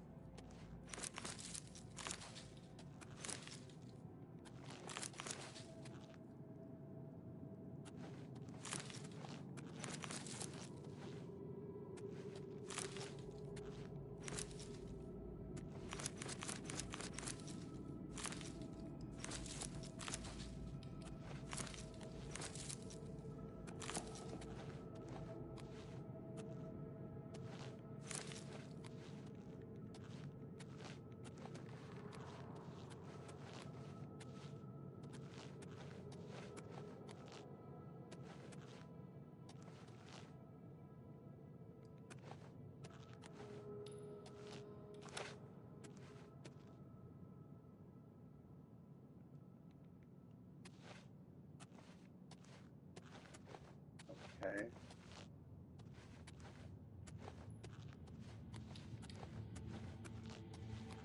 So we need to go.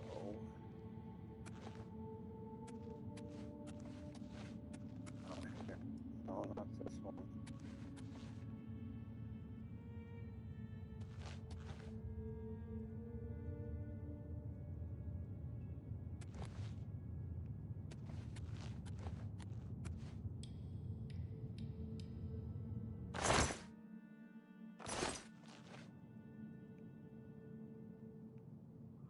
Well, what's the face sleep center? This is where our minion nods out.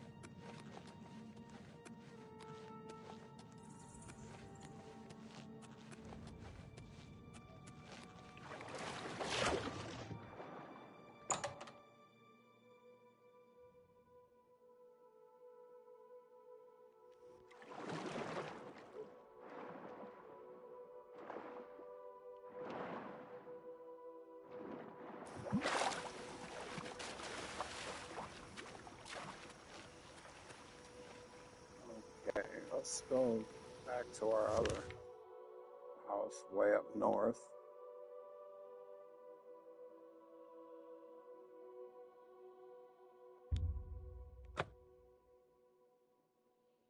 And I think I'm going to get the,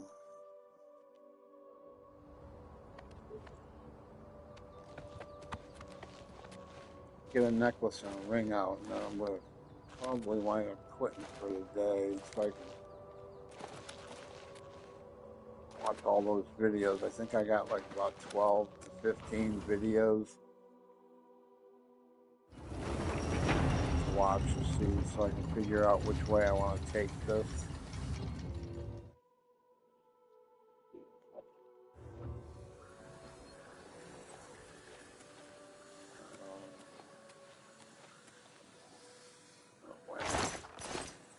Let's take and grab these since we're putting stuff away.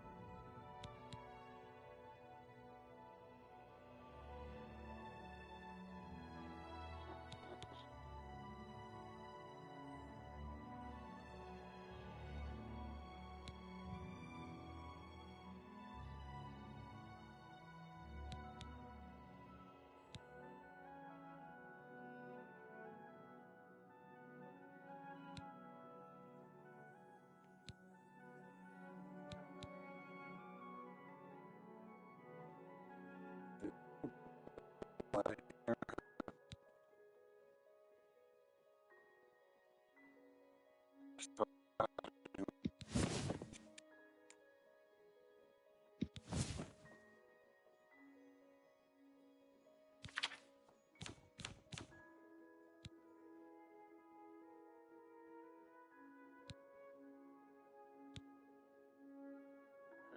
okay.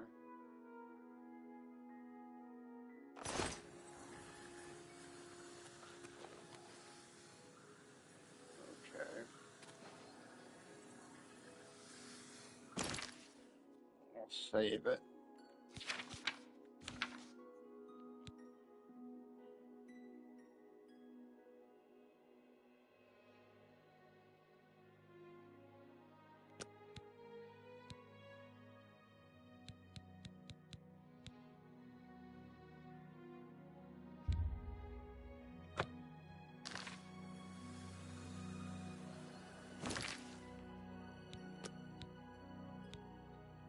Okay, save 5.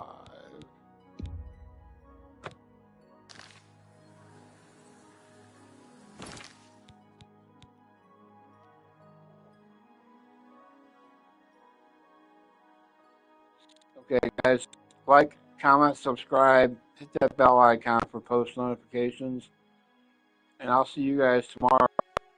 Have a great evening, everybody, and enjoy.